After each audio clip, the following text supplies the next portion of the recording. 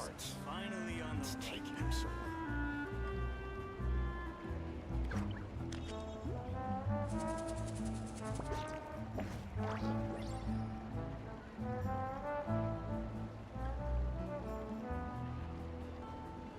Osmanthus wine tastes the same as I remember. But where are those who share the memory? finally on the right path. We need those hearts. It's taking him so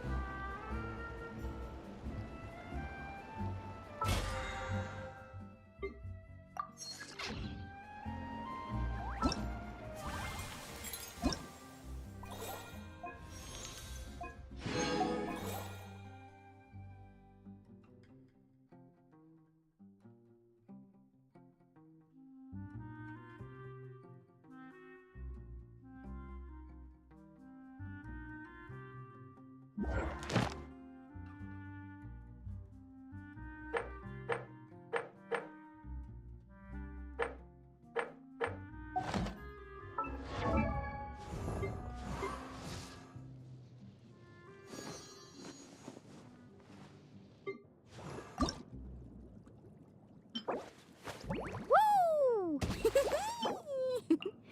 Whoa! Whoa! Ah. Whew.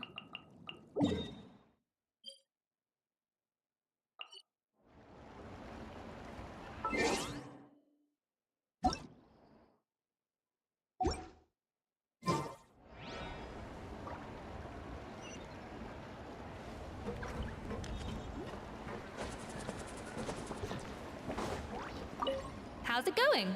Have you picked a dish yet? Choose wisely. I expect you to present the most delicious thing on the menu.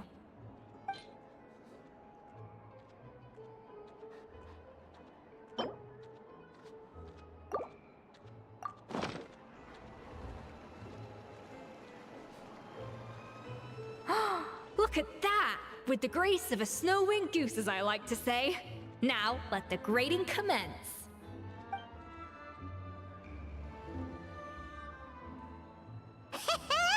Pretty good, right? Not to brag or anything, but Paimon's a bit of a connoisseur when it comes to la food. 6 points. What? Oh, well, fair enough. Paimon doesn't cook all that often, so as long as it's a pass. That's 6 out of 100. What?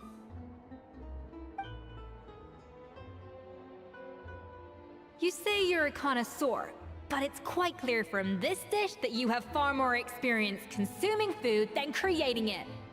By that logic, I suppose you think listening to Lady Farina on repeat every day would make you an opera singer. Aww. Oh, me next, me next! I'll have you know that this batch of macarons has 2 whole tablespoons less sugar than my previous ones. So you went from 12 tablespoons to 10? Well, it's nice to know you actually measured it out. Because it tastes like you just threw in whatever was left in the jar. 6 points. Aww. Now to the final dish. So, what do you think? This is our last hope. 8 points. Darn! That's barely higher than what we got. Not exactly. The color is spot on. Beautiful aroma. Excellent presentation. I have to give this one 8 points out of 10. Maybe even 9 points. Huh? How did you pull that off?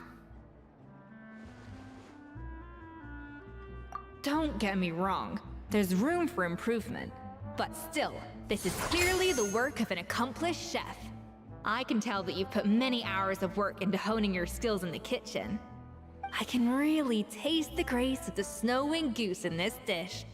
The traveler's journey, with all its trials, tribulations, and setbacks. Not to mention the frustrations of having a picky eater for a partner. Hey, you made that last part up! No way did you taste that! Well, It looks like I lost fair and square.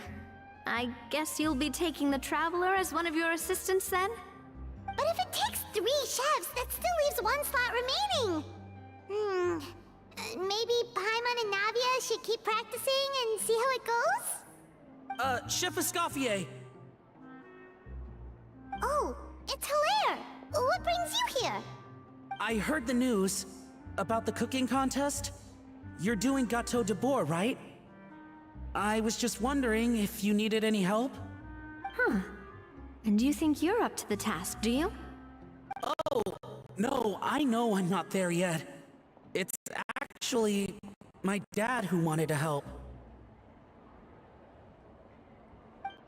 Firma, last I heard, you could barely get out of bed.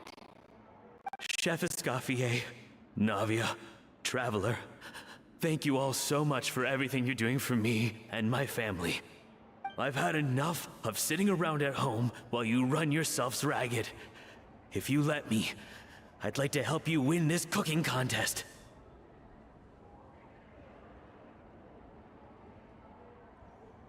Yeah, I was gonna say the same thing. Don't you worry. I'll be fine. I'm feeling much better now. I'm sorry. I know I've been rather useless these past few days, but not anymore. The fact is, I'm a fine chef, despite recent events. I've proven myself in the Hotel de Bois kitchen, so if anyone's qualified to work under Chef Escoffier, it's me. I think. I mean, I hope so. Firma, have you even set foot in a kitchen since leaving Hotel de Bois?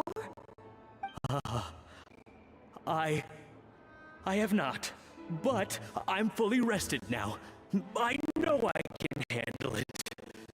I'll prove it. Let me whip something up for you right now.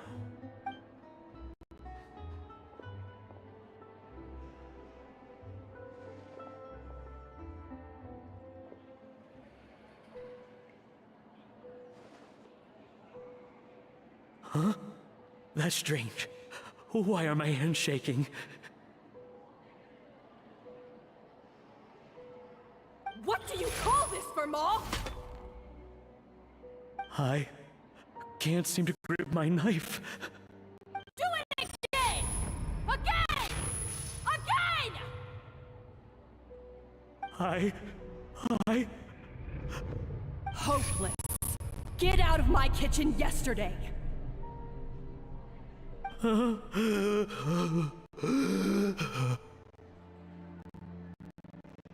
Dad! What's wrong? I don't understand. I was feeling so much better, and then Will I never be able to work in a kitchen again? Dad, talk to me. What happened? I think the real issue here is not physical exhaustion, but psychological trauma. Monica, when did you get here? Probably because you were all concentrating so hard on your cooking. I didn't want to interrupt your flow.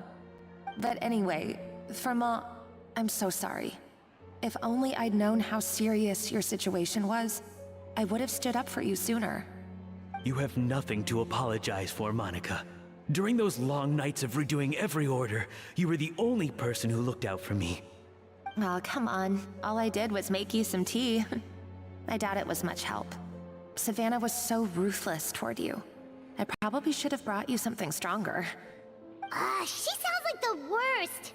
All right, another Savannah horror story. Let's hear it. She's been getting harsher and harsher on us ever since she heard about Escoffier's new role in the Fleuve Cendre. Seems like no matter what we make, she'll find something wrong with it. What is this? It looks like a dog's been at it! In the trash now! Then she orders us to redo the dish again and again, but we never know what's going to make her happy. Do it again! Do it again! Do it again! Every time you remake it, you just get another earful from her. Either straighten yourself out or get out of my kitchen! So now, it seems like just picking up a kitchen utensil gives me flashbacks of her yelling at me.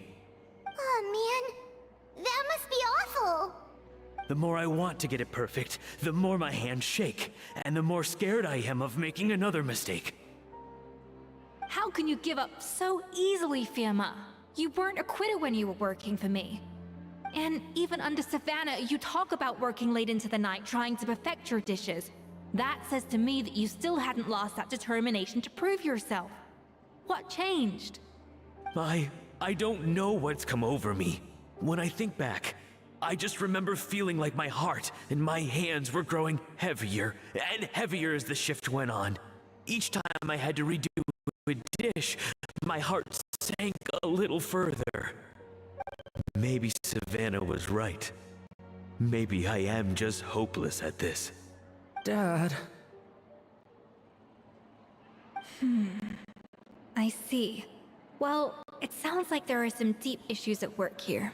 Ones that won't be resolved by merely seeking compensation. I will win this contest, and after that, I encourage you to approach Savannah and talk this out. But what if you can't find another assistant in time? Clearly, I'm in no state to help out. You think being one person short will ruin my chances? Let's not forget, I taught you and her everything you know. Even if I had to go it alone, I would present the perfect gâteau. Oh, well, Paimon and Nadia will still keep practicing, just in case. And so will I. Yeah! And if worse comes to worse, we can always get the Spina di Rosula to put out an emergency call for chefs. There's gotta be someone out there, right? Actually, I thought maybe I could help. That's sort of why I'm here. What? Why didn't you say so? I was going to, but then... well, this is the first chance I got. You do this for us? Thank you so much, Monica. Alright, fine by me. But aren't you still working for Savannah? Joining the other side seems like a guaranteed way to put your future employment in jeopardy. I know, but it's all right. I've made up my mind. With the way things are, I can't keep working for Savannah much longer anyway. Unless I want to become the next Fermat. I'm done with sucking it up. It's time to try and turn things around. If this cooking contest can get Savannah to see the error of her ways, then I'm sure she'll forgive me for this.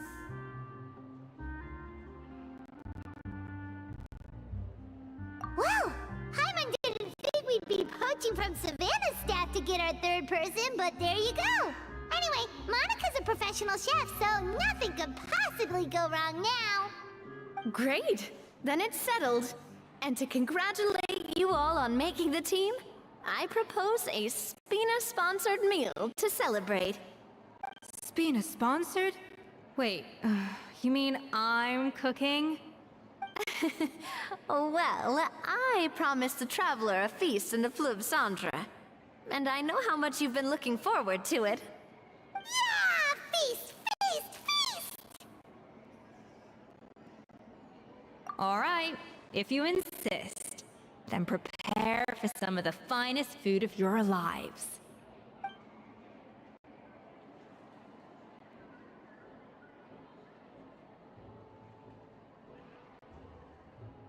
That's not a bad idea, actually. Wait, hold on. You need to finesse that further.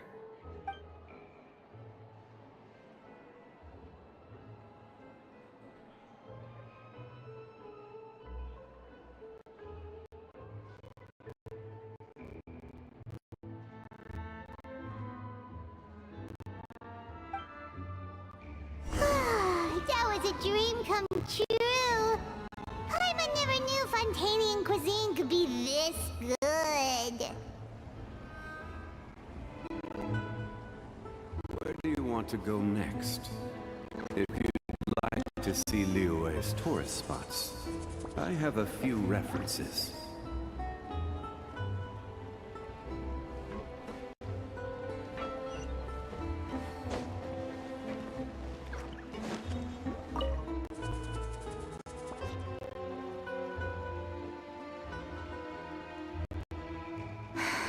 Why, Savannah? Why?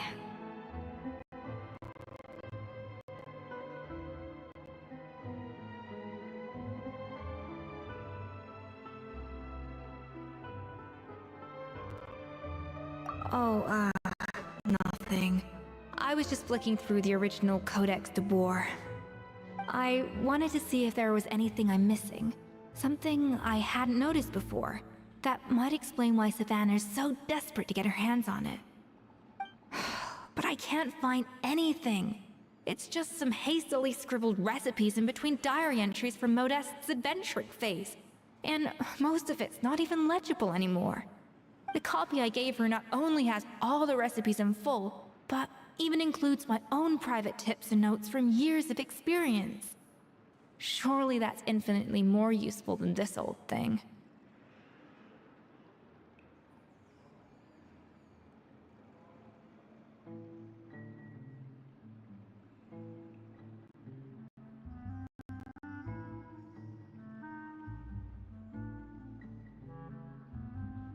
Yeah, maybe. Still, it's just hard for me to imagine that the Savannah I knew would go to all this effort just to make a point.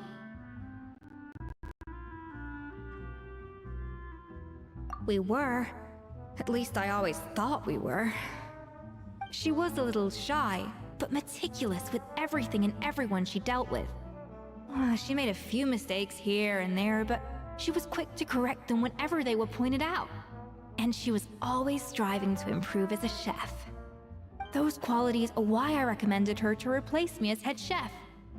I never imagined for 1 second that she'd cause Fiamma and the other staff so much grief.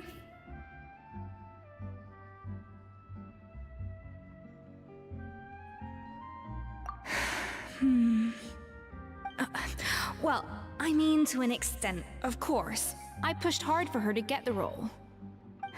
And the idea that she turned out like this because of me is difficult to come to terms with.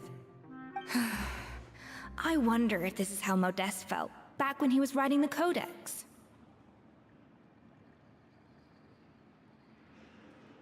Yes, with his good friend and co-founder of the Hotel de Boer, Savelli. The story goes that after Modeste unveiled his Gâteau de Boer and was hailed as a culinary genius, he was admired and adored by all. But his newfound fame slowly drove him and Savelli apart. Unlike Modeste, whose every new creation was an instant hit, Savelli seemed to face setbacks at every turn. Doors that would swing wide open for Modeste would shut in Savelli's face. And with Modeste being whisked off to all manner of functions by his celebrity friends, he had less and less time to discuss the culinary arts with Savelli. People started gossiping about Savelli, and their relationship between the two gradually soured. Everything came to an abrupt end when Modeste, still in the prime of his life and still hailed as a genius, suddenly died from an acute illness. And that was it. They neither had a decisive split, nor got the chance to properly reconcile. Their story just came to an end. One rumor had it that Savelli actually killed Modeste out of jealousy, even as the latter was hoping to make amends. Unlikely, it's a popular theory, but there's no real basis for it. At least there are no records of Savelli ever being convicted of a crime. Still, beyond a point, there's no way of knowing what truly happened in the past. All we can do is try to make sure the present doesn't quite go as badly. And that's why I have to win this contest tomorrow. Then get the truth about everything that's been going on, even if it means cracking her open like a nut.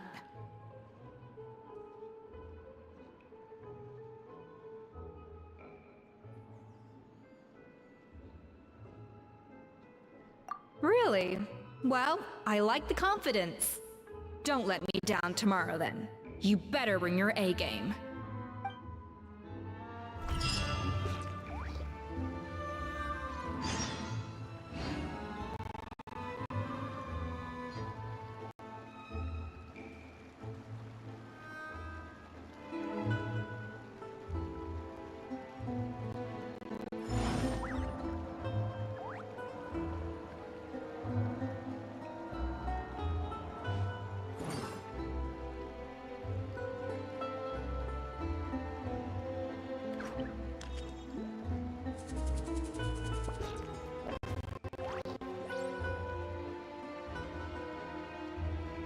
Every journey has its final day. Don't rush.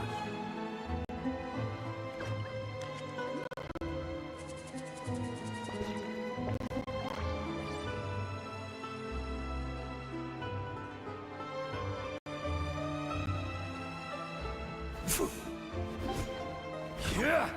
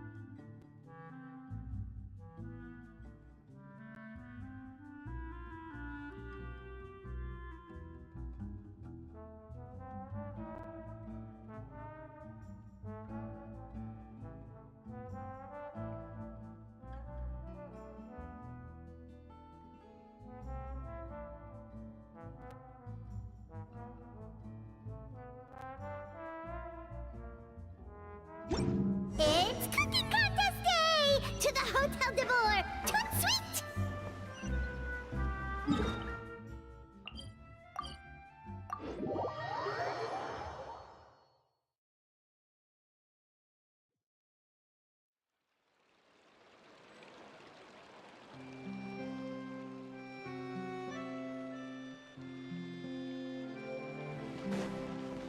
Did you hear the news? Escoffier's coming back for a cook.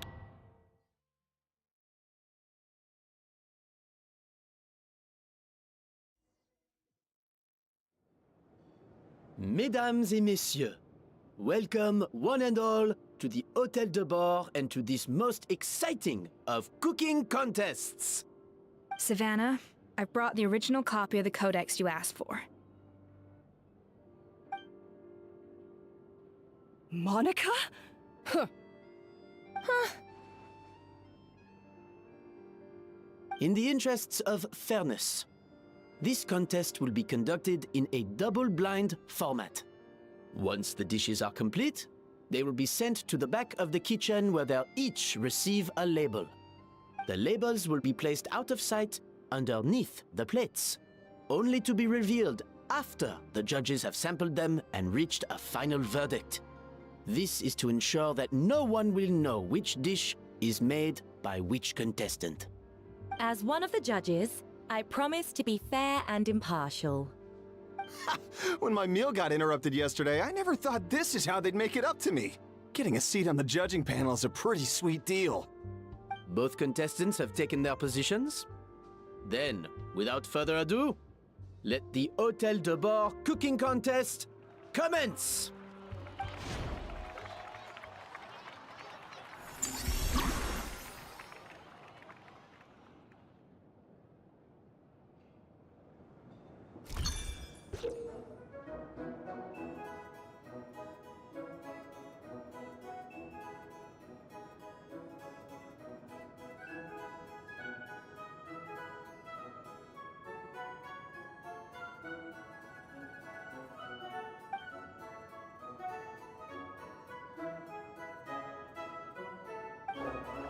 Monica, Traveler, even the best chef in the world can't flavor their food without prepping the flavoring, right?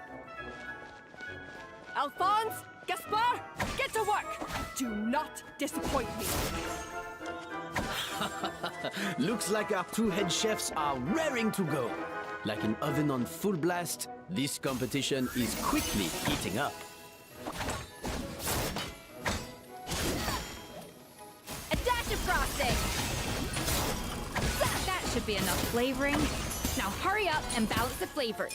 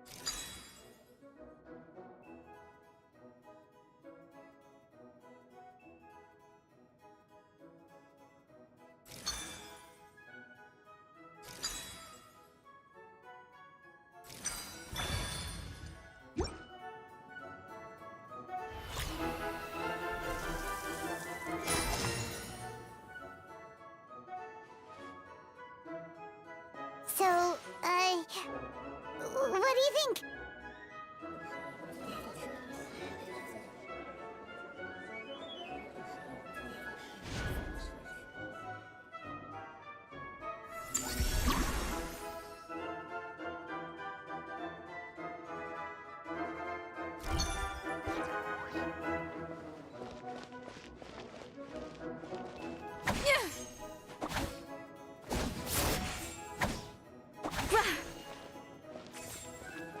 Escoffier is already on the final step of the recipe.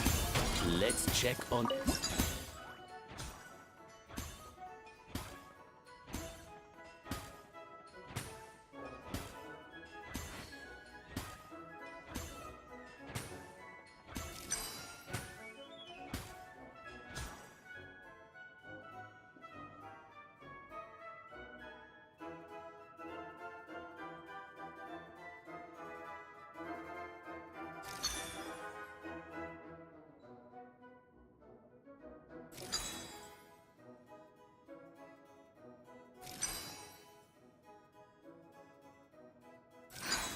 Stay calm, Escoffier. There has to be a way to balance the flavors. Just think. I think this flavor profile is still a little bit off. Enough! Oh, useless! Both of you, make like an egg and beat it! I'll do it myself! Wow! Is Savannah serious? Can she really make up for lost time working alone?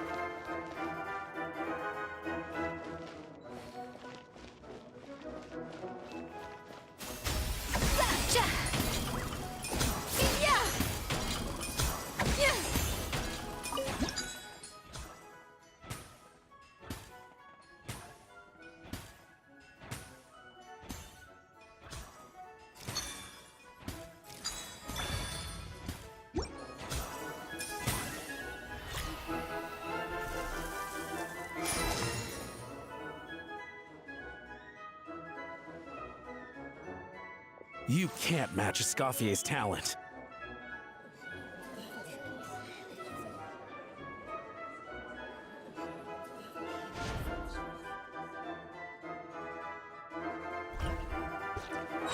I present to you Gâteau de Bourg.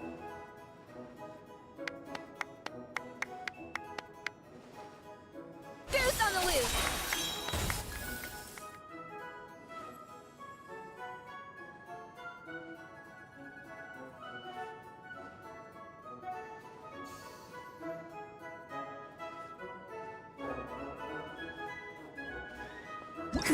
That went just as I expected.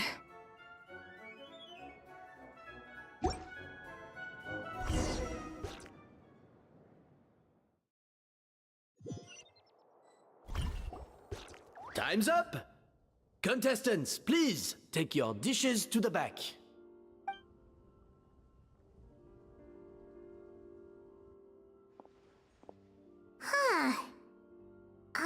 We both made the same dish after all. For all her flaws, Savannah's a talent. Whoa! This is really rather good. Wonderfully soft and... I would give this one at least 9.9 out of 10. Only because there's something about the flavor of the bait. Huh? Really? All right, on to gâteau number 2. I have a feeling that this gâteau will be a... How exciting!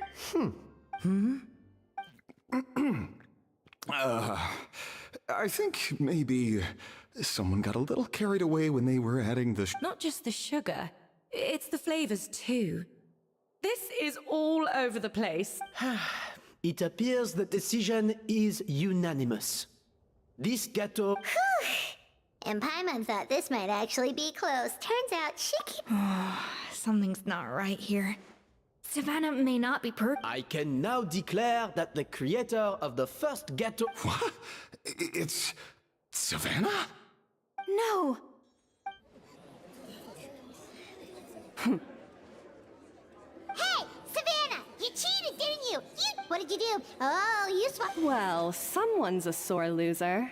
These cakes, it was Van Gem's staff who labeled them in the kitchen. Isn't it more likely? Judges, we demand... That's enough! As head chef, or rather as team lead, I take responsibility for the dish I served. Whatever went Savannah. I don't know what you're talking... If you want the Codex to bore that much, Scoffy... but you must promise me that you'll apologize to Firma. It's a little late to be negotiating terms.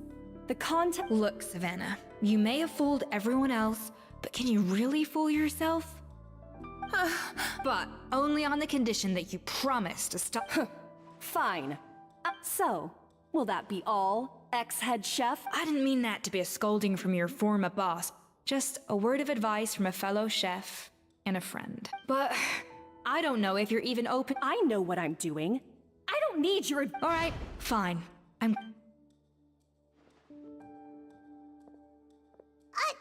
Escoffier? The Codex de Boer. Escoffier? How could you let her get away with this? Yeah! It's all right. It was just... Besides, it's not all bad. She agreed to... Honestly, if I'd have known that giving her the Codex would solve everything, I'd have just done that in the first place. I mean, what?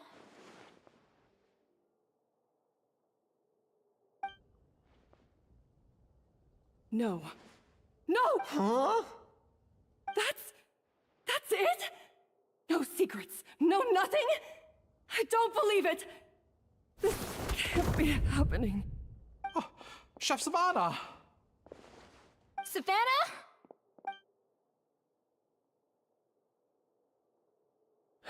It's nothing life-threatening. Just... Oh, I knew it. Pent-up stress? The truth is, however hard she might be on the rest of us, Yes, there are nights when she makes us redo things over and over into the wee hours. But for her, it's every night. She'll hide herself away in the kitchen, working on new... But why? our best guess is she... And Even so, that's no excuse for... Yeah, and it's About that, we honestly have no idea how she did it. Leone and Algalia were the ones I tasked with labeling the cakes. I've already spoken to them, but... not to worry.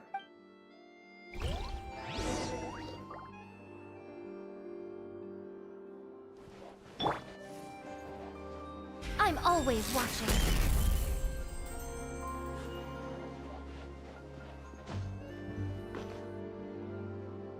Well, how is it?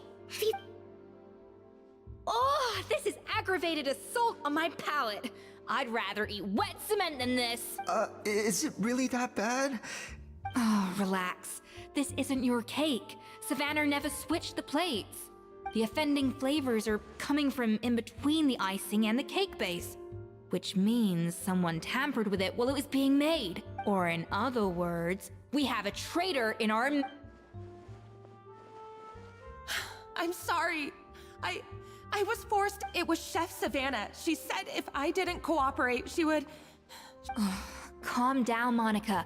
I've already accepted defeat. And if I wanted whatever's going on with you, I... Food safety. Wait, you mean the Lumaline incident? I think so. Savannah and I were on procurement that day. I didn't check everything as well as I should have, but I swear I didn't do it on purpose. I had no idea there was an issue with them, and I didn't know it would end up with Escoffier going to jail. But the last thing I expected was for Savannah to use it as leverage to blackmail me with... This is crazy! So Savannah pressured you into sabotaging Escoffier's cake by threatening to expose your secret if you didn't? I know, it's terrible. I'm so sorry. I was so scared. The thought of Chef Escoffier finding out that I put her in jail, it made me freeze up with fear.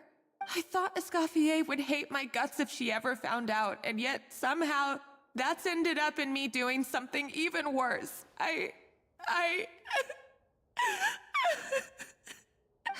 seriously? All this fuss over a little slip-up? Firstly, it's not like I got a life sentence. I did my stint at the fortress, and now I'm out. And secondly, I had my own reasons for leaving the Hotel de Boer. This wasn't the only factor. So, you don't need to feel ashamed or frightened or anything like that. Any more than you need to add butter when you're pan-searing foie gras. You mean... you forgive me? Oh, well, I'm not saying you don't have to take responsibility for your mistakes. You should tell Vanagem to mark down your performance for the past few months. Then do some digging and find out exactly where those contaminated ingredients came from. Sure, you've made mistakes, but now's the time to fix them. Understood? Understood.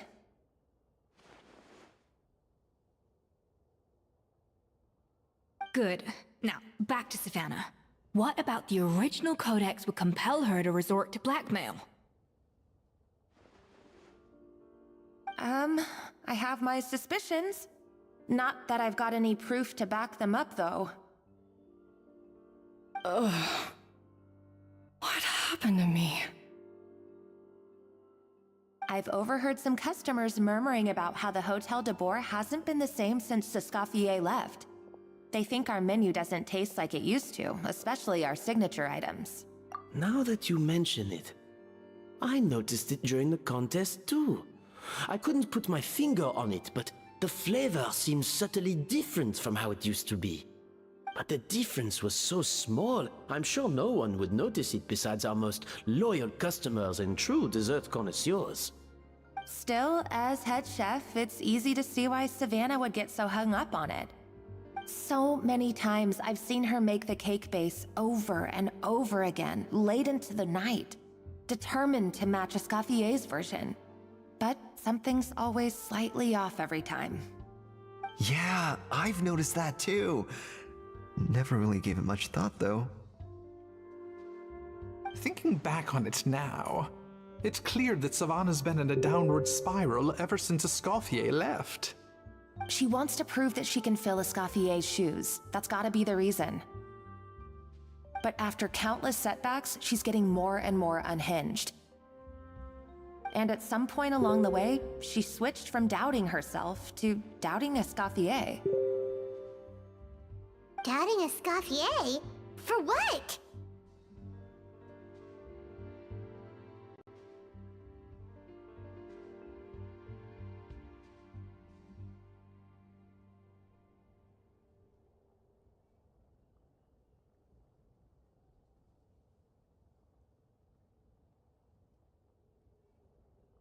Yeah, it would explain why she was bent on getting the original at any cost.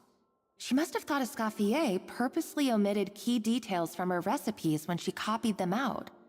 Also, she could retain her place as the #1 chef in Fontaine, the only one privy to all the secrets of the trade. Oh, for goodness sake, what a stupid idea. Of course. Then she finally got the codex only to discover that the secret recipes she's been pining for don't exist at all. Seeing how utterly wrong she was must have been a real shock to the system. It probably brought up everything at once. It overwhelmed her, and she passed out. There's still one thing that doesn't make sense, though. If Savannah had the real recipe all along, how come it tasted different? She might not be on the same level as Escoffier, but surely after like 50 attempts, she'd get it right one of those times. You'd think so, but geniuses like Escoffier are in a league of their own.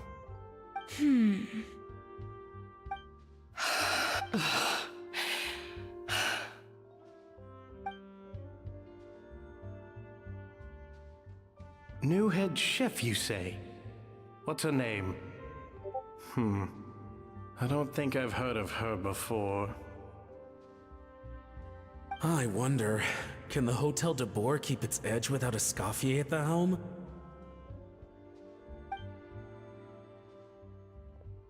This tastes different from last time. Is it undercooked or something? Ugh!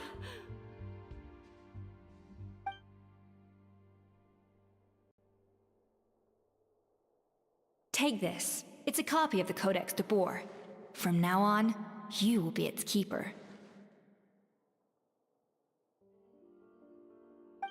Don't listen to the doubters. If I say you can do it, then you can do it. Even if you don't believe in yourself, at least believe in me. Hey, did you hear me? Once I'm gone, the restaurant is all yours.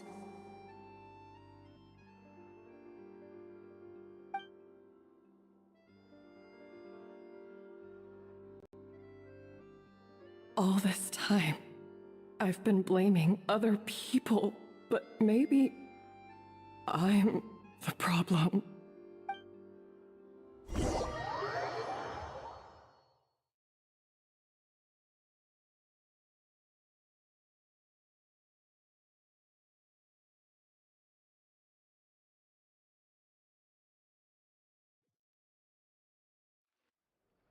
I sincerely apologize for putting everyone out.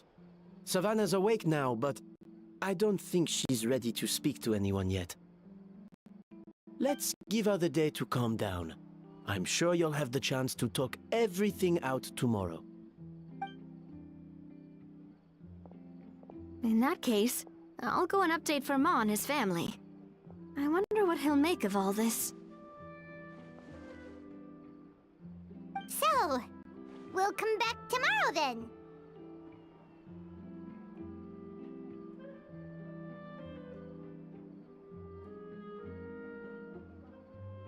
Whew, that was a long day.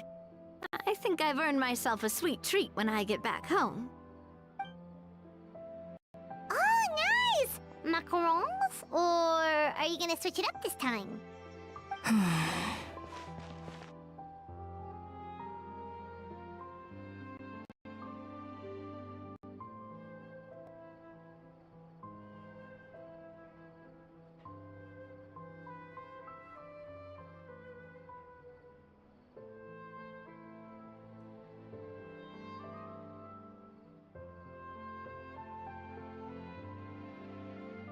Traveler, how much do you know about the snow-winged goose?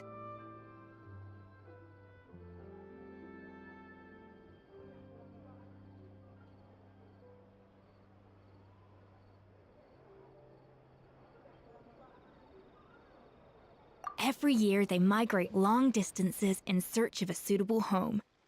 There's always one goose at the front whose job is to lead the flock. Fontaine poets often use the image of that goose to explore the ideas about leadership and genius. They usually imagine someone who's a cut above the rest, a model of perfection. But what those poets don't know is that during a migration, the lead goose is always changing. Once the lead goose shows signs of fatigue, it retreats to the back of the flock and allows another goose to take its place. So the truth is that leadership, with all the responsibilities and pressures that come with it, it's something that everyone takes turns at. But we humans completely miss that fact when we project our own ideas about social hierarchies onto them.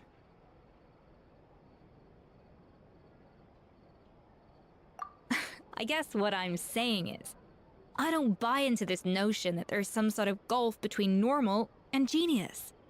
Cooking is a science, not magic. Given the same ingredients, same recipe, and same environment, I see no reason why two different people shouldn't be able to create the exact same dish. Of course, some people have a more sensitive palate than others, and some people are just born bolder or more conscientious. But these are all variables that can be accounted for with time and practice. I'd have no reason to expect so much from others if I believed that perfection can only come from the hands of a genius. The only reason I hold people to high standards is because, well, I believe they're capable of greatness. Okay, I've made up my mind. I'm gonna get to the bottom of why Savannah failed. And come tomorrow, I'll give her the scolding of her life, pointing out all the mistakes she's made along the way. Then she'll finally see the error of her ways.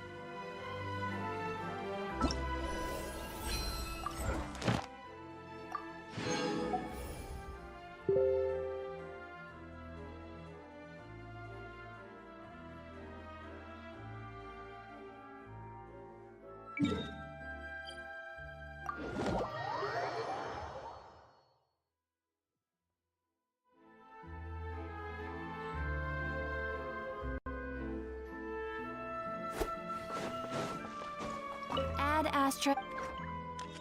Thank you for Add Astra.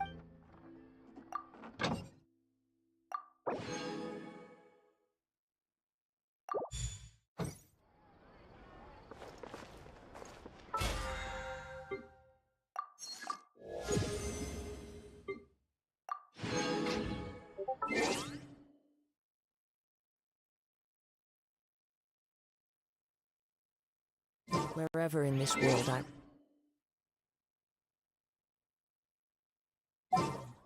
I carry memories of...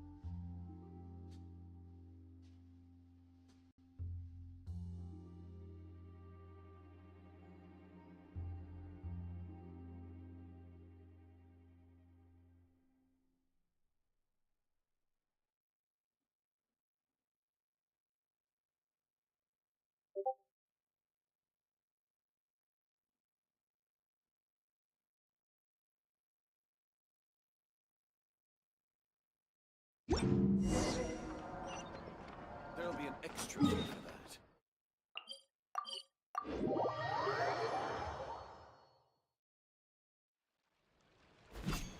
that.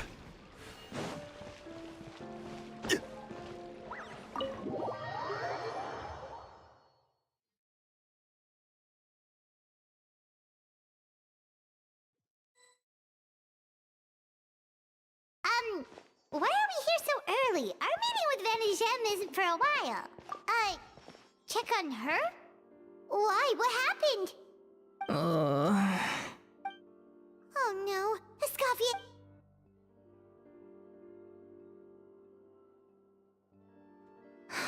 I'm fine. Just need to get some more coffee in me. Huh? What happened to my coffee? Did I really drink it all? Alright. Thanks. I appreciate it. Well, there's cooking facilities here. Or we could just grab a cup of coffee from Cafe Lutece, but either way, hurry! Coffee.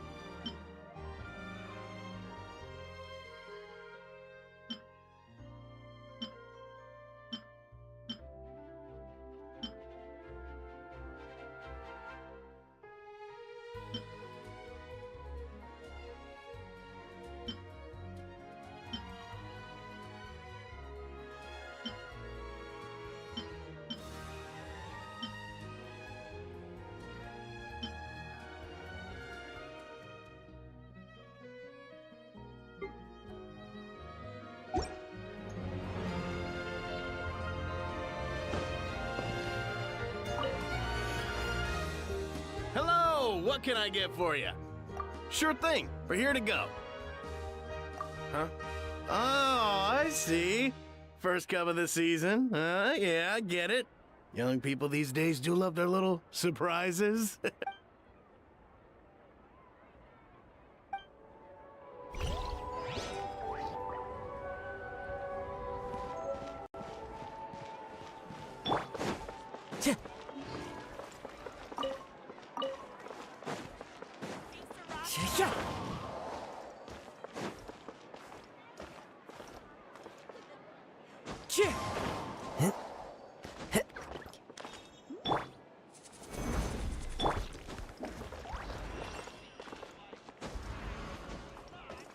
Tiens!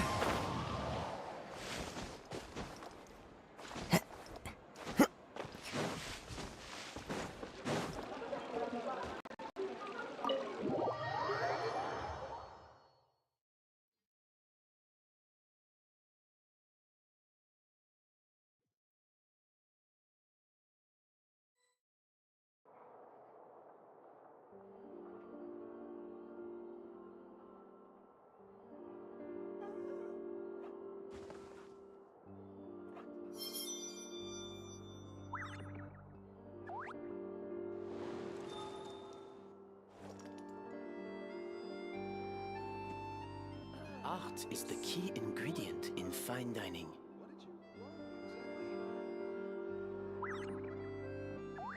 This scenery is wonderful.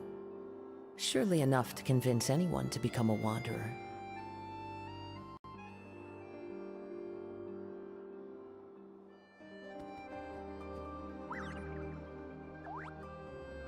Art is the key ingredient in fine dining.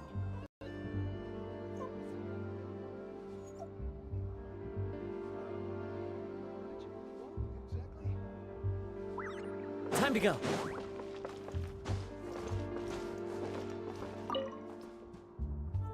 Coffee.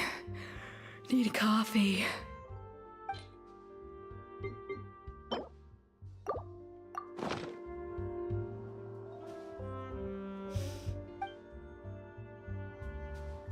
I feel much better now.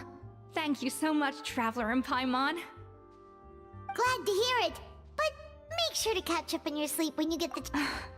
I think I figured out where the Wait, what investigation? I'll save it for when everyone else gets here. Yes, Escoffier! Have you seen Savannah? Huh? No. After seeing her home yesterday, we were all a little concerned about how she was doing. So, only to find an I left Alphonse and the others if she's not here. Boss, Escoffier... Alphonse? You're supposed to... We were, but then, just after... Oh, looks like a Wait a second. This feels familiar. Of course, from the Codex. They're all places that Modeste explored on his... Yeah, but... I don't understand. The adventure logs in the Codex are too fragmented to be of any use. The Codex de Bord? Then, this place marked in... Seriously? So now she set her sights on finding the original recipe and beating Escoffier that way? Gee... Ugh, idiot. Does she have a death wish? Hold on. There's more. It was you. You let the Lumaline through, didn't you? It sounds like a threat letter. Does this mean that Savannah was responsible for the safety incident? And not Monica after all? Retrieve the Codex by any means necessary. So the cooking contest and the cheating. She's Ugh, this is all such a mess! First, we thought that Savannah forced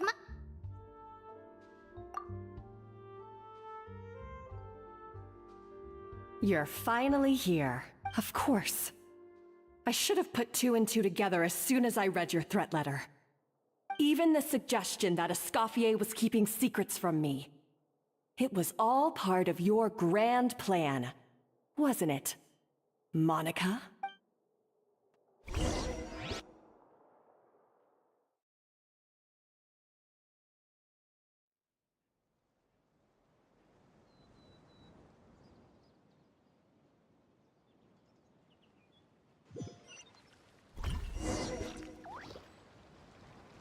We should be getting close to the spot marked on the map.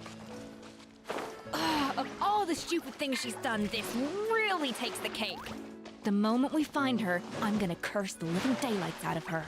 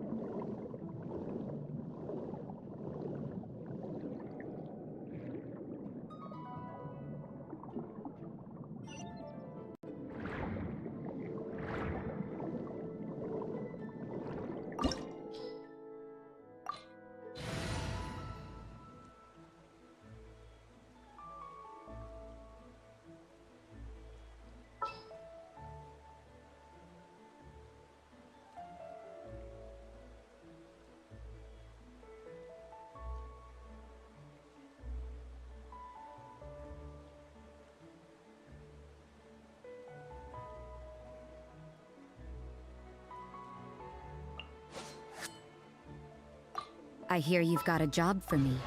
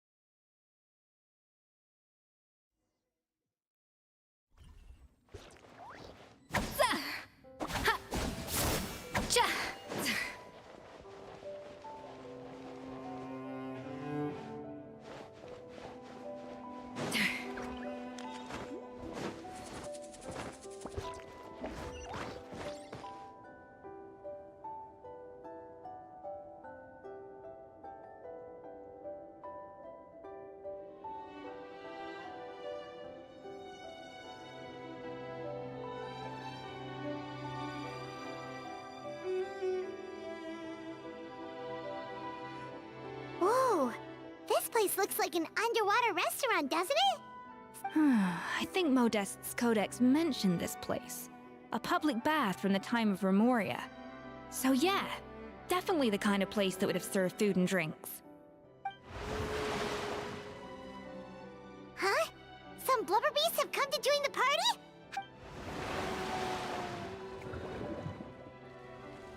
Aw, they ran off! That could be easier said than done. Something's blocking the entrance. Well, did Modeste Good point.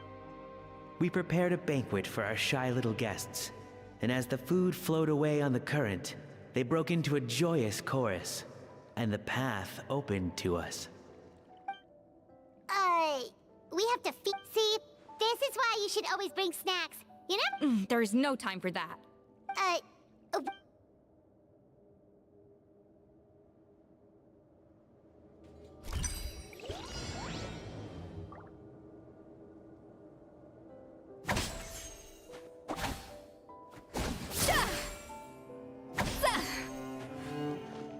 A dash of frosting!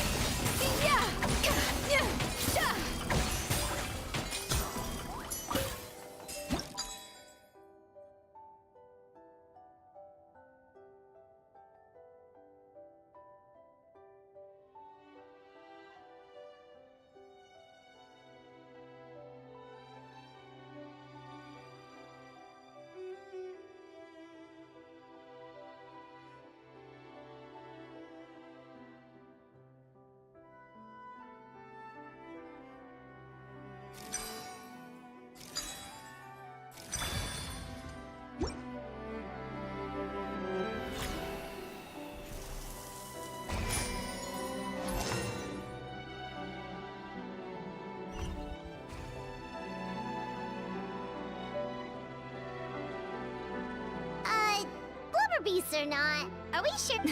Trust me, they'll love it. Oh, good question. If we try to put them in the pool, we'll probably just scare them off again, and who knows? Yes, we can't afford to.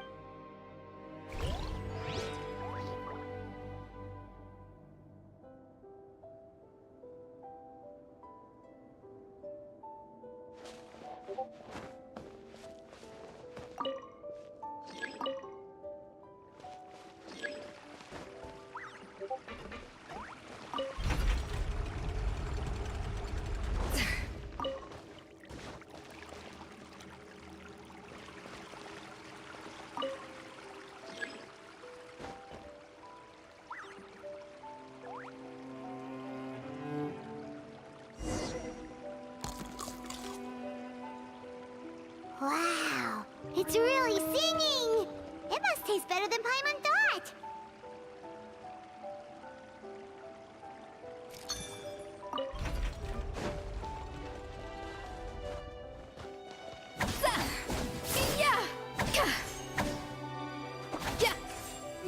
The tracks turned back again. Ugh, so annoying.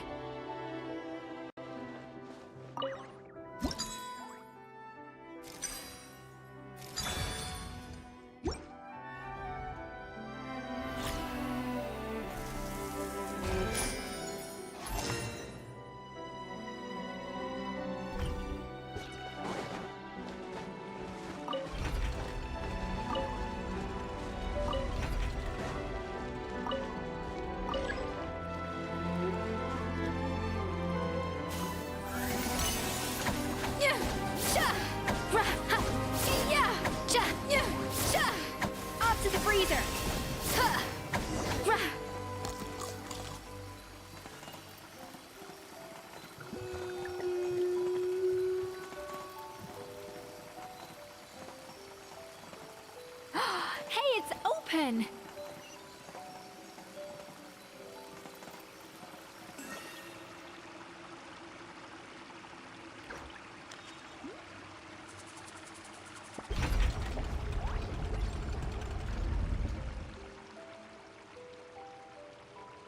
An important part of cooking is making sure the ingredients absorb the flavors in the dish. To that end, a chef must be able to wield a knife with the same level of precision as a surgeon. Practice makes perfect.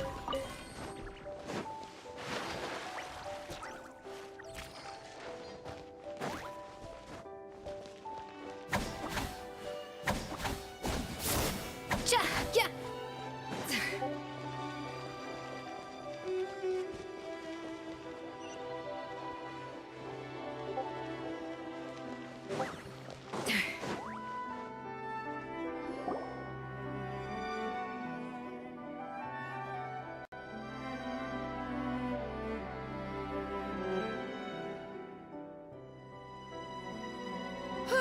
Hey, give me your water. Here. I said your water, the one you just drank out of? Sure.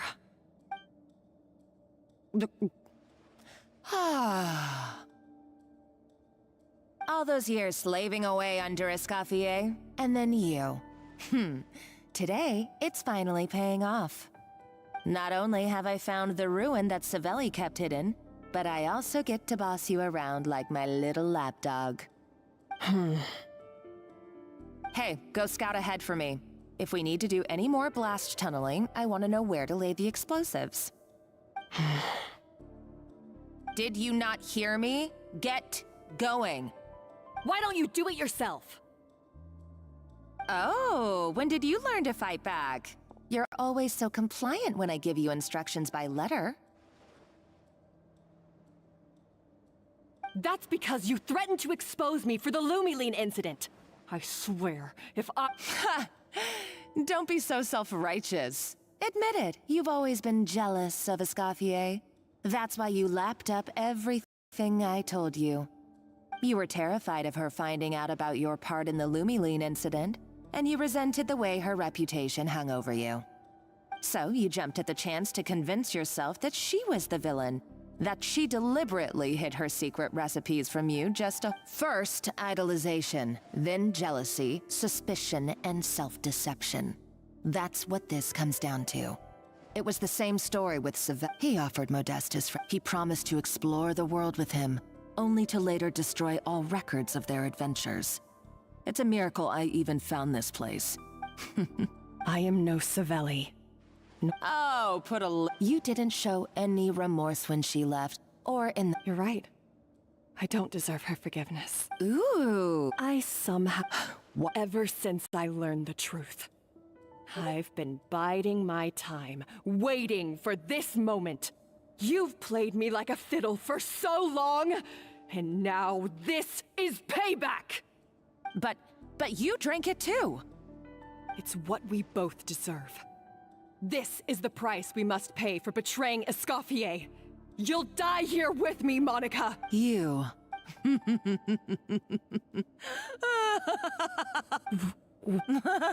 I saw your dumb plan a mile off. There's no poison in these No!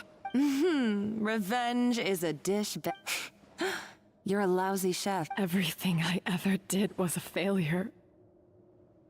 And now, I failed again. For the last time. Hey, why don't you try your hand at being a comedian in your next life? You got a good laugh out of me. But now the show's over. You should have just done like I asked, Savannah.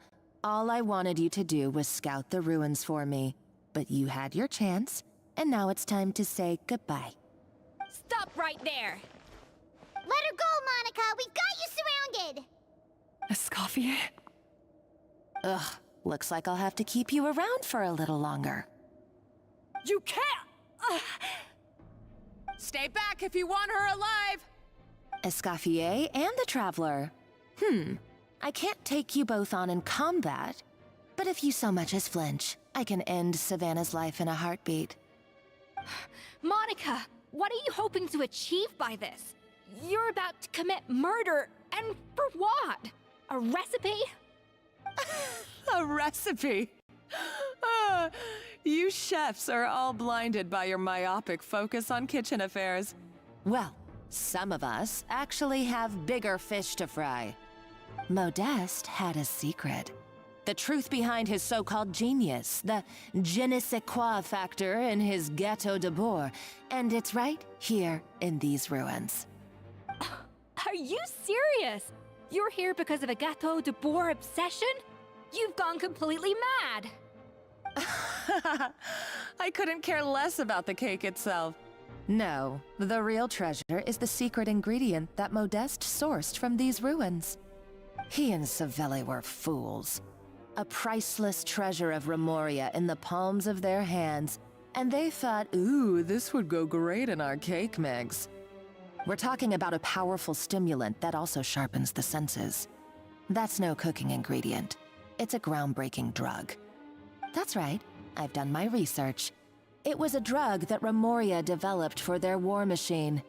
I could make a killing by selling it to the treasure hoarders or the Fatui. Will you listen? My eyes are wide open. Just wait till I get my hands on... Wait, what? Just when I thought she couldn't get any crazier, she's Uh-oh! Savannah's going too... Monica must have taken her. Oh, what a coward. That's true. Oh, well, our path's been blocked, so let's look for another route.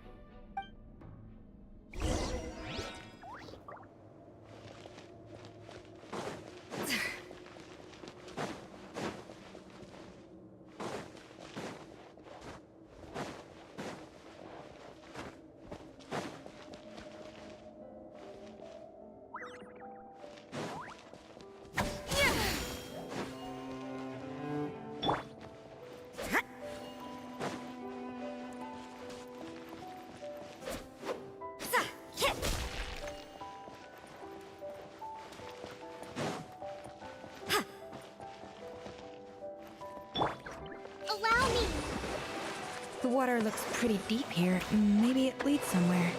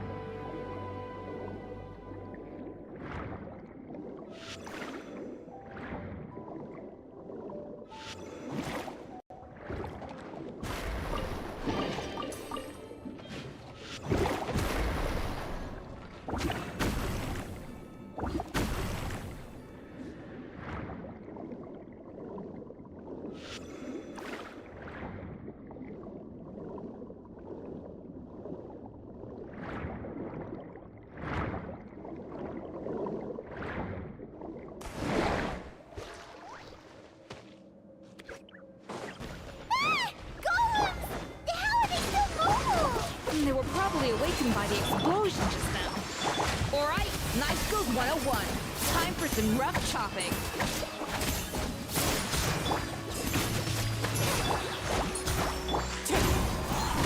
Emerge. Right here.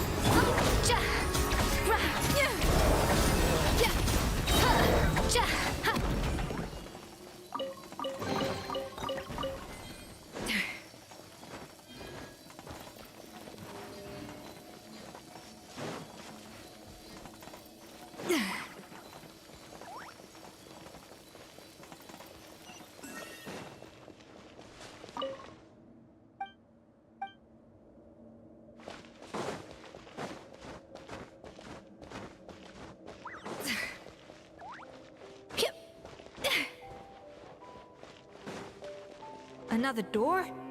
Guess we need to prepare another feast for our guests.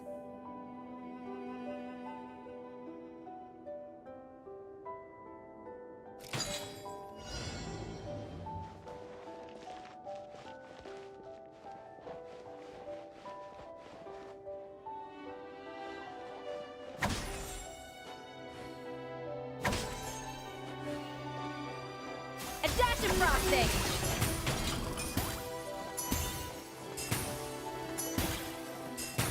Yeah! Cha!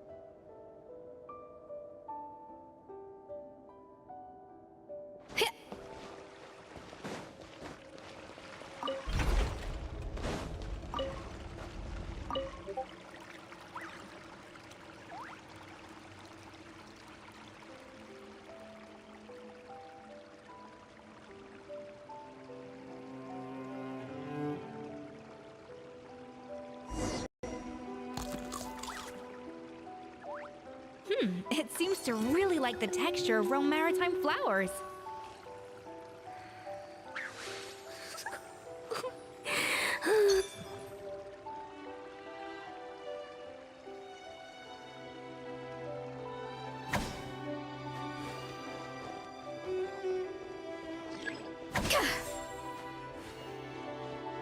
A little amuse-bouche. Yeah.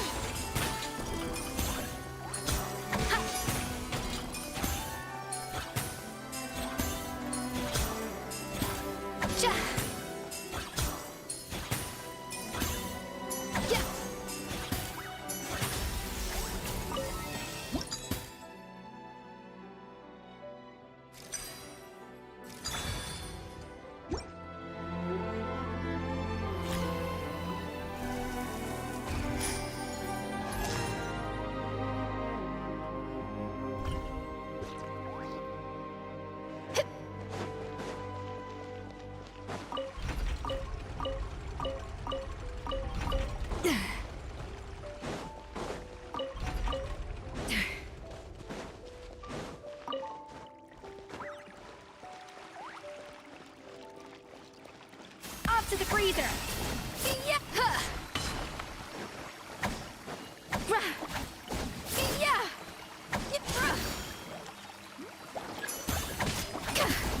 Clouds high. The birds call.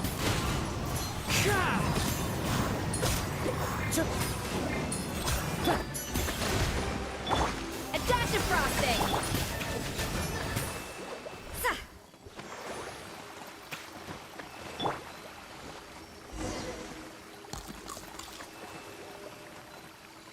I never knew you could process Lumitwol like that. Alright, I've got to jot this down. Lumitwols and maritime flowers. This could open the door to a whole new world. Yep, that's literally the plan. Wait, hold on. Which door are you talking about?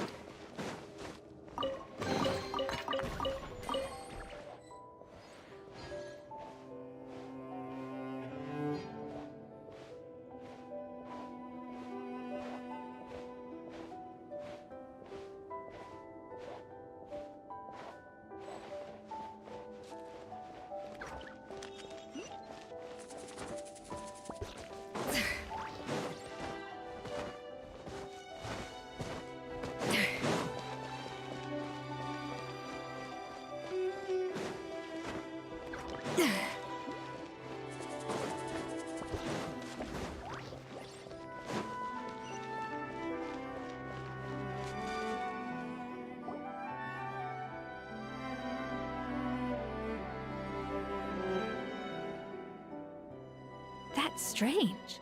These don't look Romorian to me. More like last century Fontaine.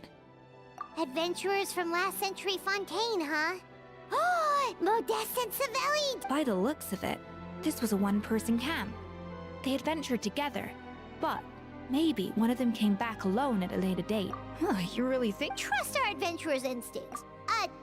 Okay, well, the Traveler has more adventuring experience overall, but Paimon's definitely a pro-rummager from all those treasure chests. Darn it! Paimon was just about to show off her rummaging skill! Huh, no kidding. Are all adventurers so obsessed with journaling? I mean, I guess I take a lot of notes. Anyway, let's find out who was here. It's been years since I've last visited these ruins. It's exactly the way I remember it. This place probably hasn't changed in millennia. Sadly, up above, on dry land, everything has changed. The treasure of Remoria. That's what we used to call it. Modeste was right about its potential. It turned Gateau de Boer into a national sensation. Our limited stock of the substance meant that the Gateau could only be produced on a small scale, but this only drove up the popularity all the more. Modeste was right about that too. He predicted all of it. He was praised as a genius, while I, as the one person who'd ever disagreed with him, was labeled a talentless fool. Modeste tried his best to console me, but I knew better than anyone just how great the gulf was between us. Our conversations grew scarce, and we saw less and less of each other. I didn't fight it. He had new friends and a career of his own. Why invite further disdain by inserting myself where I did not belong? I told myself that maybe one day, when I finally created a masterpiece of my own, I'd be able to face him without shame. Or maybe one day, when I've put these feelings of self-loathing behind me, I'd be able to ask him with a smile on my face, how about we go on one more adventure? For unfortunately, that day will never come. So it was Savelli. From the sounds of it, he came back. I always thought it was just a legend. But if it's... In that case, what does that say about The taste of Gateau de Boer has changed. Modeste being the perfection, but as he baked, it was only when he was sipping on coffee one day and realized he could not taste the bitterness. The treasure of Remoria stimulates the senses. In hindsight, over the course of the finest culinary talent of his generation, now faced a future in which he would never be able to taste anything, ever. And because we had become estranged, I could not be there to stop him, to offer some words of comfort, or even to say goodbye. Yet despite everything, he sent me his final letter. the treasure of Remoria? Guess Monica was really onto something. It really was a kind of drug. So, Modeste chose to end his own life. Then, why all the rumor? Also, Modeste told me did he hope I would? But if the public ever learned how Modeste's greatest triumph became his undoing, his fall from grace would be swift and merciless. 1 minute a genius, the next a joke. It would surely spell the end for his restaurant too. What would be his legacy then? How would future generations view everything we built together? I fear the scorn I have faced these last years would pale in comparison to the scorn shown to him by the history books. I cannot let that come to pass. I will do what I must. It may lead his family to suspect me of having a hand in his demise. I would rather the final loose end is the evidence here, at the bottom of the sea. Huh? What's wrong? So we thought, but if Monica finds out what happened to the...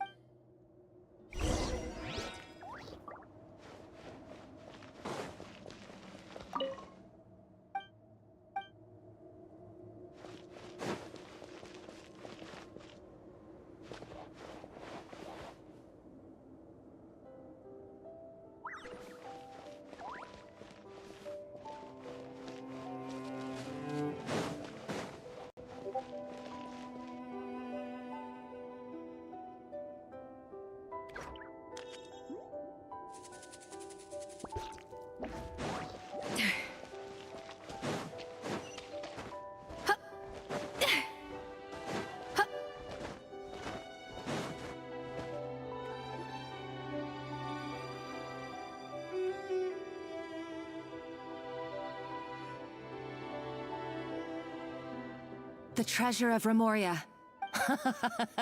Savelli, you tried your best to bury the truth, but you But now, finally, the secret to Remoria's military might is within my grasp. The treasure of Remoria.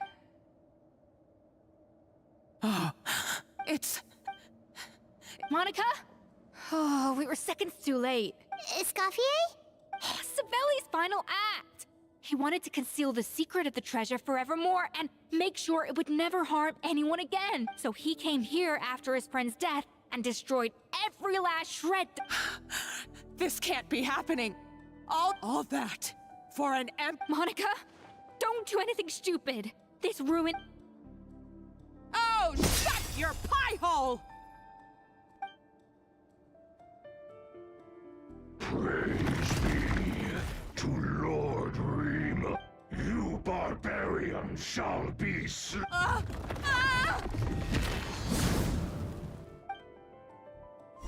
a nutcase! A liability to herself and everyone else. Well, now it's up to us to clean up the mess she's made. Take these golems out!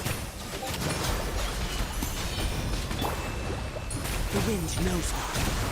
Falling leaves, adorn my night!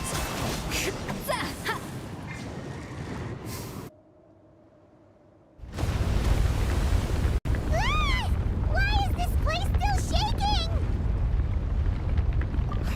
Either way, it's all her fault. Enough chit-chat. Let's get out of here, traveler! Okay, I'm coming. Oh, no you don't. If I can't get what I want, neither will any of you. I've got nothing to show for my life's work so far. But if I can take another so-called genius down with me in my final moment, then it was all worth it. You're a psycho!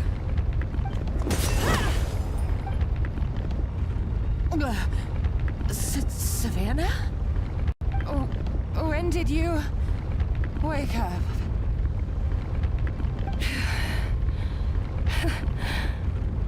I may be a lousy chef, but it looks like I'm not a complete waste of space.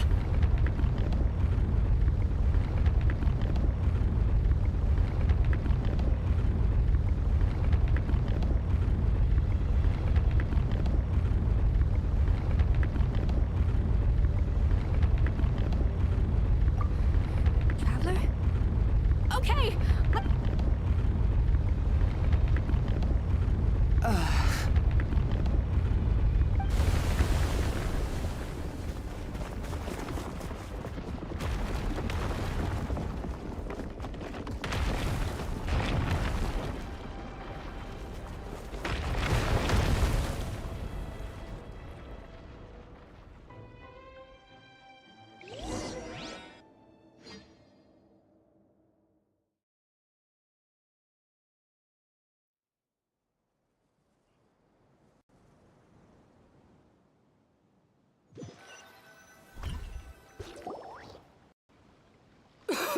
Escoffier! Savannah! Traveler! And Paimon! Venegem! What are you all doing here? What did you expect us to do? Stay at the restaurant and sit on our merry derrieres? While the Traveler and Escoffier were out here risking their lives?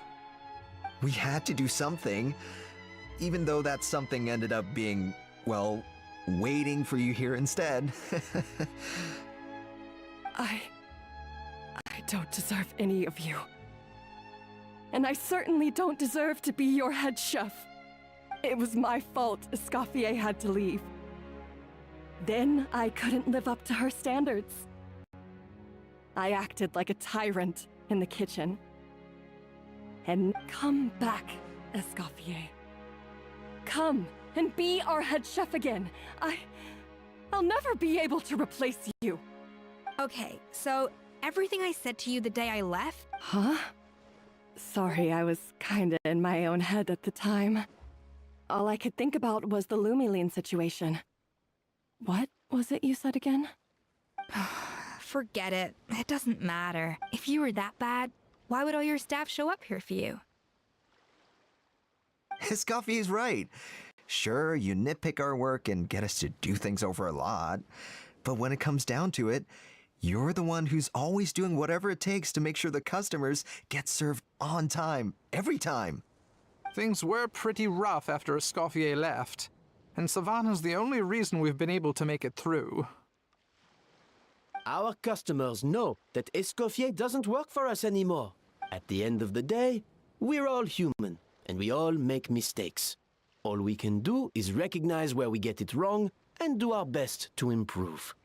That's all that's humanly possible. No, I get what you're saying, but what I did to Fermont and to Escoffier, it's unforgivable. Well, about that, there's someone else here to see you, Chef. It's been a while, Chef Fermont? I'm so sorry, but... Actually... Huh? We thought Firmin's problem was purely psych, and as it turns out, she was lacing it with... No way! It can. A small dose. No. I asked my friends at the Fontaine Research Institute about it. They said that with the low dose I was taking, the risks are pretty small. They also fixed me up with some meds and said I should recover in no time.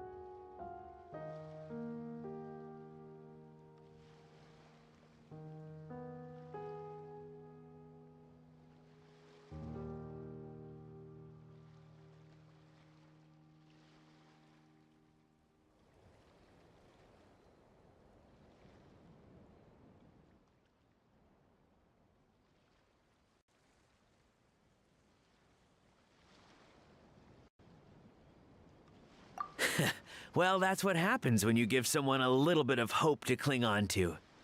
There's more. We believe that Firmin... You mean she poisoned... Oh, so that's why Savannah's been so irritable this whole time! Let's not be too quick to blame everything on the Lumiline. That stuff can only amplify what's already there. So tasty food will seem like the most delicious thing in the world, while food you don't particularly care for will become utterly revolting. So you better make sure you reflect on your behavior and apologize to every single person you've wronged. I will.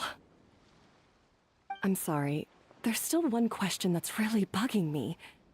Why is it that no matter what I do, my Gâteau de Bourg never tastes the same as yours? Is it just... I mean, is it because... It's because the heating element in your oven is broken, you silly goose. What? Huh?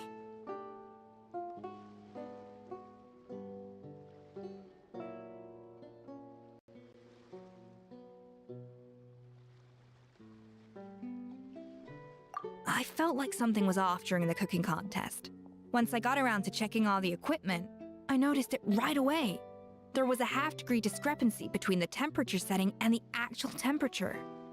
All the ovens in the whole kitchen had the same problem, which confused me at the time, but by this point, it's pretty obvious that Monica must have tampered with them. I would have figured it out the day of the bake-off, since the issue affected both our teams. But of course, Monica sabotaged mine so that could never happen. No. I spent so long trying to find out where I was going wrong, and then you pinpoint the problem in just one night? It all comes back to one simple, undeniable truth. You're a genius, and I'm just plain old Savannah. Oh, cut it out! Stop the woe is me act for a second and just think. Do you know how long I spent perfecting my Gâteau de Bourg? 3 years! 3 whole years!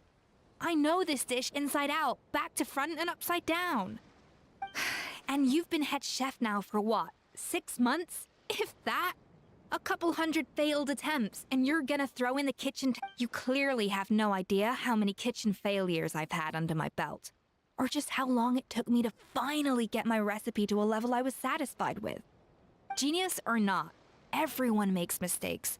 Modeste did, Savelli did, everyone does. You're only a lousy chef if you don't face up to your mistakes, learn from them, and then keep chipping away until you crack the problem once and for all. Surely you haven't forgotten all that. You were no lousy chef back when I handed you the reins. I haven't forgotten. And I'll make sure I never do.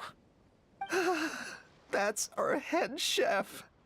Ha! Sounds like we won't need another changing of the guard in the Hotel de Bord kitchen anytime soon. Huzzah!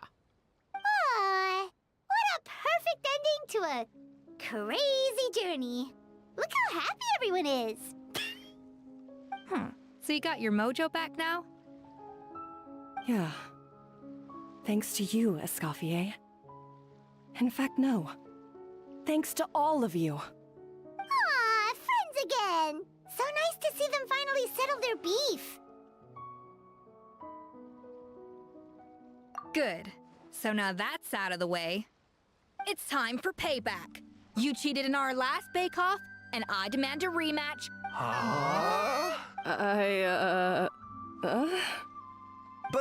But that was mostly Monica's Right. And also, does it have to be right now? No excuses. This is a cooking contest between 2 top chefs, and nothing will. So grab your spatula and get ready, because this rematch is happening today. Right now, this instant. Hey, so, The second cooking contest commences now! This time, no more games, and no holding back!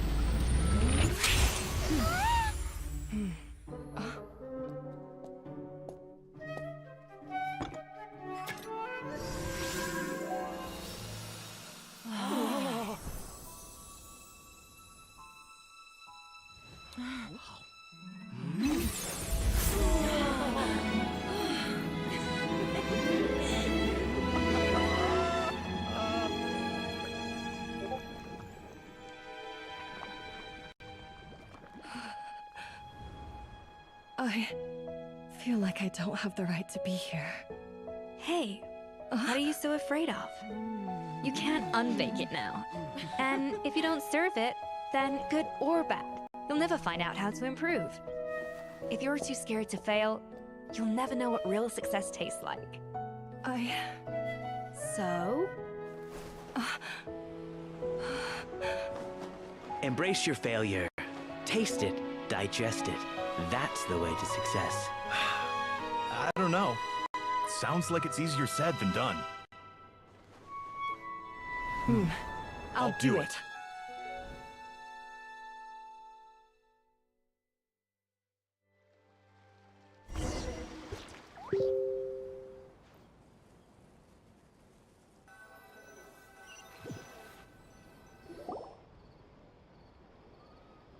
the results are in!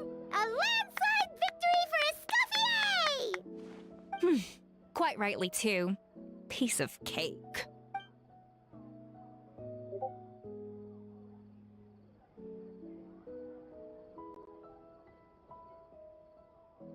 Oh yeah, look at that! Savannah? Now, where were we? I thought Navia would have filled you in. And actually, I said all this to Savannah before I left. Although, as we saw, I don't think any of it sank in. I had 2 reasons for leaving. One was the food safety incident, of course, but the other was that the Hotel de Boer had reached a point where it didn't need me anymore.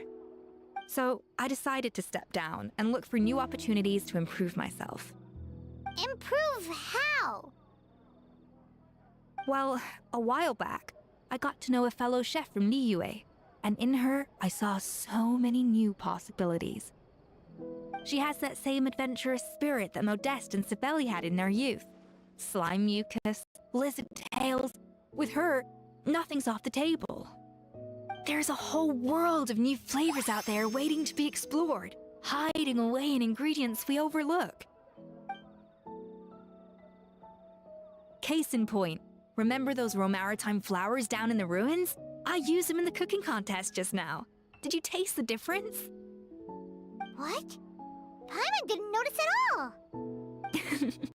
Half of the art of cooking is dissecting the recipes of previous chefs and figuring out the exact constellation of elements that gave their work its signature taste. And the other half, it lies in freeing yourself from the confines of the kitchen. You've got to go out and explore the endless possibilities out there. Uh-oh. Paimon's suddenly not sure she wants to try your cooking anymore.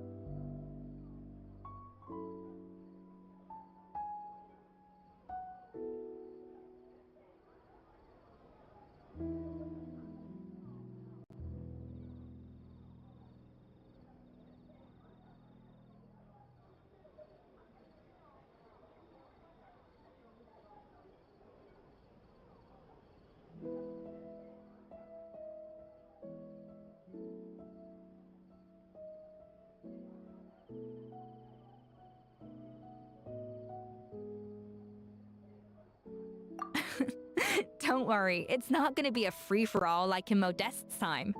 Before I put anything into my food, I'll obviously do my research, make sure it doesn't contain any harmful substances. In the meantime, take this. It's a recipe for Petit Gâteau de Boer revised version. I tweaked it to suit your needs as busy adventurers. Hope you enjoy, and remember, feedback is always welcome. All right! So, do you ever see yourself returning to Hotel de Boer?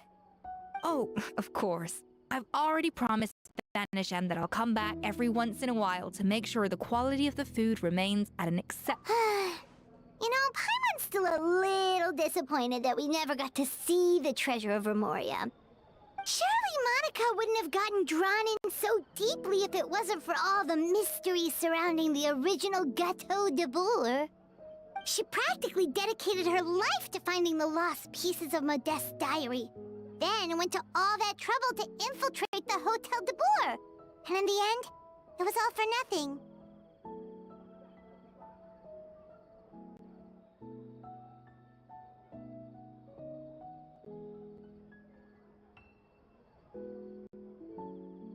Since you mentioned the treasure, between Modeste's writings and what we saw in those ruins, I think I may have figured out the truth. The so-called treasure of Remoria was most likely a substance that the Remorians extracted from Lumitoiles, better known to us as Lumiline. Huh? So then, why all the hype back in the early days of Gâteau de Boer? Don't forget, it was a very different era, and as for the Lumiline, even if Sibeli had... So after all that, it feels strange to say it, but Paimon almost feels sorry for Monica. Hey! Huh? You just got back from that underwater. Did you see anything? Experts say it has immense artistic and historical value. Wait! Isn't that the jar they used to hold the treasure? If only it was still in one piece. Some butterfingers must have dropped it or something. Ugh.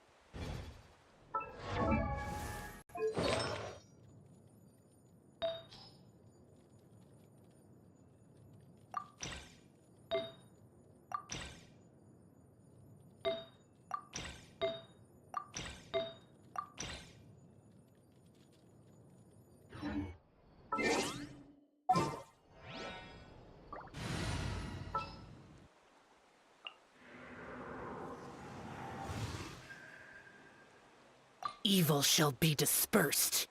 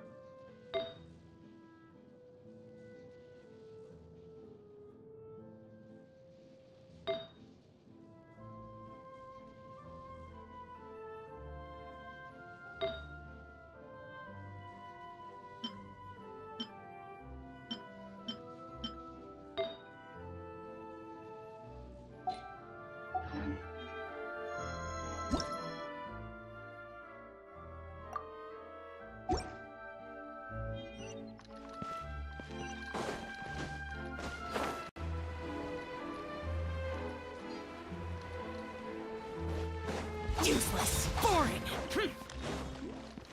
Worthless. Huh.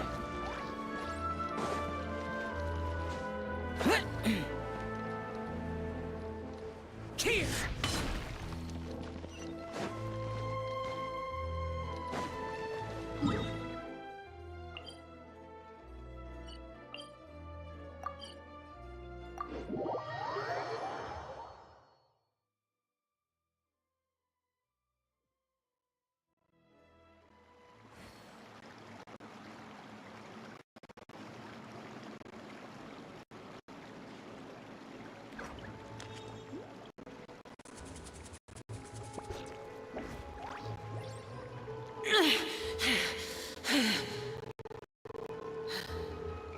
memories.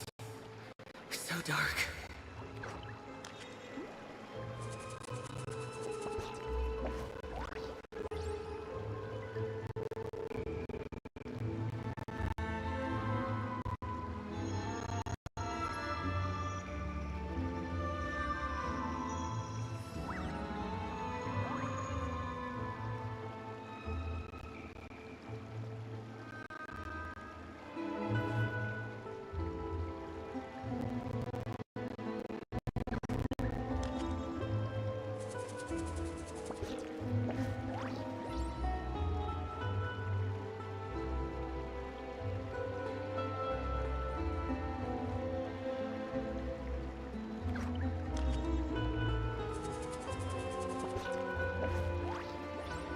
The damned will sooner die again than lay a hand on me.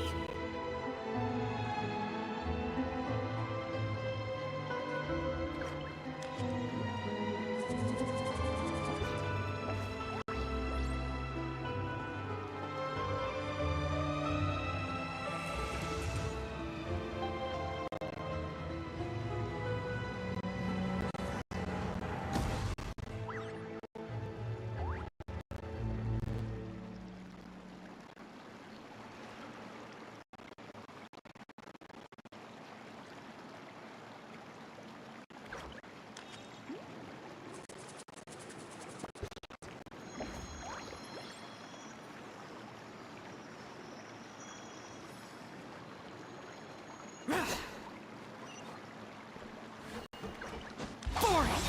Useless!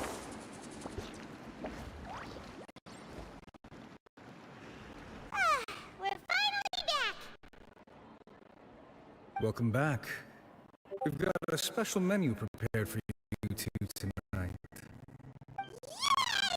And there's good food too! Navi, the boss is the best!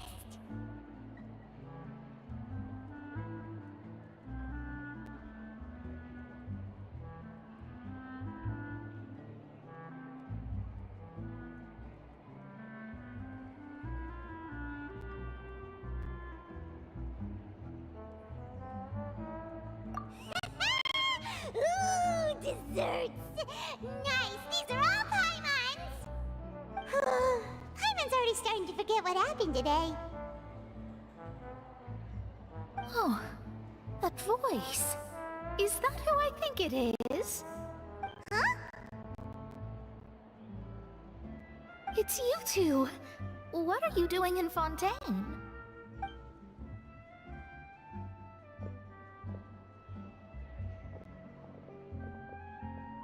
Mona?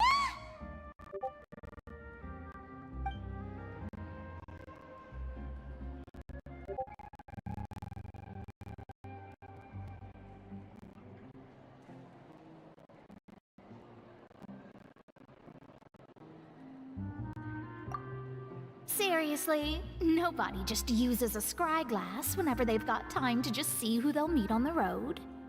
Still, we didn't expect to see you here! Wait, you're not a Fontainian, are you, Mona? Well, I have some business to attend to here, so I booked a hotel in the city. I was just out for a stroll when I bumped into you. Quite unexpectedly, if I might add. Why did you think I was from Fontaine, though? Is that because Magistus doesn't sound much like a Mondstatter surname? Yeah, let's go with that. Well, I used to have my own surname, which was, well, some other thing. Either way, the old hag told me when she took me as her disciple that the first step to being a great astrologist's pupil was to change that name. There was nothing for it, really. She really is amazing at astrology, so I changed my name to what it is now according to her wishes. To my surprise, however, Magistus is not the name of some ancient house or clan. It isn't? Nope. Although it is used by us in place of surnames, it generally just means great. Wow! Imagine including a boast in your name. Wait, are you gonna have to put that into your genealogy as well? I reckon so. In any case, I'd give my disciple a name like this as well, if I were to take one.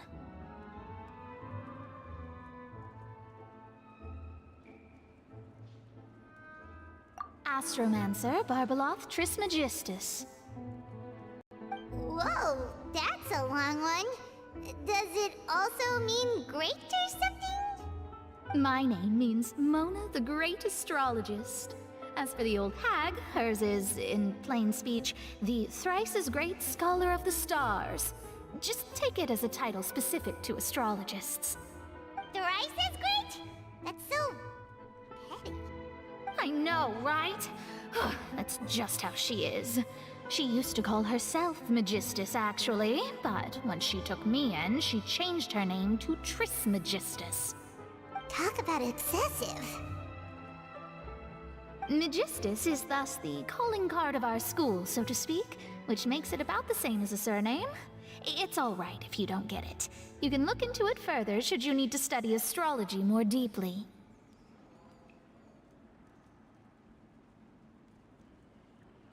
That sounds terrible!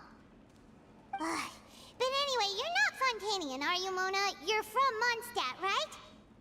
Well, I was born in Mondstadt, yes.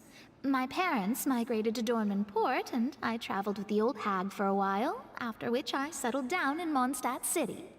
Oh, that's a good thing then. At least we know you won't be dissolved by Fontaine's waters. Speaking of that, I'm sure you're aware that a bunch of things have happened here in Fontaine, right? I know you're not a local, but I'd avoid getting too close to any water that looks strange all the same. There's something ominous about it. Well, the water, I mean.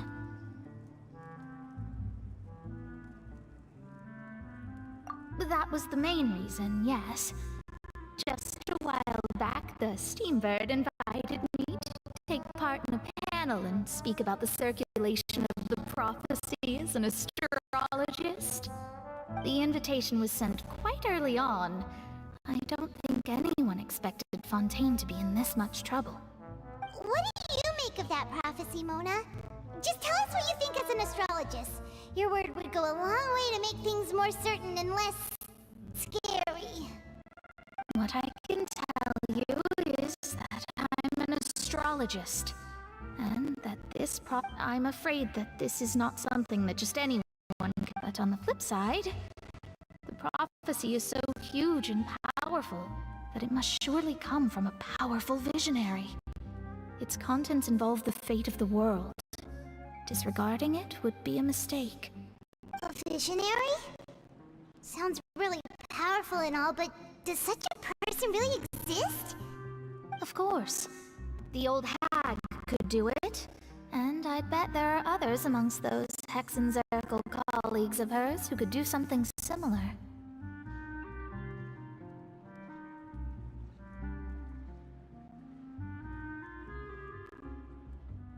Huh? Are you sure? All right, I'll help you. It isn't often that I see you with such a serious look on your face. I'll tell you once I hear back from her. Thanks, Mona! You're amazing as always! Oh, well, this is something only I can do after all. So yes, your praises are quite welcome. That's the greatest of astrologists for you! Of all the people we know, you know the star's the best! Indeed. That's the spirit. Oh, sorry. I came to see what all the commotion was about. If there's anything you need, do not hesitate to inform the Spina di Rosula. Oh, whoops. Guess we were getting a little too carried away there. Well, I'll go tend to my own business now. If I receive any news, I'll be sure to come find you two again. And there she goes, quick as rushing water. And here we are with the Spina guy giving us suspicious looks. Right, but we were able to recruit Mona's help, didn't we? Our Fontainian friends will thank us someday.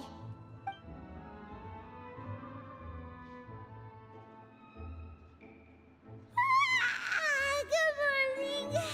To be honest, Paimon's still feeling kind of sleepy.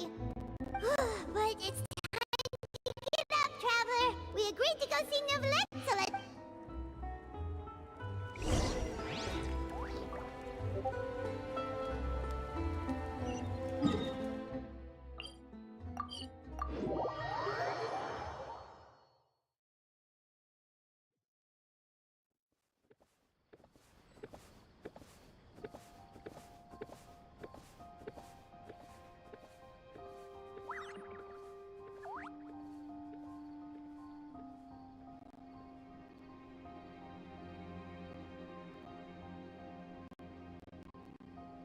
Reduced to just standing around. How absurd.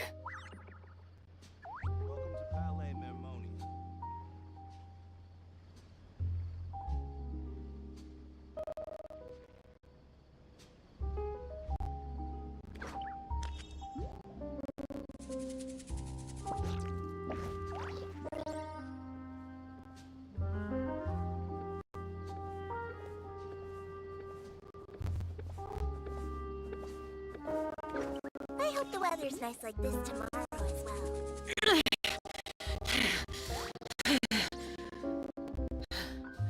Those memories.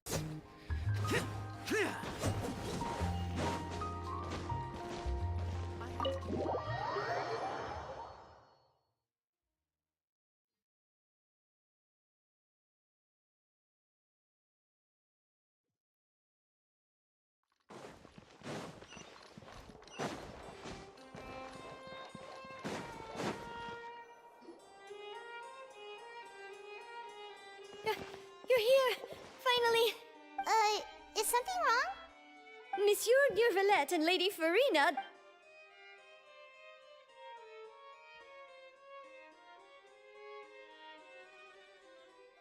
Like I said, I've already explained everything! And yet the problem has not been properly solved. There is little space for excuses between us. It is not my intention to offend you, but please, tell me where you stand. You are the Hydro Archon Focalor, are you not? Look at this. This is a list of the victims from the recent Poisson incident.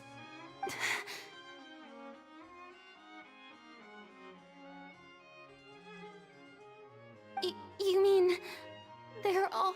We did not arrive in time to avert this disaster, and I will not have it happen again. I will say this once more. You must tell me everything you know. Yesterday, I found 3 stone slates in some ancient ruins near Poisson. Do you know anything about those? Seriously? You're questioning me like this is a court case now. I don't know anything about that. But you found them in some ancient ruins, you say? That's correct, which is why I came to ask you some questions. There should have been 4 slates, but one of them was missing. The other 3 feature different images that seem to correlate to the prophecy. The prophecy? The second of these slates depicts the previous Hydro Archon Egeria kneeling before a floating island in the sky, as if confessing something. Do you know nothing of this either? I don't. I've never seen such slates. I'll ask you again. Do you really have no information regarding the previous Archon? My deciphering of the slates indicates that the Hydro Archon Egeria once had to confess to, or apologize for, a certain sin. If anyone would know about it, it should be you. All gods don't have the same secrets, you know. She was herself and I'm me. Is it really so strange that I know nothing? I understand your concerns, but I'm sorry. I just don't have anything to tell you. Forgive me for saying this now, Lady Farina, but I have long known of your various secret investigations into certain matters. There are several indications that you have been investigating the prophecy on the sly. This is not strange in itself, considering that you are the Hydro Archon. But it is strange that you should also claim to not know any of Egeria's secrets, as well as do nothing following your inquiries. You have never been as superficial as you have presented yourself to be, nor are you a fool. And yet, your behavior is very inconsistent.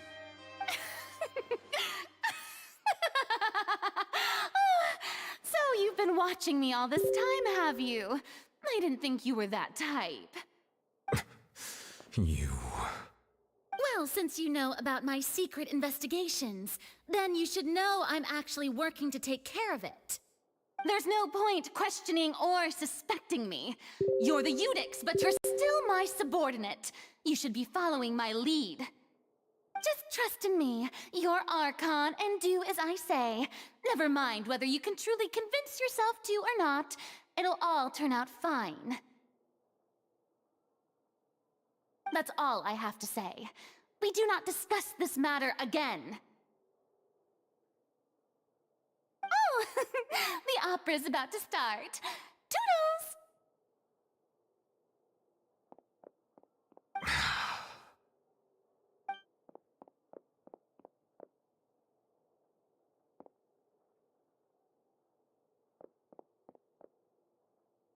Did Farina not notice us standing by the door?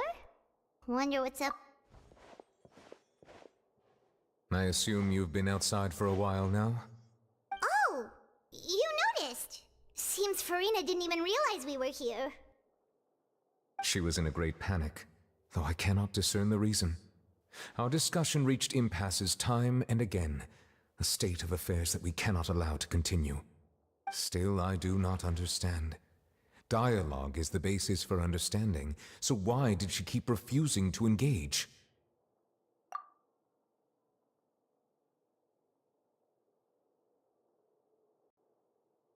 Everyone in her inner circle has noticed that she is hiding some secret. The issue is her attitude. I fear that she will not reveal anything unless absolutely forced to. We may have to create a situation in which she will have no choice but to speak. Oh? Like what? Normally, people will only reveal the truth when standing trial. Perhaps we must have the Hydro Archon experience just such a scenario. But Farina's seen so many trials, and she's really good at dodging questions. How do we make sure that she won't just slip away at the first chance she gets? We will need to consider this thoroughly, join forces with various parties, and then do what we can. If at all possible, I would prefer to recuse myself from this affair, but we must prevent the prophecy from coming to pass. This may be cruel to her, but all Fontaine is in crisis. The information a god possesses is too precious, and so we must take a chance on this. But who will lend us their aid to do such a thing?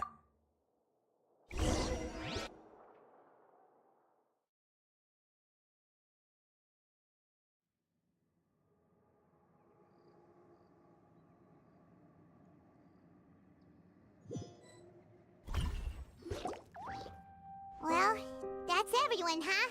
Speaking of which, it was pretty smart of you to think of hiding here.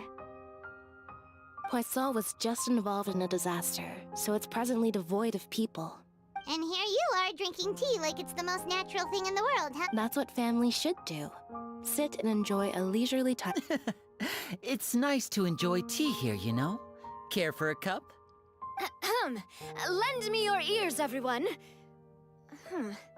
Or perhaps one of you might like to start us off. How about you, friend? Me? No, I don't think... Then, how about you, good sir? I fear that I will cause the mood on this boat to become as somber as it is in court. Well then, I guess we're lucky we've got a local like me to organize things. Wonderful, the spotlight at last. I guess I'll be facilitating things from here. That was a little long-winded, don't you think? Oh, you might be right. Anyway, to cut to the chase, our friend here, the Traveler, has brought us together to discuss something. As for what that is, well, let's start by saying that we'll be pooling our efforts together to create a series of traps. Oh, how intriguing. Well, it's just an expression, really. One that I just learned from Chlorand, and used on the spot. So, let's invite her to explain in detail. A round of applause, please.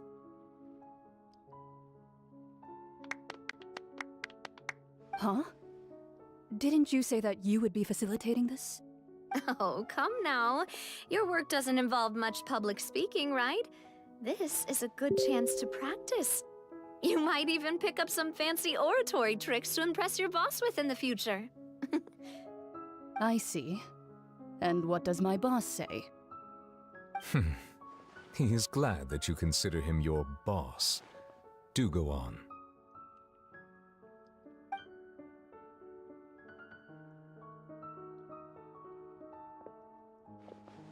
In that case, do any of you have experience hunting? Not that I recall. Fremine and I once used a wooden stick in a basket to catch wild rabbits when we were younger.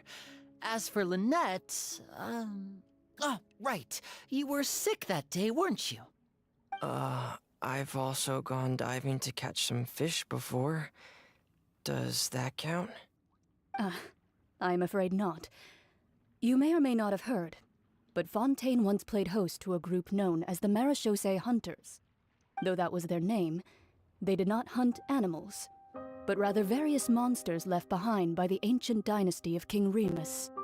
Today, Fontaine's monster population has already thinned greatly, so the hunters have blended back into society, taking up arms in other lines of work. They even left a unique methodology of hunting in their wake.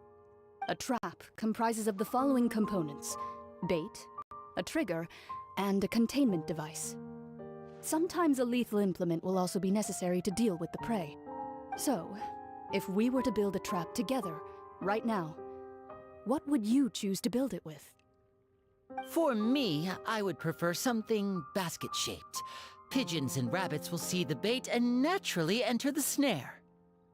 Our line of work requires a deft hand, and we're some of the best in the industry, so... You used some of those techniques while moving the people of Poisson, didn't you? My subordinates mentioned that you even performed some magic for the... Yes, and I even managed... I'm afraid I can't claim that as my strong suit. I prefer more stable methods, like placing bait in the water and... Calm and steady. And I can be their assistant. With discretion, I'm sure. I'd probably use some sort of mechanical animal. Papa once bought me some small clockwork squirrels, mice, and such. I remember that you liked those too. I did. And that would be a good way to go about it. If they're realistic enough, animals of the same kind will follow them all the way to the trap. What about you, Monsieur Neuvillette? I fear I do not have any related experience. That makes sense. You usually solve problems directly, without the use of any such tricks. But I do have one more question for you. If we were to create a trap now, how would you design? I would like for it to be effective, but bring no harm to the prey. A more gentle trap would be ideal. Kind, as always. However, our intention doesn't necessarily change the contain. If we wanted to kill the prey in one strike, we would need a powerful implement. However, that also goes for prey that must be captured and safely contained. Wait, why is that? Only a hunter who's a true expert at subduing their prey can snare it without harming it. The line that divides life and death is often exceedingly thin. So... If our means of capturing and dealing with our prey is to put them on trial, but we shall require much more courage than any hunter to judge a god. A being whose seat is an exalted... Oh, so that's...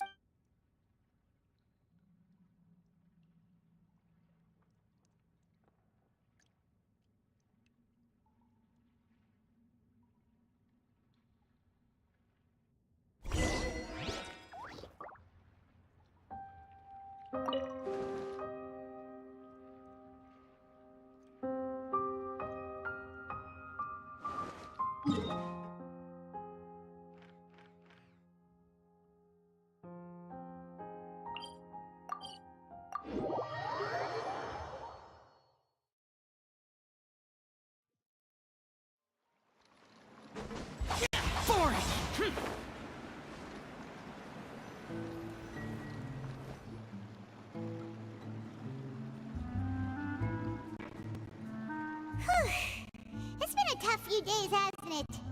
So much has been happening.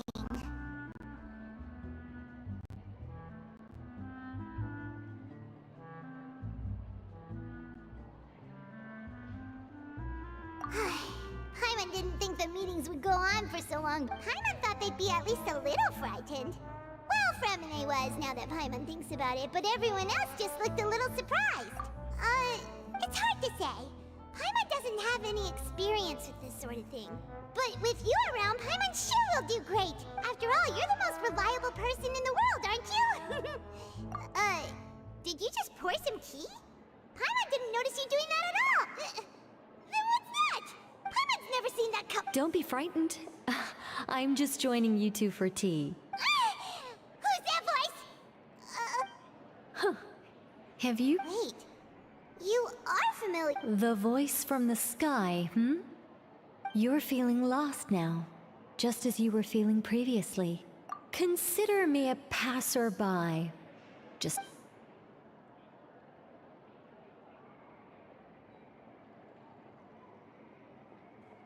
The prophecy. Yes, what has been prophesized will be What? I believe you have witnessed a failed attempt with your own eyes. Can everything in Teyvat so easily be changed? Ah, just as prophecies are usually only the future as seen from the perspectives of the gods, are the things that you shall see. What is she talking about? I believe that you understand, right? Ultimately, fate shall serve as your only guide, no matter what will happen in Teyvat's future. All you need to do is to play your part. This was good tea, by the way. Thank you for your hospitality. The voice.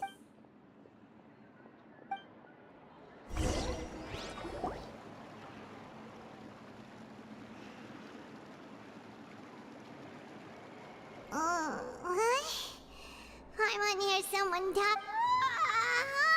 Hey, it's you who's getting. Well, I see I've walked in on some lively band. Mona! Fine, just not all Fontaine. Did she have pink? Why, yes. It was Charlotte. I'm in full. That's right! Ah, yes. About what? Huh? Goodness gracious. She said that even the gods' gaze The Hexen Circle members are certainly anything but ordinary. But I've never met her. And if she were still alive, Whoa. Their abilities... Well, it's not like... Yes, she was quite... Perhaps it is... Traveler. Oh, we're... I see. I guess you could consider me someone who has often but even so, perhaps that's what En was trying to tell you. Not to lose heart, and to believe that what you are seeing playing out before you is not yet set in stone. I did originally think of steering clear of all this, but... Huh. You do have a point. There I go, talking about astral... It was worth trying to... I suppose that might... Paimon feels kind of moved by what Mona said. Hey, Traveler. Let's walk around the city, shall we? There's a few spots we always like to walk by.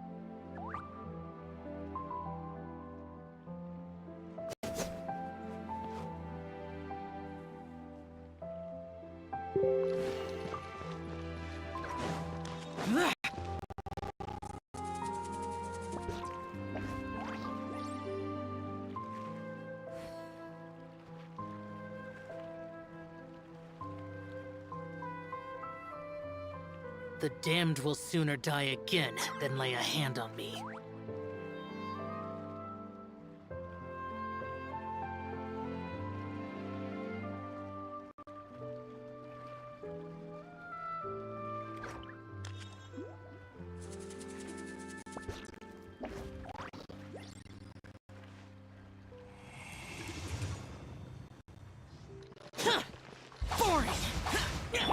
Covenant of the Deep!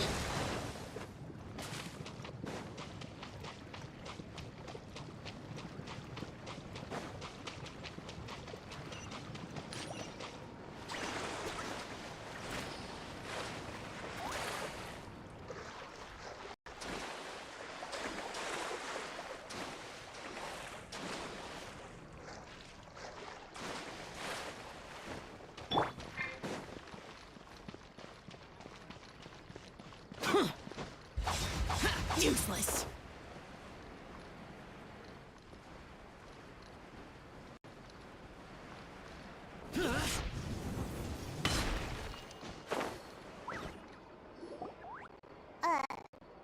Huh?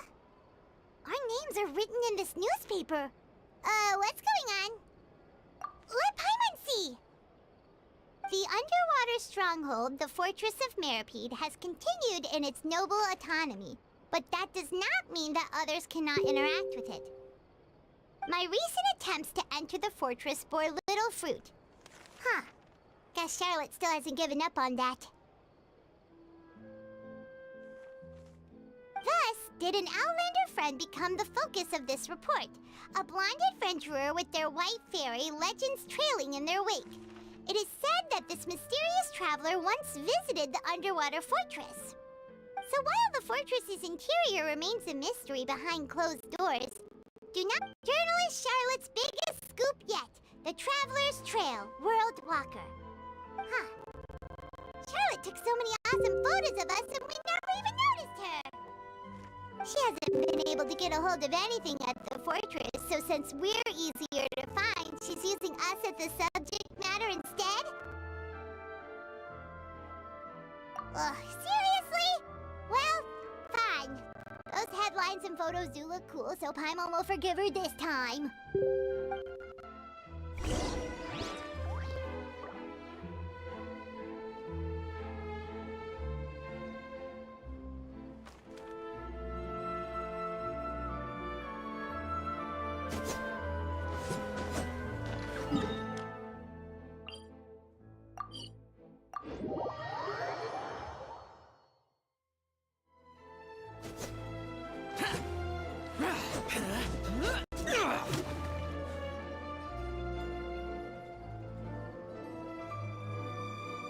We're here! Paimon's hungry. Should we go in and get something to eat?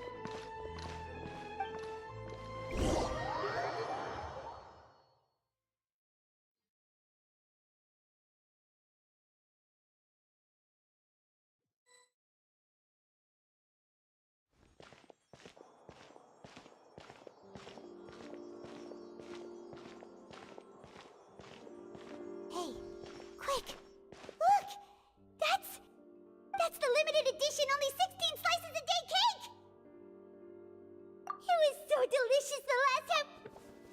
slice of cake, please.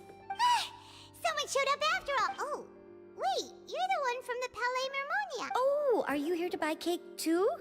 It seems Monsieur Nervalette was right. You really can eat. Wait, did he really say something like... That's right. Even he has his own preferences when it comes to food. As for me, I love the cake and coffee here. Do you come here often? Usually every day. Every day? It's part of my daily schedule, apart from work. I shall have my cake and coffee. Then what if someone told you one day that this place would be closing soon, and you wouldn't get... But why would it close? Well, Paimon doesn't know either, but... Maybe the waters will rise tomorrow. Oh, the prophecy. To be honest, I haven't paid much attention to that. No, still, even if there'd be no more cake tomorrow, that wouldn't keep me from having some today. No, it's the same for eating in general. You might not be able to eat tomorrow, but if you can do so today, then you should carry on. That's what people call living, you know. Huh. Don't be sad. Excuse me, could I have 2 more slices of cake to go? These 2 slices are for you. Sijuin said that this kind of expression you're making is what humans call being sad. Oh, you know Sijuin? I sure do. She was born before me, and she sometimes comes to the surface to teach us things about humans. She said that humans are creatures that are saddened easily. Yes, and you can only lift their spirits by feeding them delicious food. So please try the cakes here. I've got something else to do, so I'll be going now. You two try to stay in a good mood after eating, all right?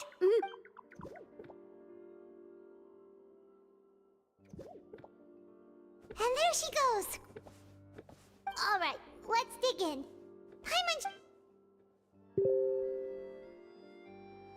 It's more delicious than last time.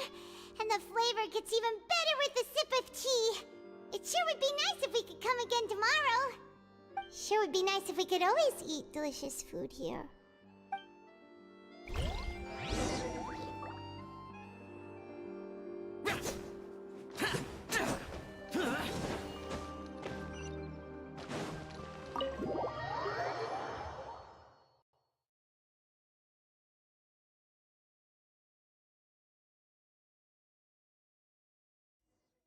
Oh, we're near the Steambird office. Let's go look for Charlotte and have a chat.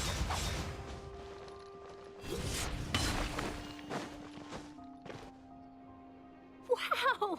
If it isn't the Traveler and Paimon! Oh, have you seen the article I wrote about you? Ha! You've got some nerve! You just used us to make some quick mora! Oh, you needn't worry about that. I heard that you were in Poisson some time back, so I sent you a letter to discuss just that. It appears you didn't receive it, though. It's all right, though. I've set aside the amount intended for you. I've even set the table with some food. Really? Oh, you're the best! You're almost a little too easy to win over, Paimon. If I were a journalist with ulterior motives, you'd be in trouble now, you know. Oh, Paimon knows you're not like that. Still, what brings you here all of a sudden? Were you looking for me? When Mona mentioned you, we thought of coming to see you at work.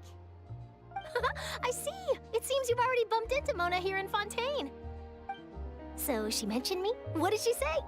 She said that you're a real daredevil of a journalist. Nice. In which case, can this daredevil journalist dare to request an exclusive interview with the legendary Traveler and Paimon? Huh? So your article in the paper today doesn't count? Oh, of course it doesn't. That was more like live photography. What I'd like to do is dive deeper and ask you to talk about the things you've seen and experienced. Yeah, are we even qualified enough? Why not? If I say you're worth an interview, then you're worth it. But not right now, of course. I'll need a few days to prepare. Oh, in that case, we'll just chat when you have the time then? Oh, so that's a yes? Ooh, splendid! I'll tell the editor-in-chief immediately. I'll have to apply for lighting, a venue, some props. Whew, so much to get done. Wait, Charlotte, Paimon's still got a question for you. And what's that? If, just for example, Fontaine... Huh, that's the prophecy you're talking about, isn't it? I mean, if you're seriously from what I've seen, so in all likelihood, I'd probably still be prepping it. Just think about it. If this nation really were to be suddenly destroyed tomorrow, but I still successfully finish an exclusive interview with and then do you know what I'd do? Well, I'd write that. I'm not a dreamer, but anyway. That's so nice. Anyway, let's go and take a look at the sea, shall we?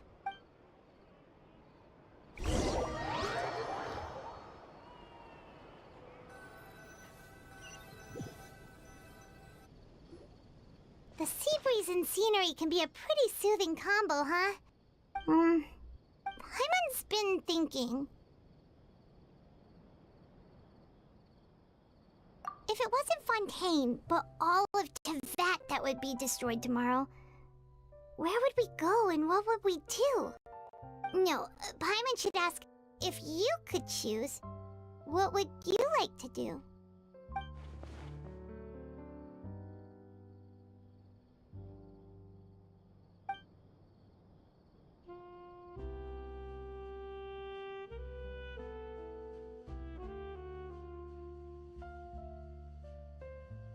We've always been moving to the next destination, so we haven't spent much time thinking about these kinds of things. We didn't have to either, with us always being on the road and whatnot.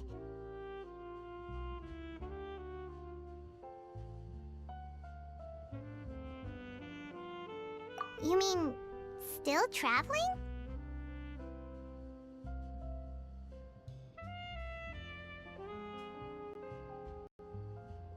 Huh. Wait, isn't that what we've always been doing?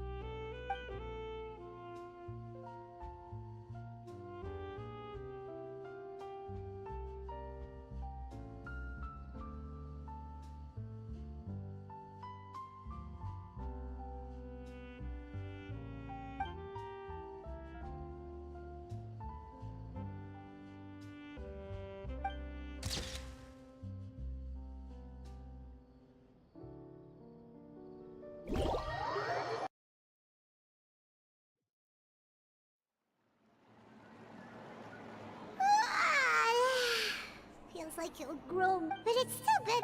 So the two of you are still here. Oh, you're from the Palais Mermaid? Yes, I'm Isadora. Not at all. Yes. A riot? Well, that Lady Farina loudly accused, and before she could, the crowd continued to grow. So people have I agree. So what happened after that? Seeing that the situation, the Marechaussee Phantom. So... That's right. That said, I don't think there's good. Don't worry. Is that... Well, sounds like we should hurry over to Poisson then. If we know Furry, and as we all... When Nervalet was taught, it would be hard for... Paimon thinks for... Huh. Well, what do you think? In that case, there's none of them...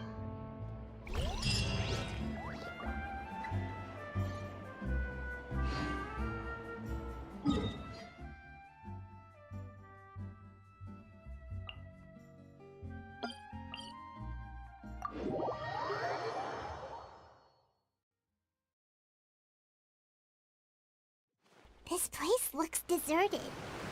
Guess all the survivors must have evacuated already. All that's left here are signs of devastation. Could Farina really be here? Let's try to find her as soon as possible.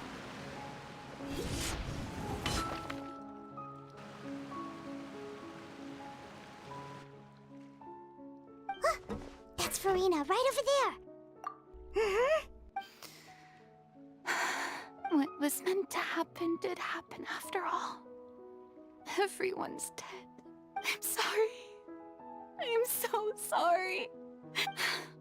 Give up, Farina. I'm sorry, but what can I even do? Other than to repeat meaningless... Who's that? Don't worry, Farina, it's just... So it is you, blonde traveler from another land. Why, I almost thought you were someone from that mob of my ignorant subjects. Come to kneel and beg for my forgiveness. Farina, you were crying just now, weren't you? What do you mean, tear stains? Oh, I remember. Who did that uncivilized rabble think they were? They even dare to tout their Archon! I must teach them a lesson. I can just imagine their twisted and frustrated faces once they Oh, and I'm sure Nouvellette and those people from the Maréchaussée Phantom are freaking out right next to them, too. Hey, there she is! The Hydro Archon's over there! Quick, after her! Farina, those people seem to be after you. They are? They're just some... That's against the rules. Farina just ran off! Quick, we have to catch up!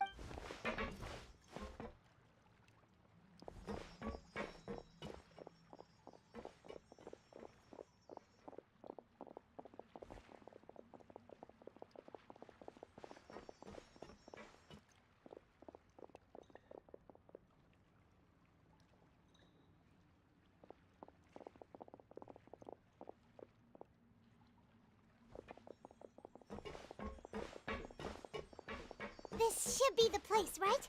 Hey, Farina! There's a good hiding spot over here. What? Hurry, they're almost... Fine. I suppose, hey...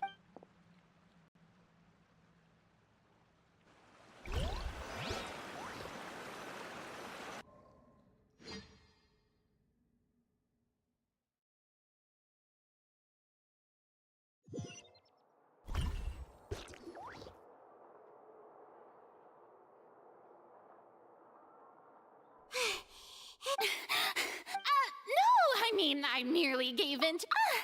Yep, that's a good... What's happening? Yeah, a quake of this kind preceded the flooding in Poisson, didn't it? It can't be. Well, there's no need to worry too much about that. Nouvellette's... Yeah, but the people of Poisson...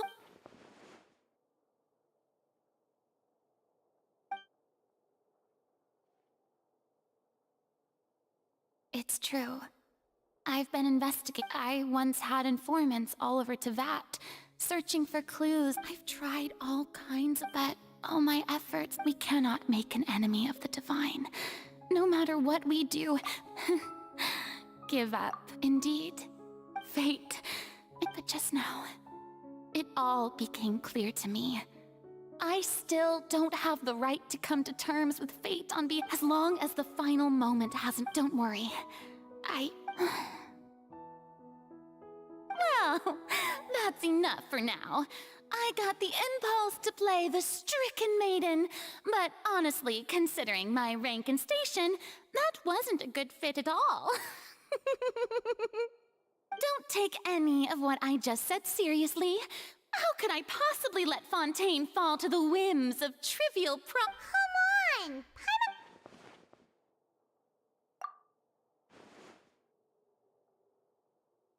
Cher, that's impossible. It was fated right from the start that this would be my duty alone. A witness.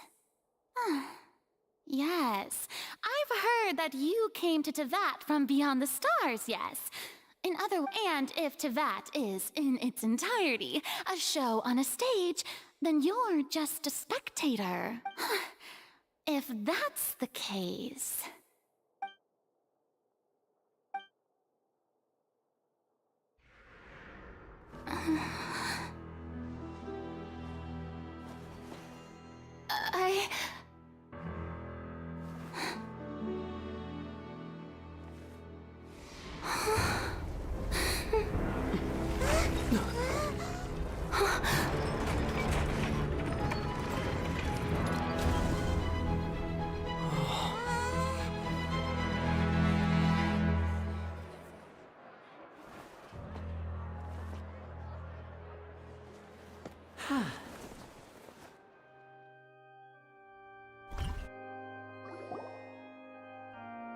Ladies and gentlemen, this concludes my opening performance.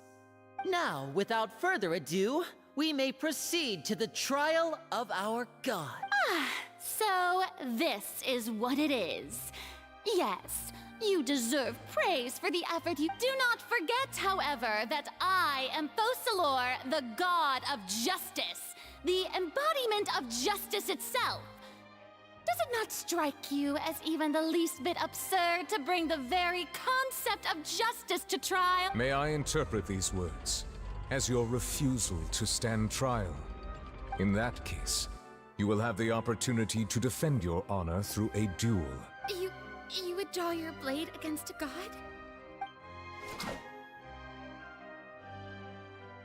I see. It seems like you have made up your mind.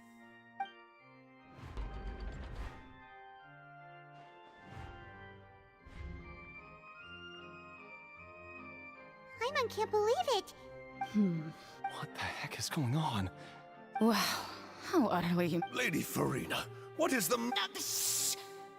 It would seem that there has been a misunderstanding. To be looking for excuses again. I raised my hands just now to indicate my acceptance. I will admit, I'm sorry, everyone. You are not the only one. But now, I, Farina, will use this trial to show the world the true meaning of justice. This time, applaud and rejoice. Mark my words. This shall be one of the most exhilarating and brilliant shows ever to grace the stage of Fontaine! Woohoo! Oh, now we're... Why does it feel like Farina just took over the whole thing? Also, even though she's still acting super... All right, then. Who will be... The court asks the prosecutor to please take the stand. Is that so? Very well. Then please speak, witness of Tivat, my accuser and fated opponent.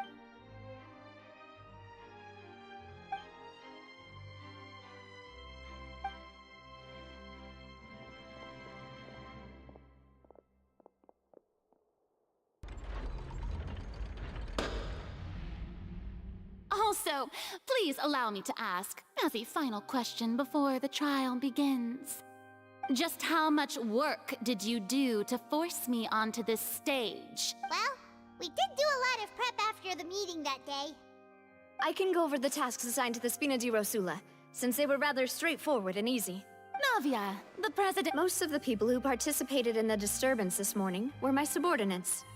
They changed into plain clothes and came to the Opera House as regular audience members. The people's resentment against their... Moreover, according to our... we arranged... So, you mean... And their goal was to force you to step into the giant magic box so you may personally That's right. That house was a magic box, rather than someone's... As the super ultimate version of the setup that I used when I first performed at the Opera Epiclese, the volume of the box was increased by a whole order of magnitude, and the distance it traversed was the entire gap between Poisson and Aranias. Its cargo, of course, was an Archon. My thanks, Farina. Without your help, we could Of course, this performance was only made possible with Father's support. The House of the Hearth spent a massive amount of labor and we had to select a location. So, in other words, the earthquake... That's right. It wasn't a sign of another disaster to come. Then, I can guess you gathered a crowd, prepared a stage, and also that as... Yes, that is correct. Well, Clorand, I must commend you for your courage. Only the most outstanding champion duelist in all of Fontaine would accept a duel with an Archon without flinching. Thank you. As for you, Traveler, I suppose your role was to keep me distracted with conversation once you found me in Poisson. You'd make sure that I didn't notice anything amiss before revealing yourself as my prosecutor once we'd arrived onto the stage. Oh?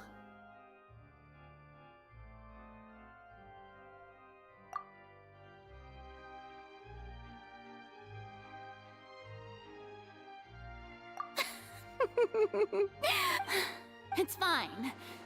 The stage is already set, so there's no reason to disappoint the audience. Let's see this trial.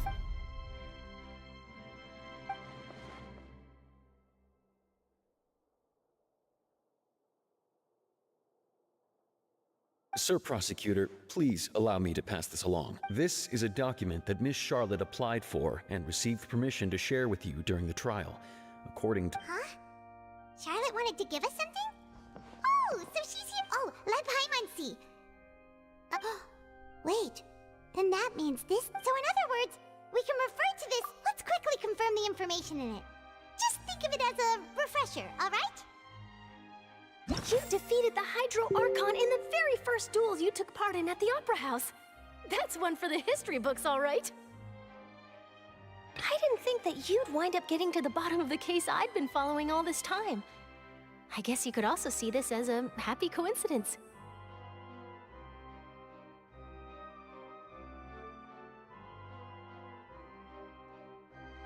This is the first time Monsieur Neuvillette had a difference of opinion with the Oratrice.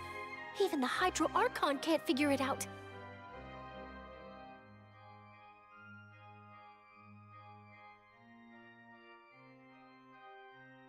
A Fatui Harbinger. She's an extraordinary person. Her instinct must mean something. The fortress of Meripede was almost destroyed in a single day. That I didn't witness that scene personally will always be a source of professional regret, I think. According to Monsieur Neuvillette, both Child and that whale should have been in the primordial sea at that time. I nearly lost my awesome friend Navia. To be honest, that still gives me shivers. The words of someone as extraordinary as a witch can probably only be truly understood when something surreal happens to you. The prosecution and the defense are both in position. The trial shall now begin. Oh, come on, Neuvillette. There's no need to repeat all the unimportant legalese. Just fast forward to the part where the prosecution lays out my offenses. As the defendant and the lead actress of this performance, I still haven't even been informed of my supposed guilt in all of this. Of course, it is only natural for humans to struggle to understand the actions of a god. However, you will need more than that to convict me of a crime. That's true, but my charge here is unrelated to your conduct as an Archon. Instead, I would like to charge you as a fraud who's never been the Archon in the first place. Wait, what was that? Lady Farina's a fraud? Hey, I came here thinking that we were going to try the Hydro Archon for forsaking her duty, but did I hear that right? She's not our Archon at all? Charge accepted. Lady Farina, do you plead guilty to the charge?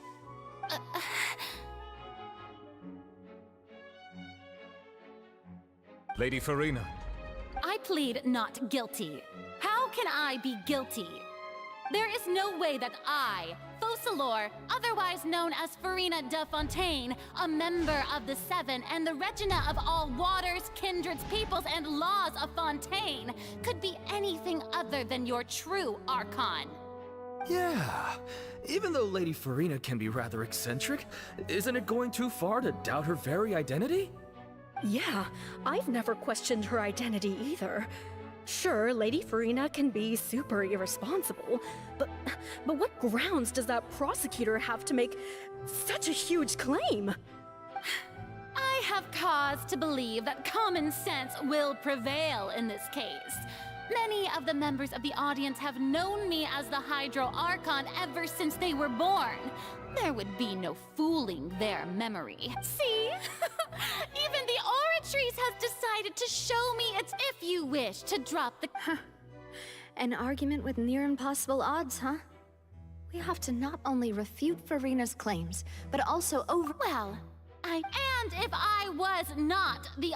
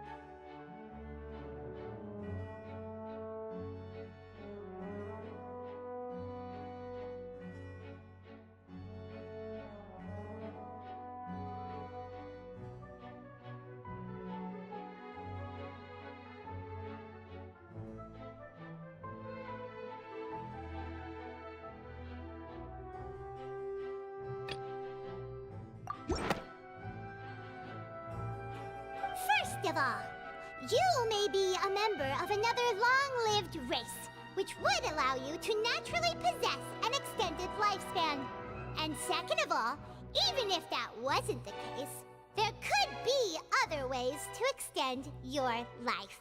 Who gave you that idea? Was it the knave? You'd sink so low as to use a harbinger's words against me.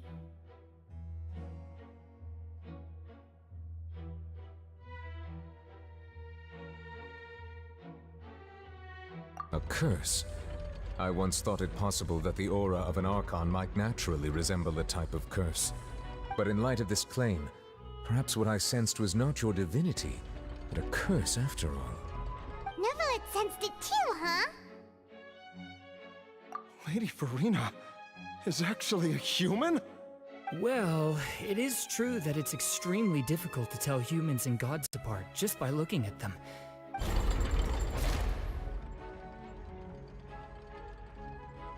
Well, don't start celebrating too early now. Even if I have been carrying a curse like you said, how does that prove that I am merely a human being? Besides, everyone knows that the main difference between a human and a god is the possession of authority. Gods can do what humans cannot. That's why they're worshipped as gods. For centuries, manifestations of my authority have served the nation of Fontaine. One need only to turn their eyes towards the Oratrice Mécanique d'Analyse Cardinal in this very opera house, or consider the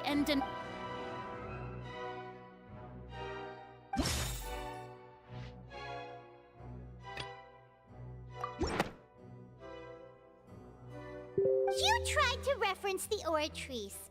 But weren't you as confused as all the rest of us when the Oratrice declared Child to be guilty without any proof? Otherwise, you should have come up with a good explanation for that by now. Didn't I make myself clear at the time? The decisions of the gods are naturally difficult for humans to comprehend. There is no need to provide an explanation. Lady Farina, I believe a reminder of your current circumstances is in order. While the court is in session, the principles of justice and the law must come before all else. While you are an Archon, you are also first and foremost the defendant in this trial. You will prove yourself unable to defend against the prosecution's charges if you continue to withhold vital information against the rules of the court. I never thought you'd use that kind of rhetoric against me. That was no trick of rhetoric, Lady Farina.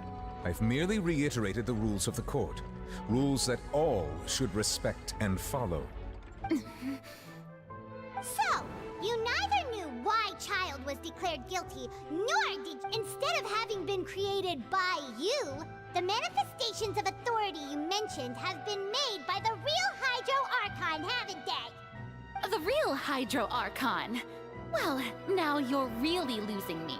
It is true that I did not know why the Oratrice gave out a guilty verdict that day, but the Oratrice handed out that verdict unilaterally, and it has been operating independently ever since it was first created. You can't argue that just because a divine creation is flawed. She's still throwing out all kinds of excuses. My power as an Archon. There are many ordinary citizens. If that poses a concern, I'm prepared to extend my protection to the audience. You don't need to go that far. Aren't you the Hydro Archon? Or is it that you can't even wield the power of Hydro, much— Indemnitium! Yes! It's all because of Indemnitium! All Archons derive their power from the faith of the people, and I've converted the people's faith. Thus did I give up all of my divine power to provide everyone with energy for their daily lives. Have you— Isn't that? Yeah, no matter how generous an Archon can be, how could they give up all their power? Can a god— It seems like nobody's buying Farina's excuse. Hey, come now, everyone. I'm still the same Farina you knew, right? Please, If what the prosecutor said— Did she deceive all of us? Enough! That's enough. Tell me then, if you have no evidence. Wow.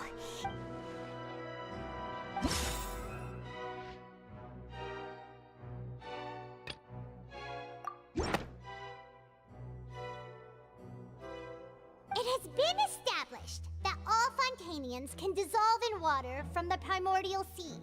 Since you insist on claiming to be a god and not a human, then there's a method that you can use right here and now to eliminate all suspicions of you being the— Miss Navia, please apply to serve as a temporary attorney for the prosecution before addressing the court.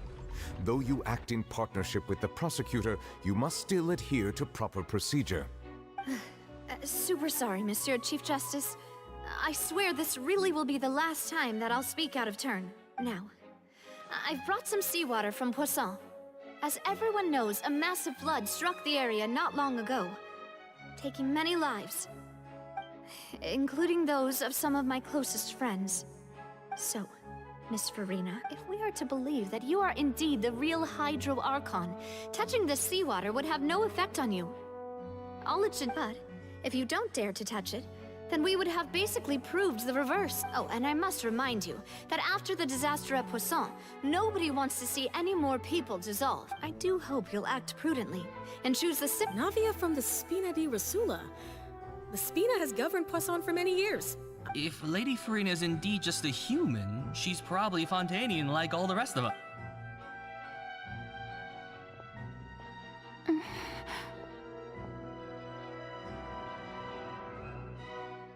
Lady Farina, this test has been unilaterally proposed by the prosecution. As it falls outside the realm— Well, of course he had to tell her that. But refusing to participate is basically the same as a confession of guilt. She's just staring at the water without saying a single word. It really does seem like she's quite terrified of it.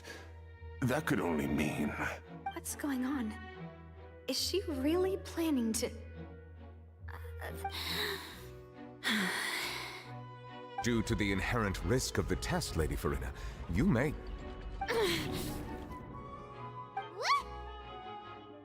Hey!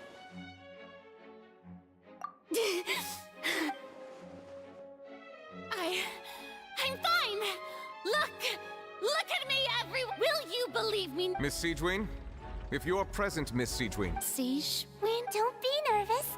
It'll just take a few seconds. That should be Please announce the results of your eval— As everyone doubtlessly saw, Miss Farina was displaying symptoms of hyperventilation and flushed skin. She was experiencing the adverse effects of exposure to primordial seawater. The extent to which— Thank you, Miss Siegewin. Lady Farina. Oh, wait. What did she just say? I didn't get dissolved. Shouldn't that be enough to— Well, considering your tendency to run from your problems, we did originally prepare a direct sample of the seawater around Poisson. However, after extensive discussion, we exchanged it for a sample that is not concentrated enough to dissolve an actual human. After all, on the off chance that something entirely unexpected might occur, we don't want anyone else to lose their life to the sea. Yeah, so out of regard for Farina's life, you secured a low-concentration sample and asked the head nurse to serve as an It's a great thing that the direct sample wasn't actually used. Farina— I can't believe—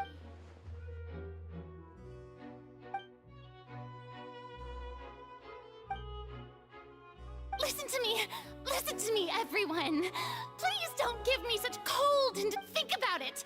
How can you conclusively prove that an Archon can't also be affected by the primordial seawater? Also, if I was really just a human, why would I dare to just put my hand in that—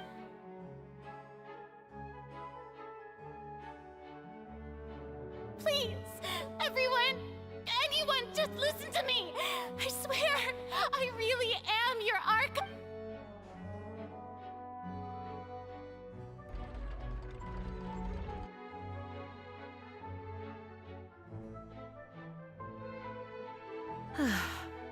I don't think anything she says at this point will sway— With all the things that have been said, Paimon doesn't think— I believe the time for arguments and presentation of evidence has come to an end. If there are no objections, we will move on to the final judgment.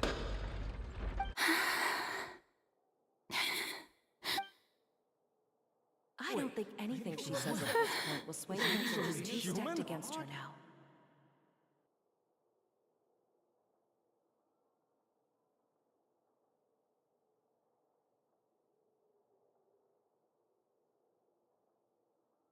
In my capacity as Chief Justice, I shall now render judgment on Farina's misrepresentation of herself as the Archon of Fontaine. As a human who knowingly deceived her fellow citizens, Farina is guilty.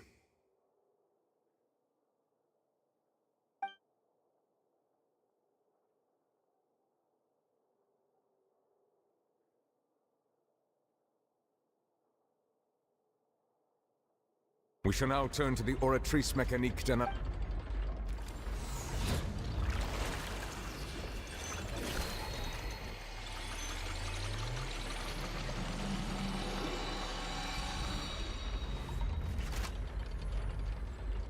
According to the judgment of the Oratrice Mécanique...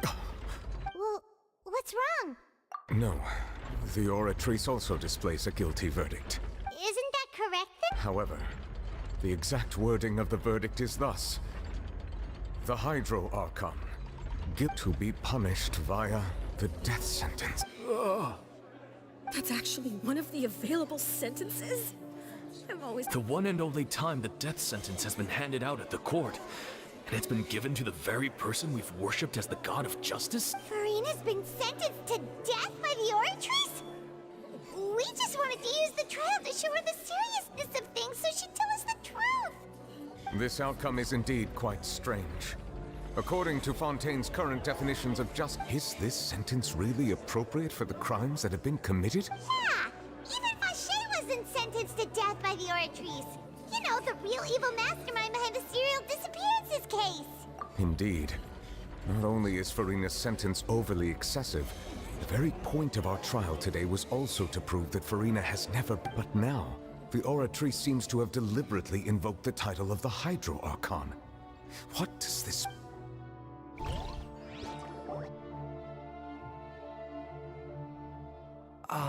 Excuse me, if I may interrupt. Is the trial still going? Fremine! Huh, you finally made it. Mm-hmm. Any mission... Is that the first prophecy slate? Huh. So the knave privately arranged for Fremine to... I looked everywhere and finally found it at the bottom of the sea. It took, but... Has the trial already concluded? Thank you for your hard work, Mr. Fremine. Please allow me to review the record left on the slate. Traveler, I believe that you have already seen the other existing slates, and would like you to come here. Huh? So what do you see? What is it?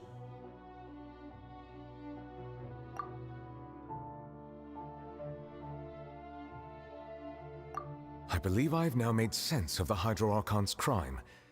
It has to do with Fontaine's lost history. Huh? Isn't the Hydro Archon just guilty of deceiving her people? Oh, wait, no, that's for... so when you say Hydro Archon, do you mean... In truth, everything that you've encountered in Fontaine up until this point can be traced back to the contents of these stone slates. However, I'm uncertain as to how much sense that... Okay, let's try to recall the contents of the other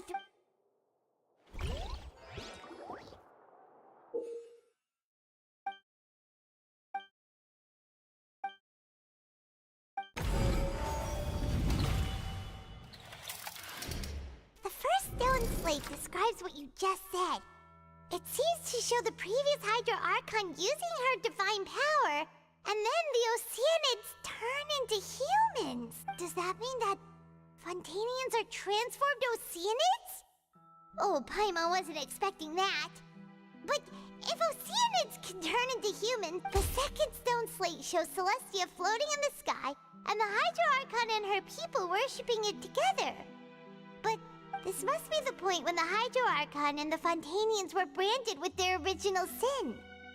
Does this mean that the original sin? The third slate shows the Hydro Archon sinking into the sea surrounded by many people. Huh. on, didn't we also watch that happen to someone else?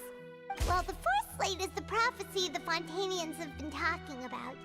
People dissolving into the sea, the Hydro Archon crying on her throne, and so on.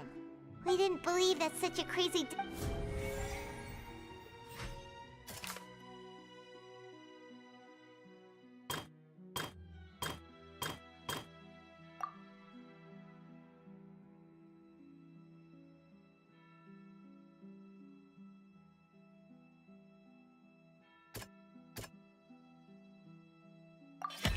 We know from the case of the serial disappearances of young women that Fontainians can be dissolved in primordial seawater, and the first stone slate tells us that long ago, the Hydro Archon used her power to turn Oceanids into... This might be the reason that Fontainians can dissolve.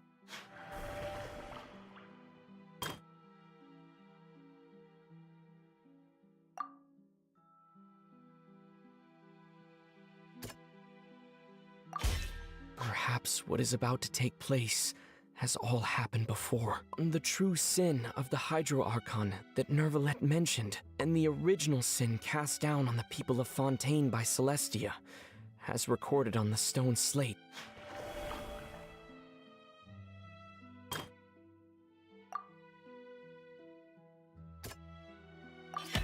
It's not as simple as falling into the sea. When Navia fell into the sea, her consciousness was subjected to judgment. The stone slates show the people gathered around the Hydro Archon in the sea. Could...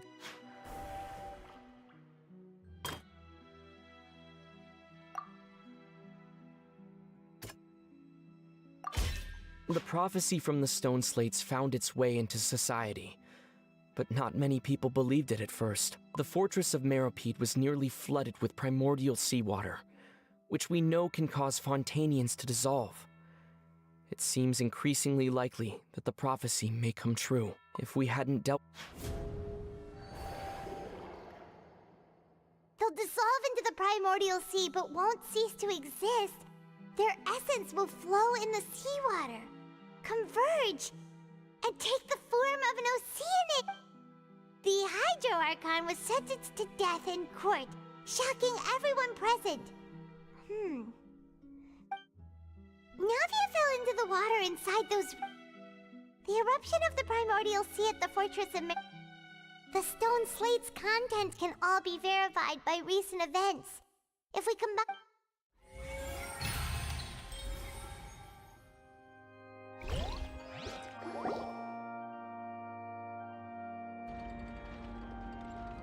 Huh?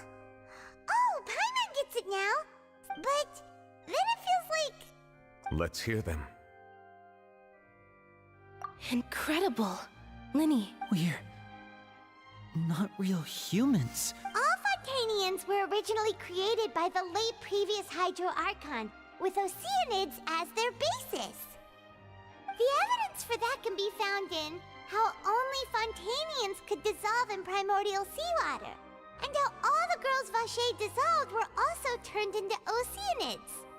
Oh, and according to Navia, when she was about to get dissolved, she also saw everyone gathered around for a trial.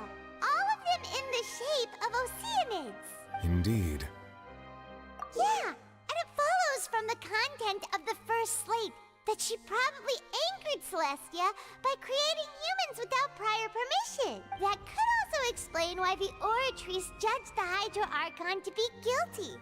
It's to account for that ancient sin. The Hydro Archon's true sin? And yet, after many hundreds of years, the Hydro Archon's creations have turned around to try to judge the Archon within the Opera Epiclese.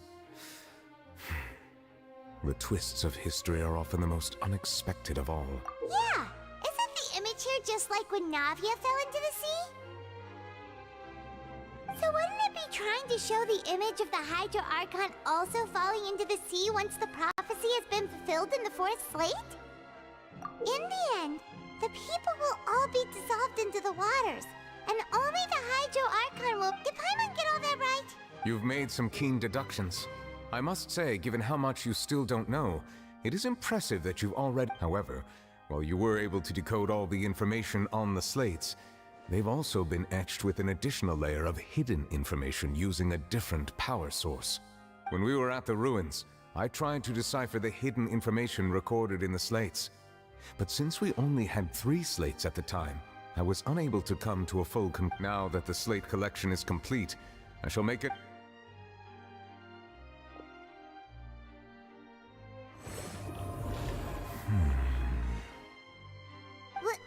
I believe I should share this truth not only with you, but with all your hypotheses regarding the origin of Fontainians. In the Fontaine of old, the previous Hydro Archon sensed the yearning of her Oceanid familiars for life on land.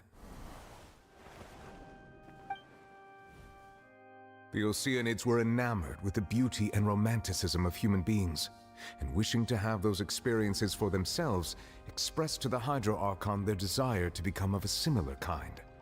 However, even though water as an element is intricately linked with the power of life, the Hydro Archon, as one of the 7, did not possess the authority to create a new form of human life. Not one to give in, she eventually found a way to create permanent humanoid bodies for her familiars by appropriating the power of this planet's primordial sea.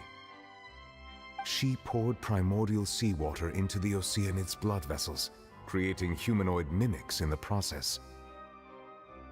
But if Fontainians were to ever come into direct contact with water from the primordial sea, the power within their bodies would escape these artificial restraints and return to the sea.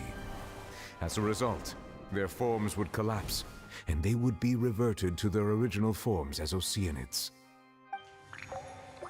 Of course, the Hydro Archon never received permission from the heavenly principles to create a new human race. And thus, the Hydro Archon and all of her creations came to shoulder the original sin of appropriating the power of the primordial sea. That is the true history of... So you... That's way too much information for me. Wait, but if that's the truth, we... This really might be too... Alas, your hypothesis regarding the 3rd and 4th stone slates was inaccurate. The slates' respective positions are, in fact, correct. A key point of the visual on the 3rd slate is how all the individuals depicted in the water are humans, they have not been dissolved, which implies that the water depicted in this slate is not water from the primordial sea. The nation of Fontaine is the nation of Hydro, as well as the nation of trials and justice. Instead of being the literal element, the water in the scene symbolizes judgment, and you may also recall Navia's experience. Therefore, the meaning that the people of Fontaine shall try the Hydro Archon at the court of justice. Yes. I think I'm following now. So, what you're saying is, even though we decided to put on this trial to avoid fulfilling the prophecy, in truth, everything we've done has happened exactly as the prophecy foretold. What should we do? Huh. No matter what, the prophecy will be fulfilled.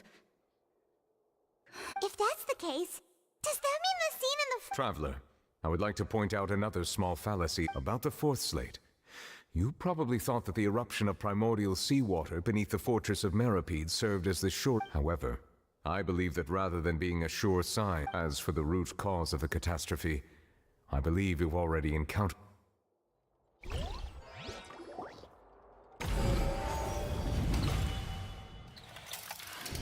This eruption was just a small warning of the things to come. We must find the root cause.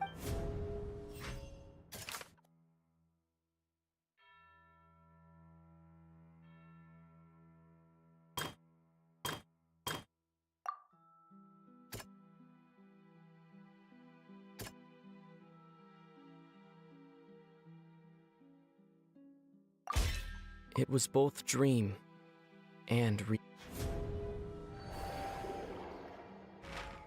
If we're talking about a true culprit that could the truth, the original sin.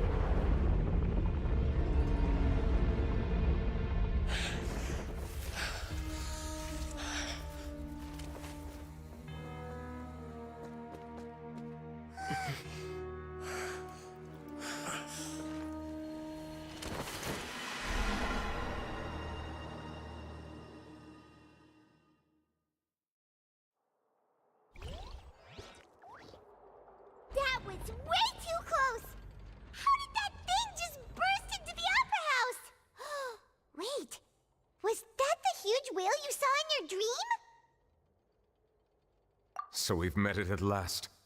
I understand very well why it is chosen to... That whale does not belong to Tevat. It is a monster that has traversed the stars, weeping all the while. It has been greedily consuming the energy from the planet's primordial sea, and once it has finished consuming all of the energy contained within the sea, its next step will be... You said that when the Hydro Archon first created Fontainians out of Oceanids, she filled their blood vessels with primordial seawater. Precisely. That whale finds the blood of Fontainians nigh impossible to resist.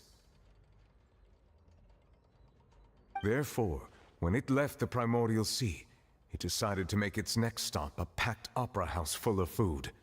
Food in the form of Fontainians. We just barely managed to push it back, right? In that case, won't it come back to target the people again once it's managed to recover its strength? That is correct. Indeed, it is more accurate to say that we should thank that Harbinger for buying us some time. Without him, the whale would have likely come onto land far sooner. From the way he looked, he must have been fighting the creature for quite a long time. That battle maniac. We've always known that he had a special connection with that whale, but we definitely didn't expect it to help us out like this. Anyway, now that we know that this whale is the actual cause of the disaster... It is too late. It had already absorbed too much of the primordial sea's energy before we could notice it. Even if the entirety of Tevat were to be destroyed, it could still survive and swim off towards some other world. That's not... We've already done everything we can, and we even found the true culprit.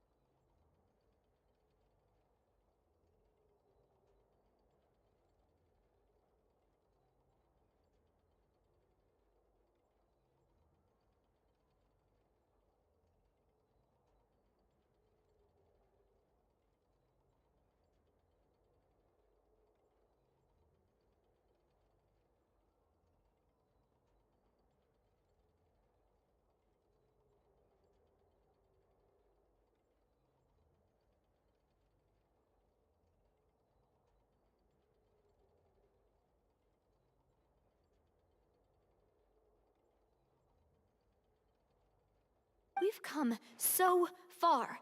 You can't just tell me that the last hurdle is some impossible foe. That's just not fair. Indeed, that's not how a grand performance should end.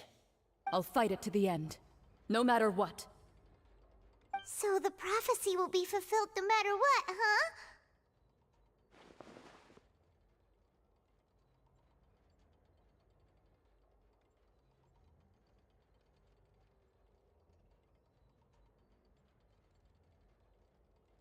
The prophecy. Yes, what has been prophesied will be fulfilled. You may view such things as the history of the future.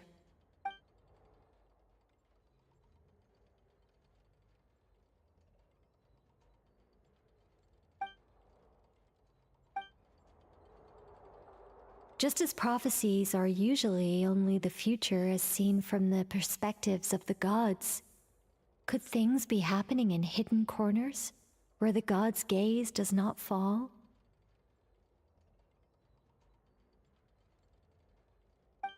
Ultimately, fate shall serve as your only guide, no matter.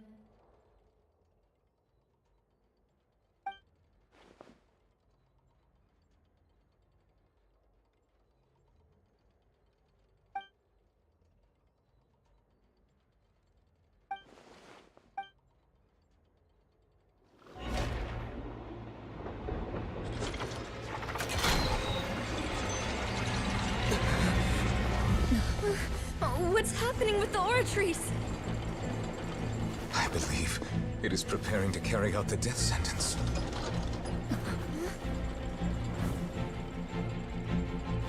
Farina!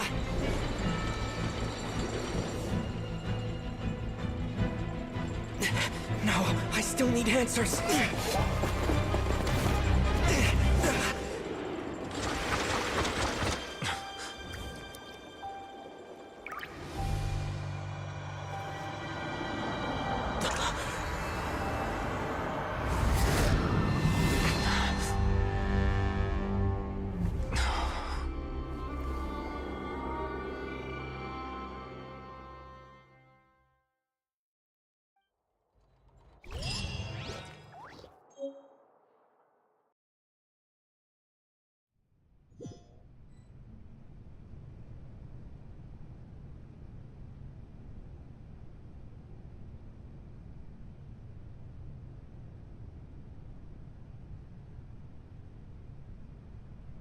You... Sorry. That shocked expression on your face is just too amusing. I couldn't help myself. You are not Farina. Who are you? Ah, the sweet sound of bewilderment. Marvelous. A sure sign that my attempt to deceive everyone was a resounding success. But to answer your question, I am Focalor. You know, the god. Focalor? Why did you deceive us? Oh, that wasn't my goal, of course. Goodness, no.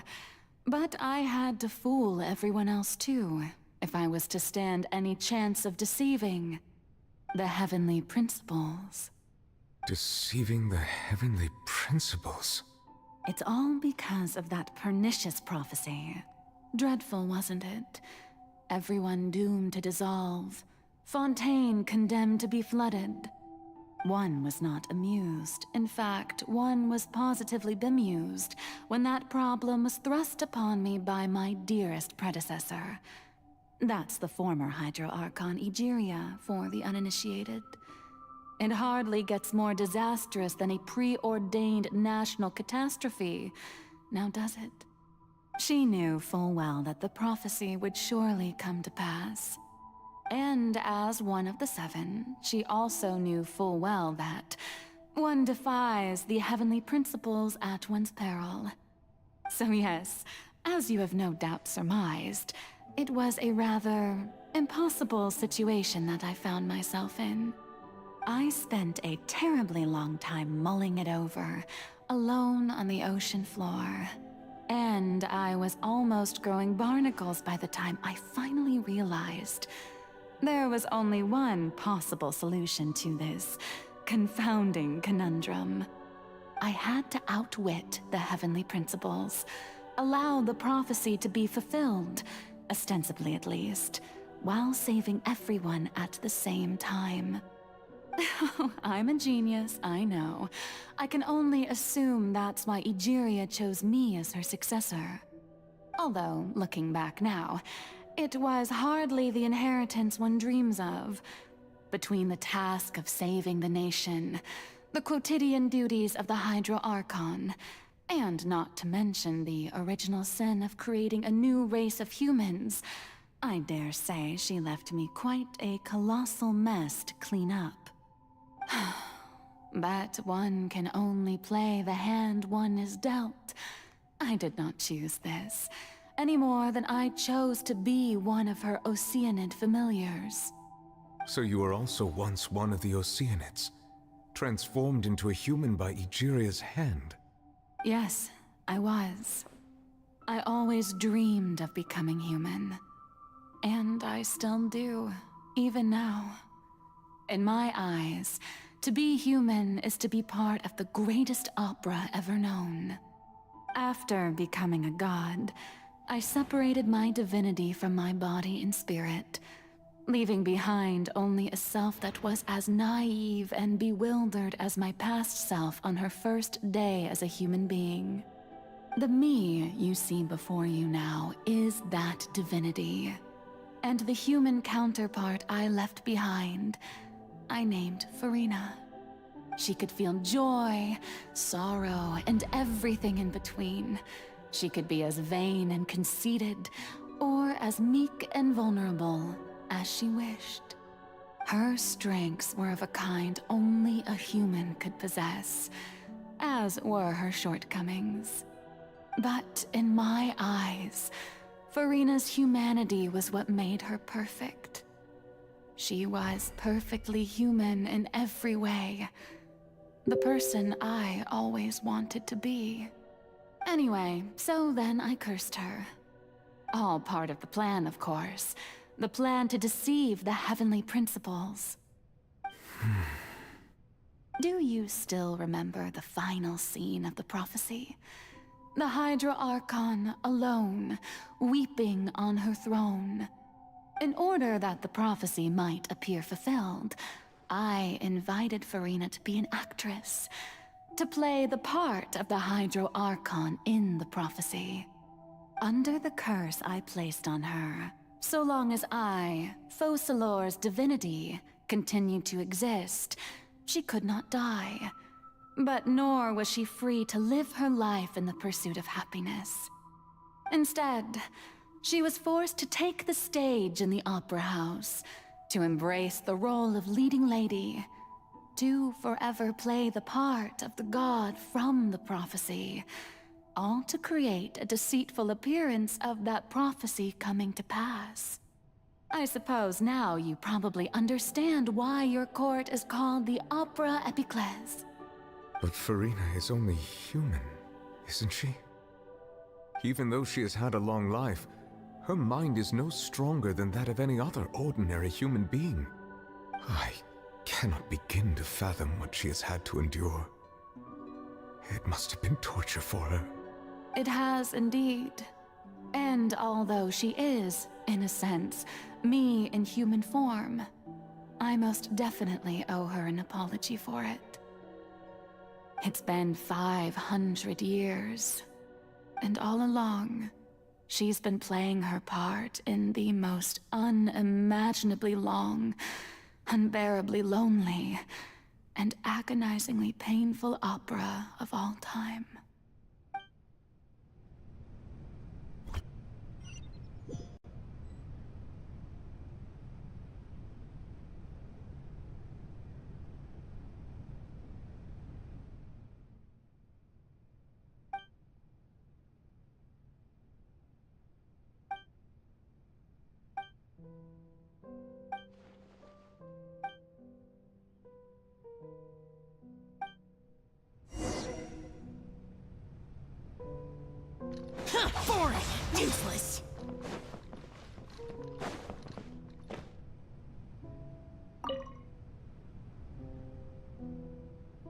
So, who permitted you to come onto this stage? Now, I understand your admiration for my august self, but I must ask you to keep to the rules. All right. It is not my intent to reprimand you. There is no need to state your name. Just be off with you. Do not distract me from my... Oh, do not jest. Can you not feel it? I am Focalor. The eyes of countless Fontainians are upon me. I must, at all times, display the utmost elegance and nobility.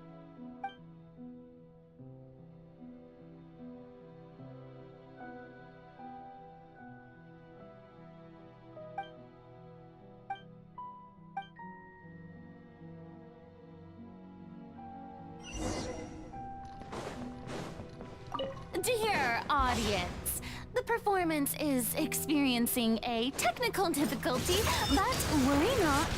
The guards shall resolve it soon enough. Useless. Worthless.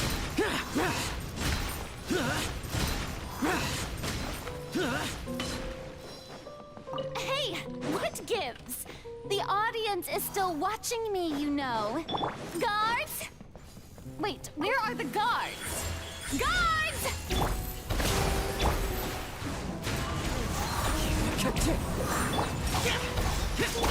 Nothing lasts forever. Right now.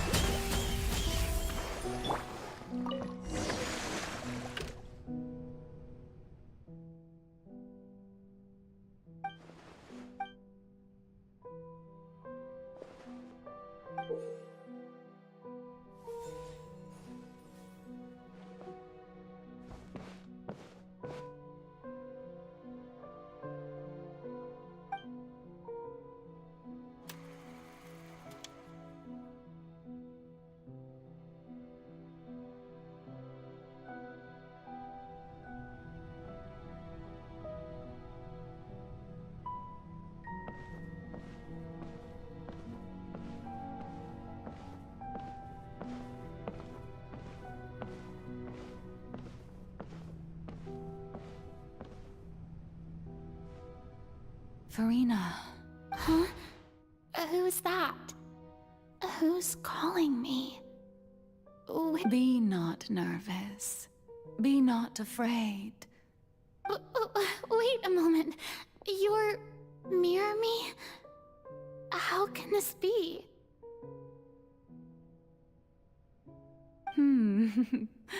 Mirror you, huh? You know what? That's not bad.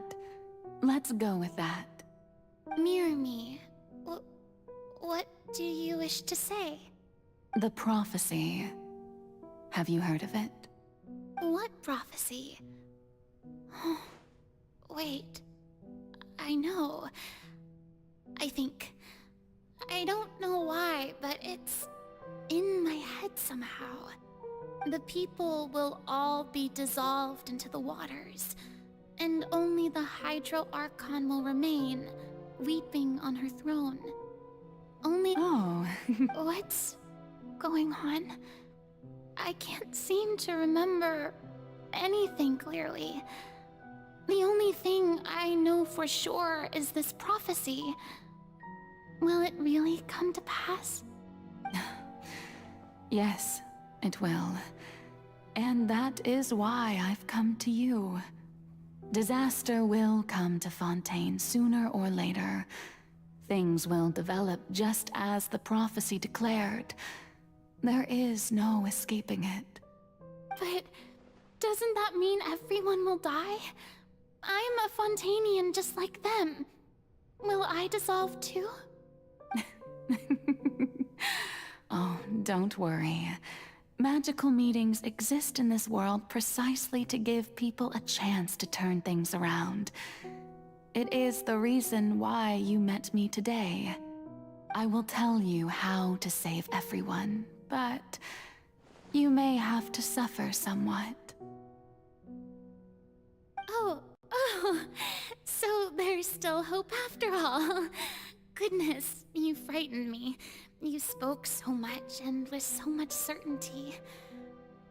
As for the suffering, well, I will admit that the first thing that came to mind was, why do I have to be the one to suffer?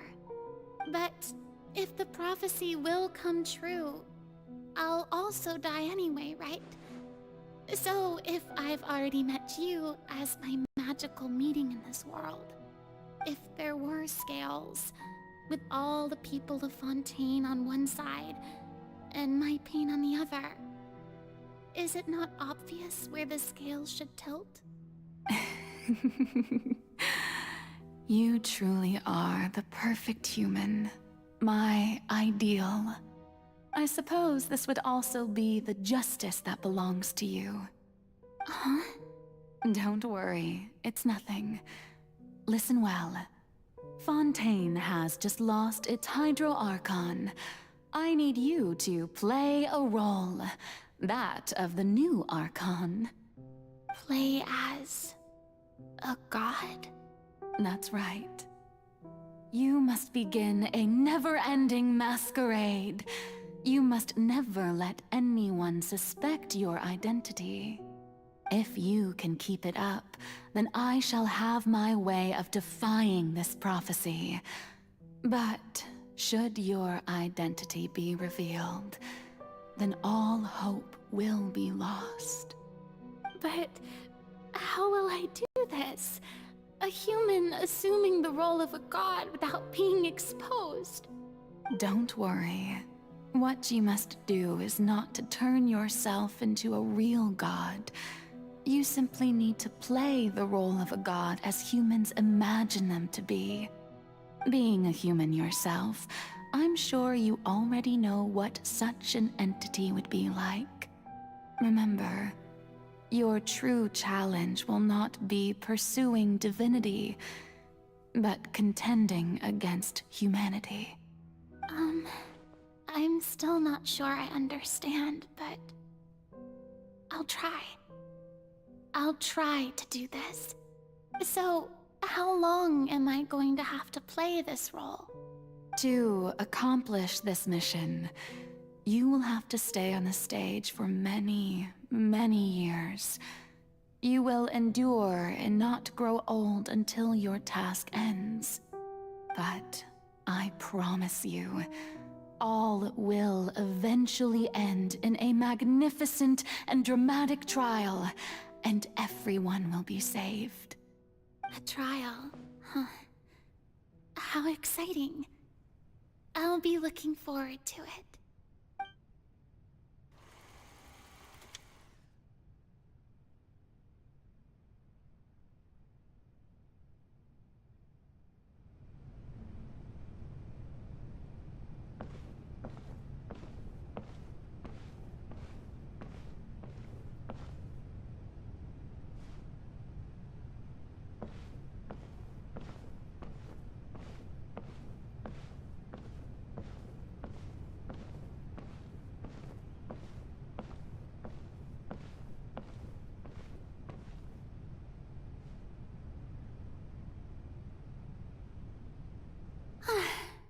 The Maison Cardinali. What should I say to most of...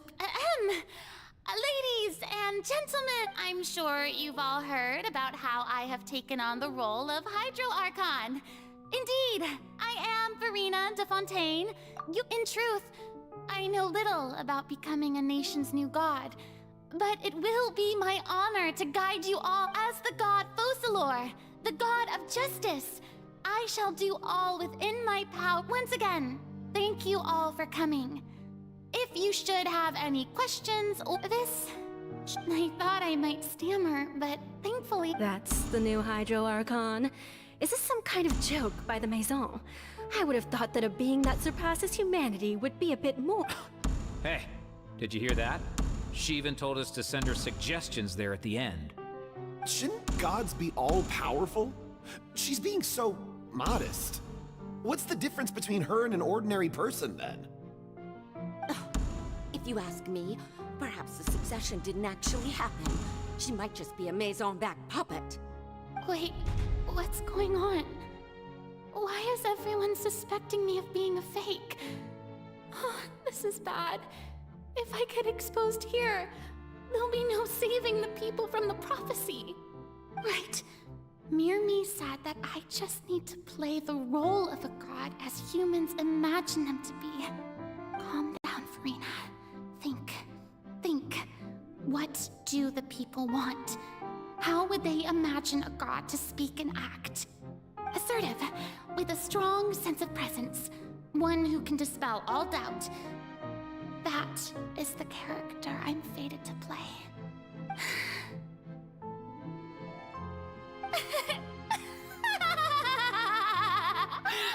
Oh, very good, my people.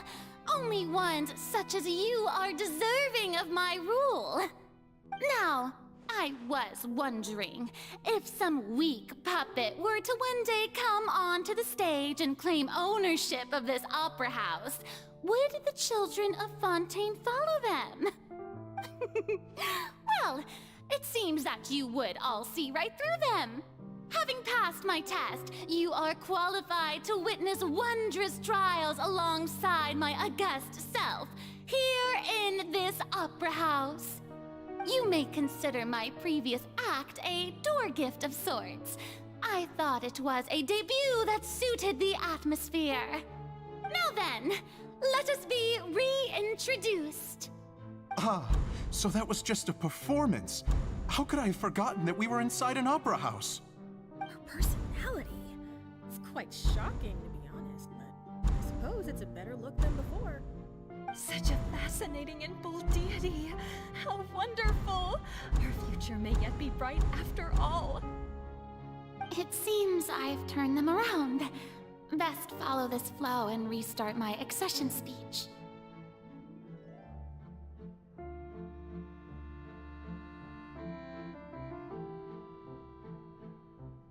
My dear people, whether you acknowledge me or not, whether you trust me or nay, I say to you, keep faith in your ardor for justice. We have heard it said that this nation's sins can no longer be washed away. Well, I say that justice is most fragrant when it blooms amid sin.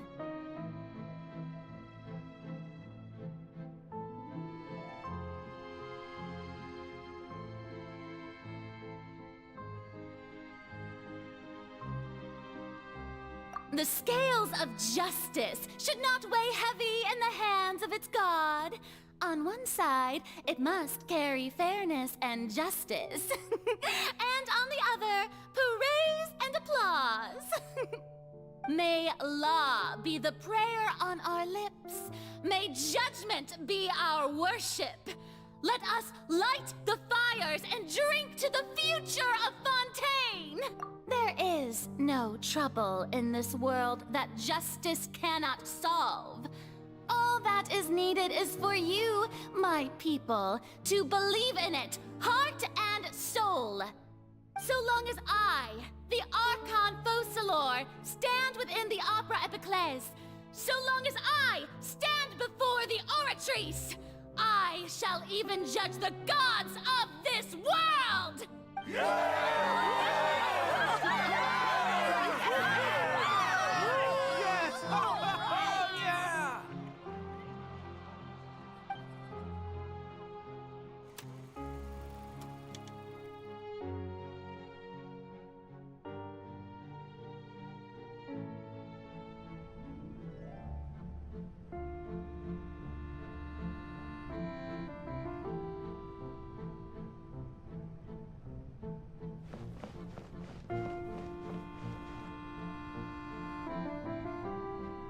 Lady Farina, here are today's case reports, as well as a summary of the follow-up for your perusal. Come now, was I not just at the Opera House in person? Leave these kinds of things to Neuvillette. Besides, none of these trials were the one that I'm looking forward to the most. If I may be so impertinent, what kind of trial are you truly looking forward to? A magnificent, dramatic, and wondrous trial. A trial to end all things.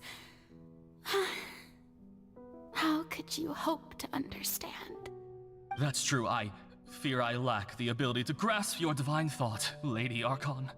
No need for fright, and do not take what I said before too seriously. Go now, do your duties. The trial I await. It will come one day.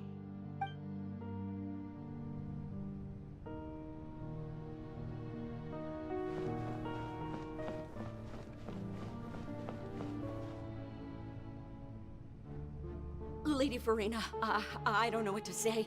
No need to thank me. Or rather, thank your own sense of perseverance instead. Long have you stood in line to meet me, have you not? All right. Deuteria, is it? You remember? He is doing much better now.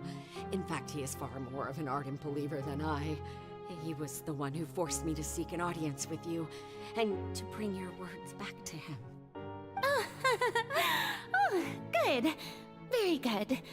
If this should happen again in the future, please do not hesitate to come and tell me. Going down to citizens' homes every so often, while not usual practice, should serve as a fine change of pace. You're such a gentle and wise god. Thank you once again, on behalf of my son.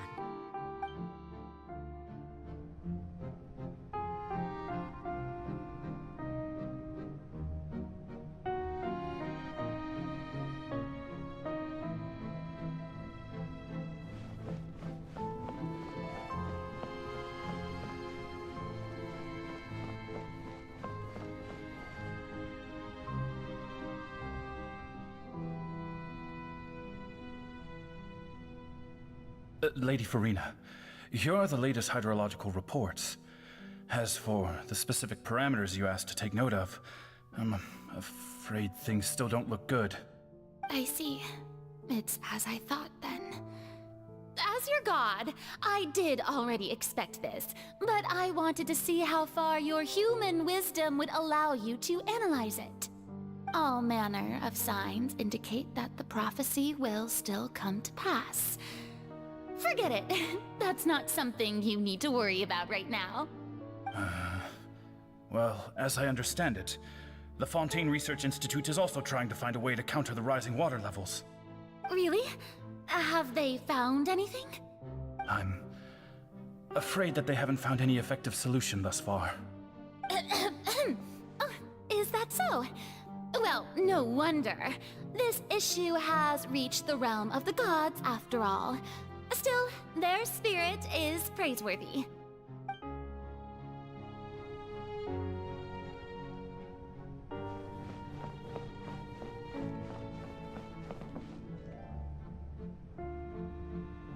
The day is finally over. I haven't had a moment to breathe this whole time. But it's good to see that everything's getting on track. There are no longer any voices of suspicion. Maybe this is fine. I just need to keep going, and everyone will be saved. All right, Farina, don't think too hard about this. You need rest. Tomorrow's a new day.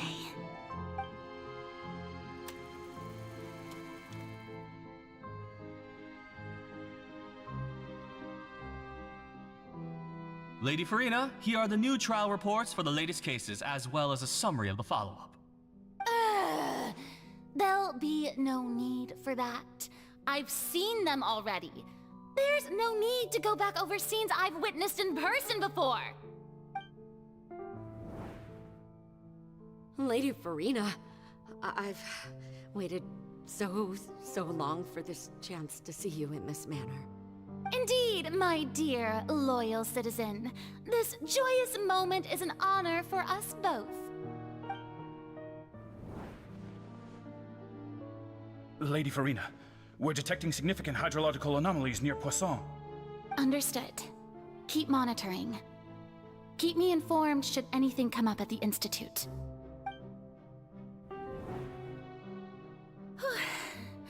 I don't think I let anything slip today. I must show the people that there is nothing to worry about. I just don't know when these days will end. feel utterly exhausted. Best to rest early today, too.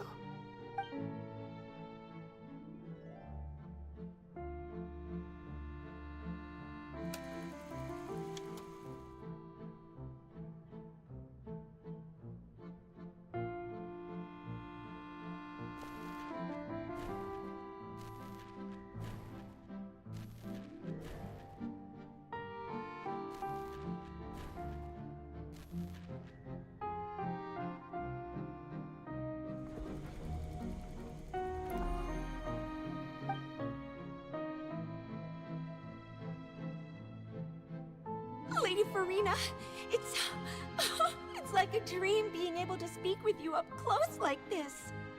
I've heard that the first member of our family who was honored to receive an audience with you was Madame Dioteria, almost 20 generations ago. And what a fine family yours is indeed. It brings me great joy to meet such a faithful believer. A descendant of a line most ardent. Surely you exaggerate, Lady Farina. My lady? What is it, good citizen? Oh, are you crying? Uh-huh. Oh, really now? I didn't even notice. This must be the overflow of hydro from my person. Well, can't quite help being the god whose dominion is the waters, can I? No wonder. No wonder. A manifestation of your power, then. Oh, Archon, I am honored to have witnessed it. Honored indeed.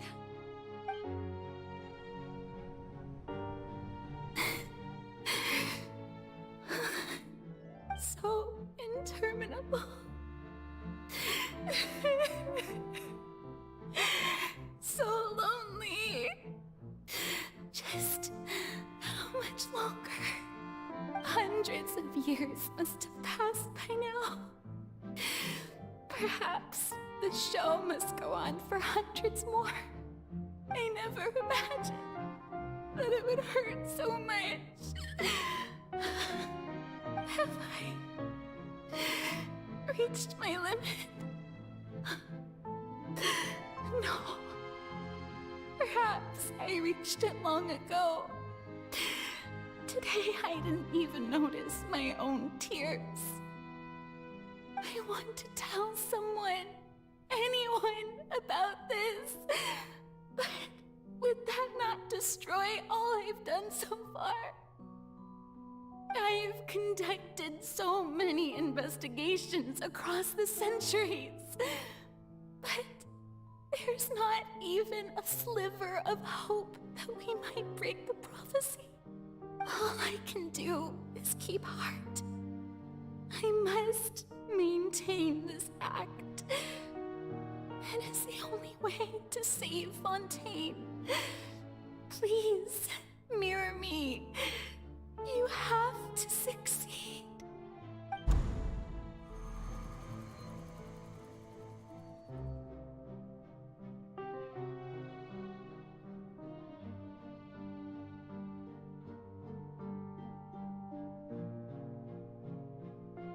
Farina, you don't have to shoulder this burden alone. Although I don't know what you might be keeping from everyone. Your people are more than willing to share your burden with you.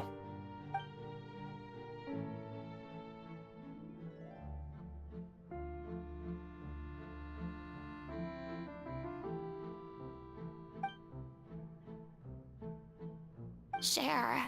That's impossible. It was fated right from the start that this would be my duty alone. But even if your burden doesn't need to be shared, you can still choose to confide in someone. Just share it with me. I'm what you'd call a witness. A witness?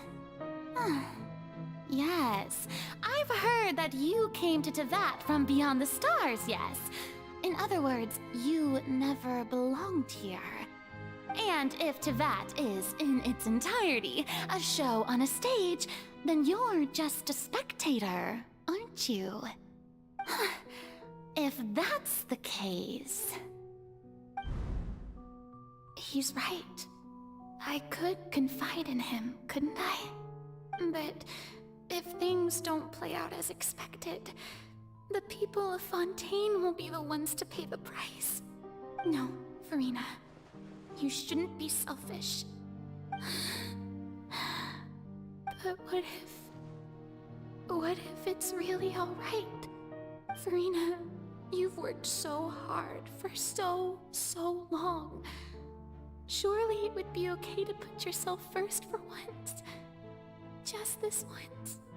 Is it such an outrageous thing to do anyway? To find someone in whom you can confide your frustrations and sorrows? Surely it could not hurt. If you let this opportunity slip through your fingers, it might never come by again. Think about it long and hard.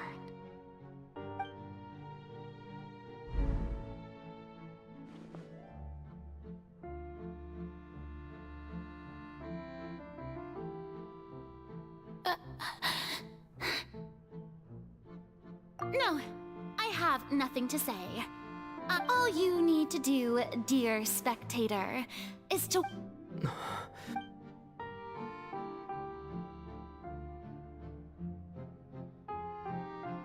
Fine.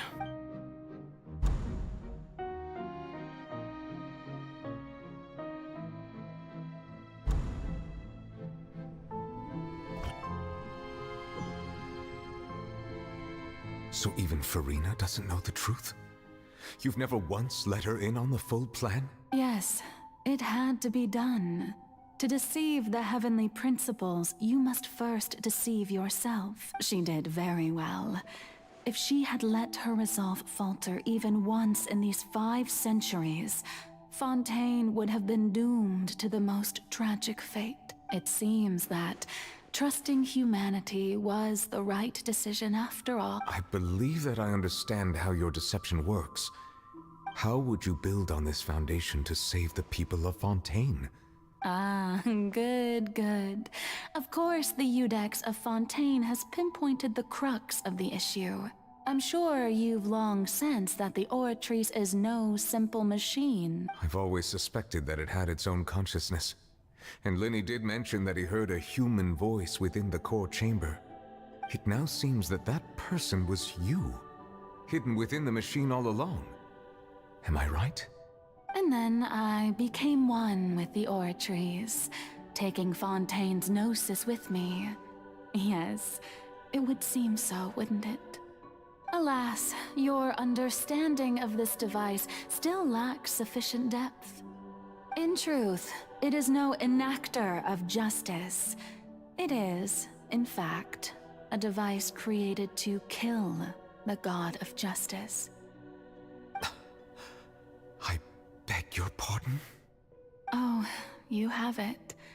And to be more precise, not only will the Oratrice take down the god of justice, it will also take down the divine throne upon which she has been placed. I mean, did you think I would be the sort to enjoy peaceful repose while Farina suffered? My work over these last 500 years has been to constantly accumulate indemnitium within the Oratrice. But really, some have already discovered that only a small fraction of the energy generated by the device was ever used to provide power to Fontaine. The vast majority had to be, accumulated to enact this death sentence. It was all a part of your plan then? Both the trial and the sentence? Indeed. This power, accrued over 5 centuries, could have sustained Fontainians for millennia, had it only been used for that purpose. Almost all of it has now been stored within the Oratrice. But only power of this magnitude could hope to destroy the Hydro Archon's divine throne, shaking the rules established by Celestia, and breaking through the institution that is the Seven. So the Oratrice's call for death was for neither Farina nor Focalor, but for the Hydro Archon. The destruction of that divine throne. If I do not misunderstand your intent, you must be... Returning what's rightfully yours to you, of course. In other words, this was all done to return the authority of the Hydro Archon to the Hydro Dragon of this planet. But...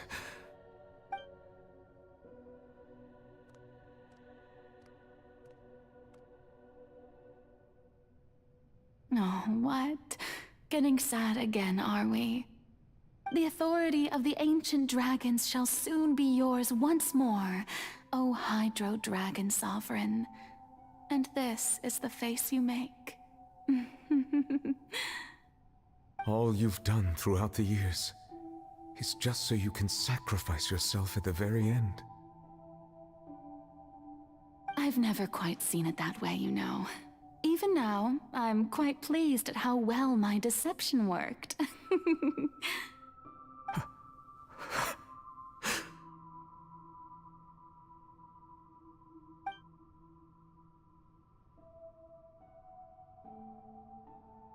Hydro Dragon,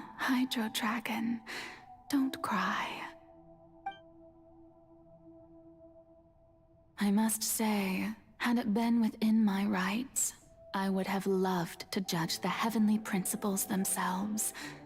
Were they not guilty of essentially the same crime? Egeria stole the power of the primordial sea, and the heavenly principles stole the power you ancient dragons possessed. I, for my part, am the god of justice. And is it not just that your original powers should be returned to you? Speaking of justice, I have always believed that justice lies in the process of pursuing human existence itself. So, if the theft of the primordial sea's might was Fontaine's original sin, then, leaving matters of procedural right and wrong aside, the descent of the Fontainians as humans and their right to exist in this world would be Fontaine's original justice. In other words, existence was Egeria's justice, and to me, justice is the continuation of that existence. Defying the prophecy and ensuring that Fontaine's people shall live on, that should be the justice enthroned over all others. At this point, we, whether it be myself or all other Fontainians, have shouldered the burden of this sin for far too long. Iudex Nervilette, the highest judge in our land, when you regain your full power as an elemental sovereign, what verdict shall you pass upon us? So when I was invited to the court of Fontaine to serve as Iudex, I see now that that was your idea too. At last, I now understand the true purpose behind this position. In the beginning, I was uninterested in human existence. But these 5 centuries of living alongside them have gradually brought about mutual understanding between us. And I have even attempted to feel as they feel. You are a devious one, Focalor. Things being as they are, surely you know that I could never declare them to be guilty.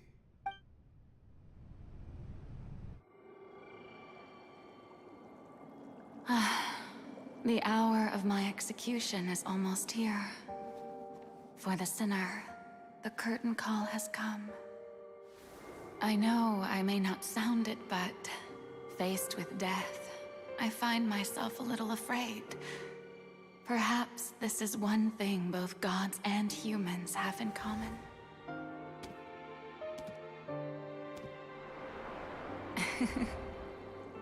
Farewell, Nervilette. I hope you've enjoyed the part you played these 500 years.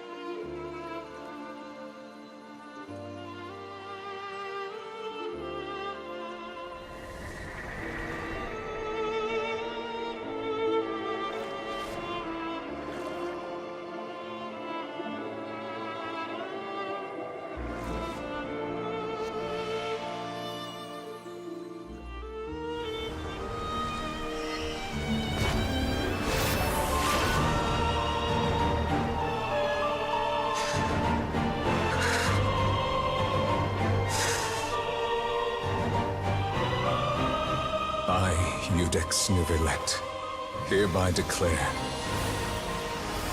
people of Fontaine, your sins are forgiven.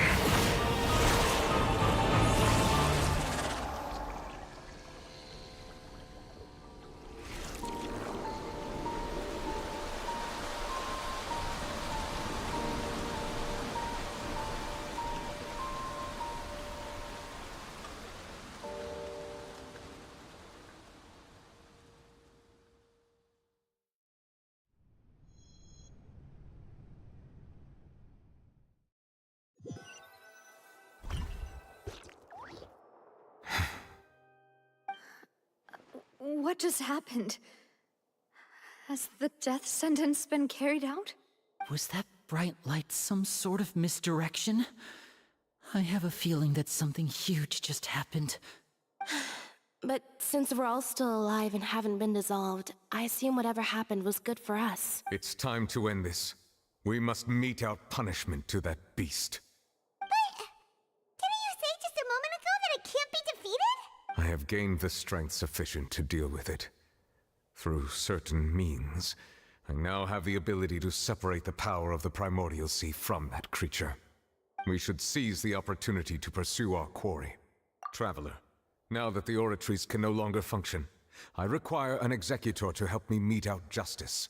The root of the calamities befalling Fontaine, the beast that enacts the prophecy. Its name is the all-devouring Narwhal. Come with me, traveler.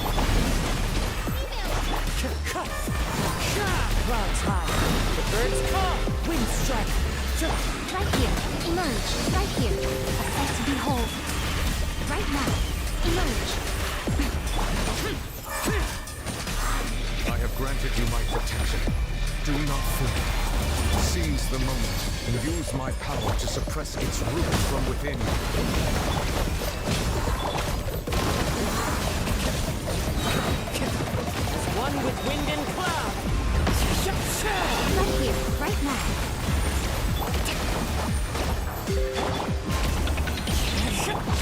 Useless! Disappear!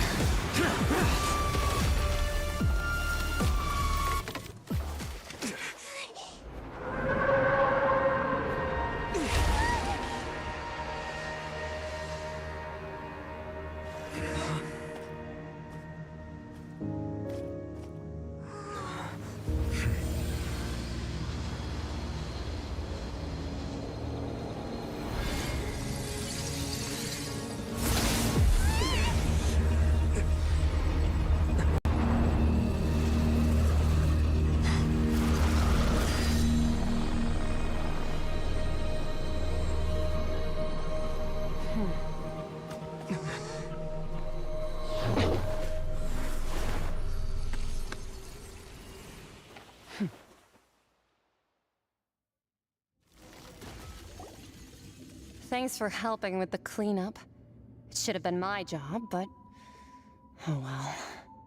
It was just supposed to be a short private training session for me. I didn't think that my disciple and my master's pet would start brawling in the meantime.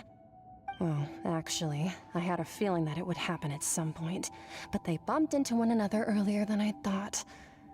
What a blunder. I suppose I'll have to swing my sword 3 million times as penance. That power. Who are you exactly? Paimon has an idea.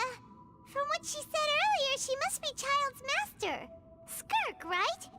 It's just that he gave us the impression that she was the less talkative person. I simply did not have anything to say to the weak.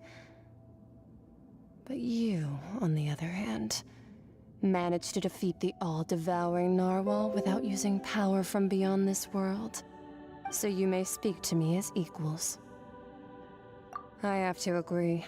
It's a strange use of a planet's primordial waters just to raise an all-devouring narwhal. That kind of power is wasted on it. It's not cooperative. It eats too much. And I have more important things to do with my time than pet sitting. The only thing that creature has going for it is its looks. All in all, it fails as a pet. Miss Skirk? I think you might have missed the point. The point being? Well, being that this pet almost destroyed an entire nation. So what sort of person is your master? Well, Child's master's... Oh, right. So you don't know him. Sorry, I assumed you did. His name is Sertologi.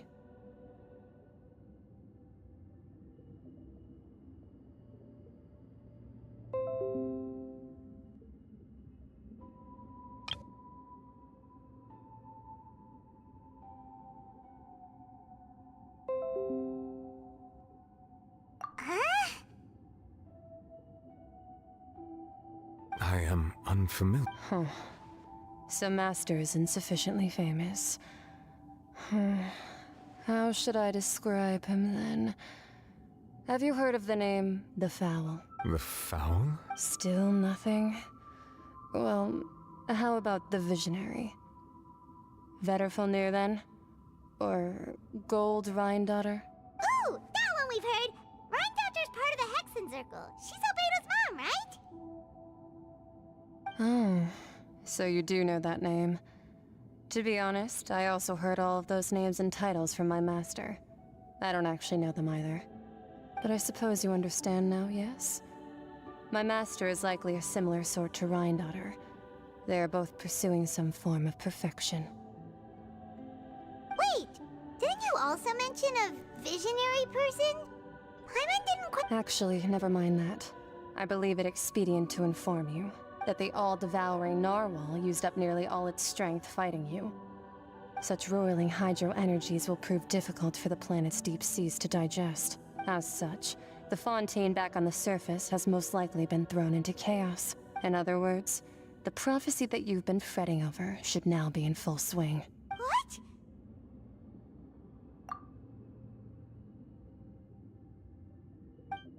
Not to worry. Focalor has already managed to deceive the heavenly In the end, the people will all be dissolved into the waters, and only Farina will remain. weeping on her throne.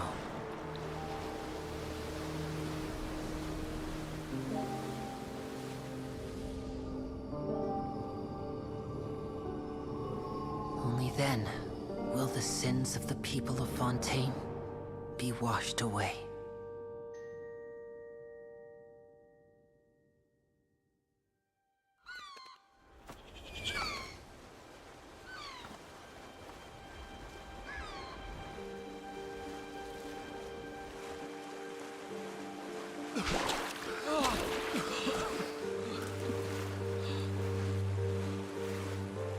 Hey!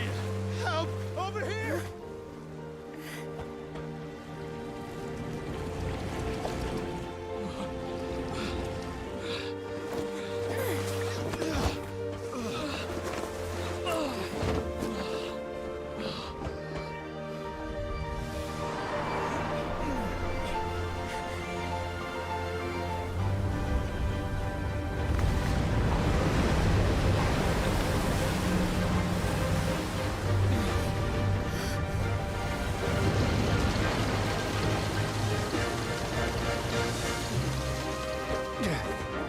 All hands, initiate emergency rescue!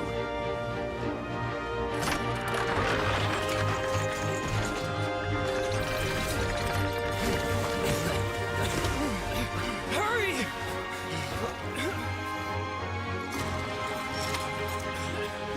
Hey, lend a hand!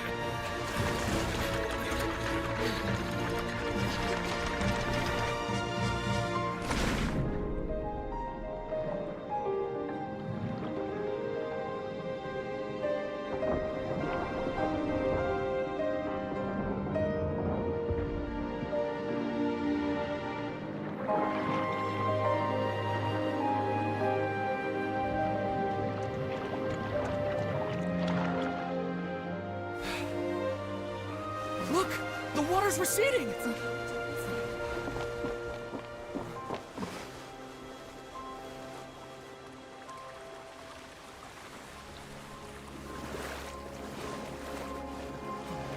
It's a miracle! Water's receding. We didn't dissolve. The prophecy was wrong. The prophecy was wrong.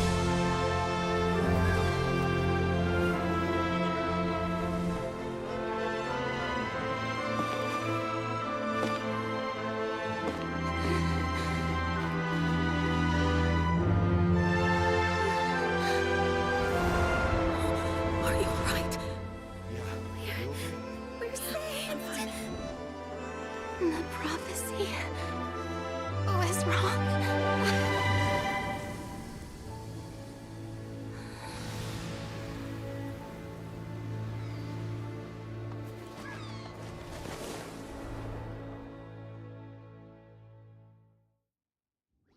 Reduced to just stand.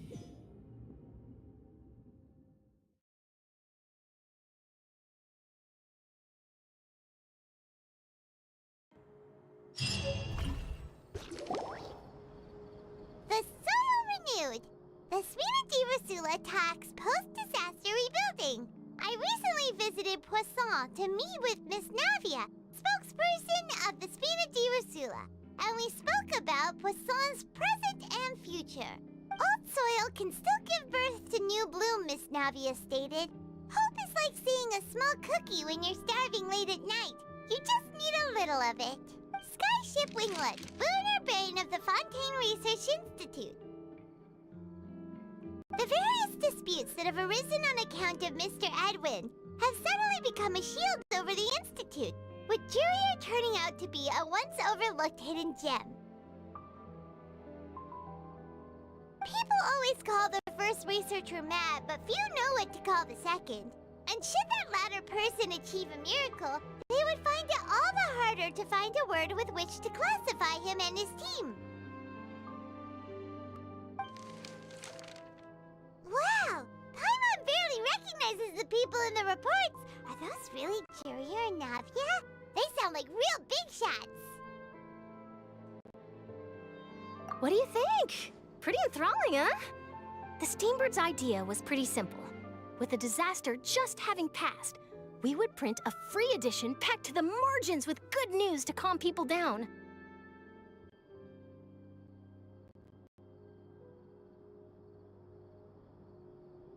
value for these big scoops lies in their inevitable follow-ups. We'll publish further reports and go into the stories behind those people. Edwin's assistant, Jurier, created a true flying ship, while Navia is leading people in the reconstruction of their home. I'm sure that these stories could draw even your well-traveled eye.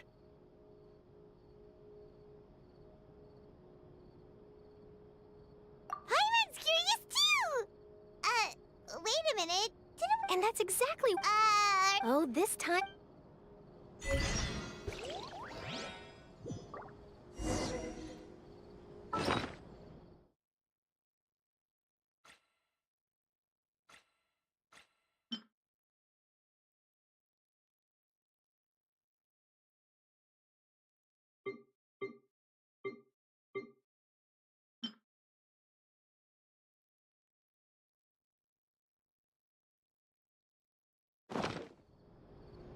The damned will sooner die again than lay a hand.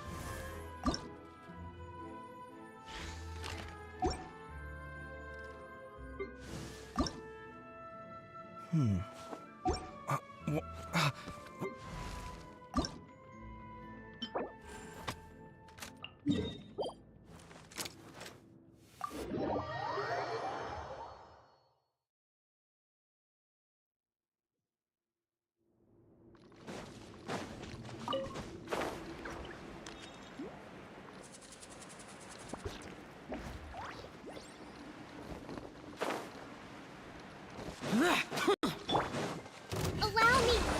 Time to wind strike! Fallen leaves, adorn my night! Emerge!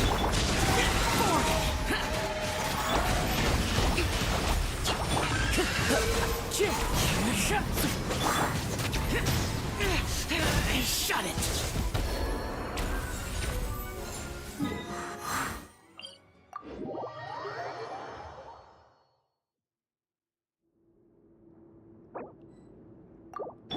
Hold the line!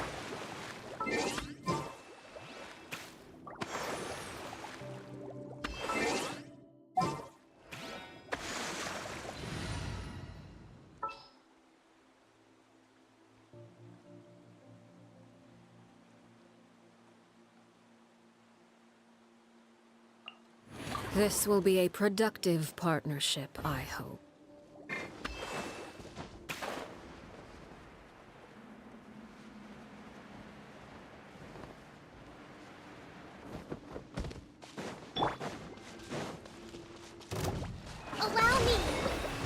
Wind strike! Clouds high! The birds call! Overruled.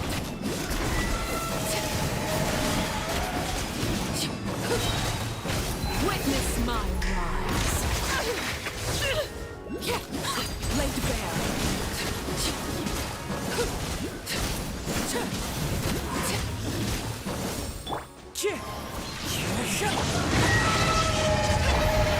That hurt! Go!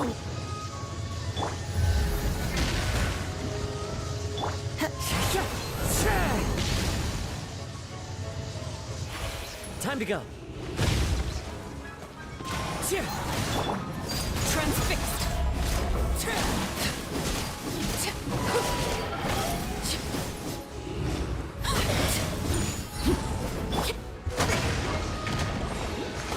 Hold the line. Torrent, bring refuge.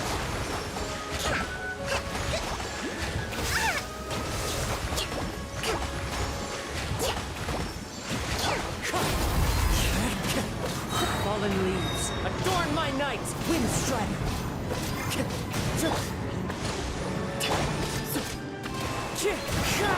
I'm always watching. Right here, right now.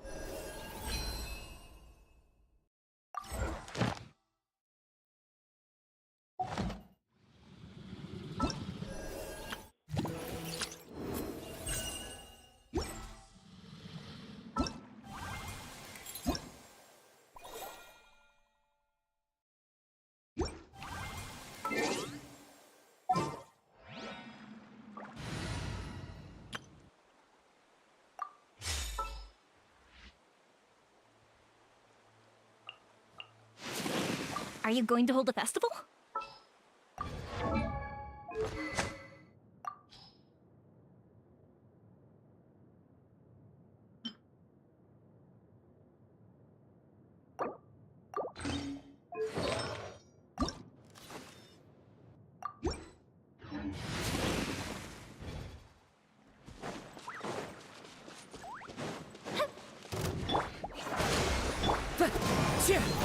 Right here, emerge.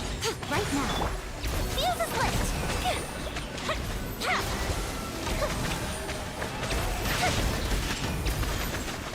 Couldn't count. Gotta watch it. Here come the fireworks.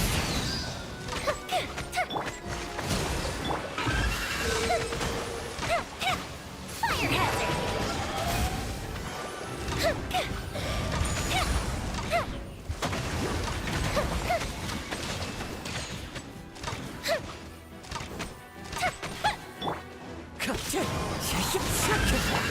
Allow me. Emerge, right now.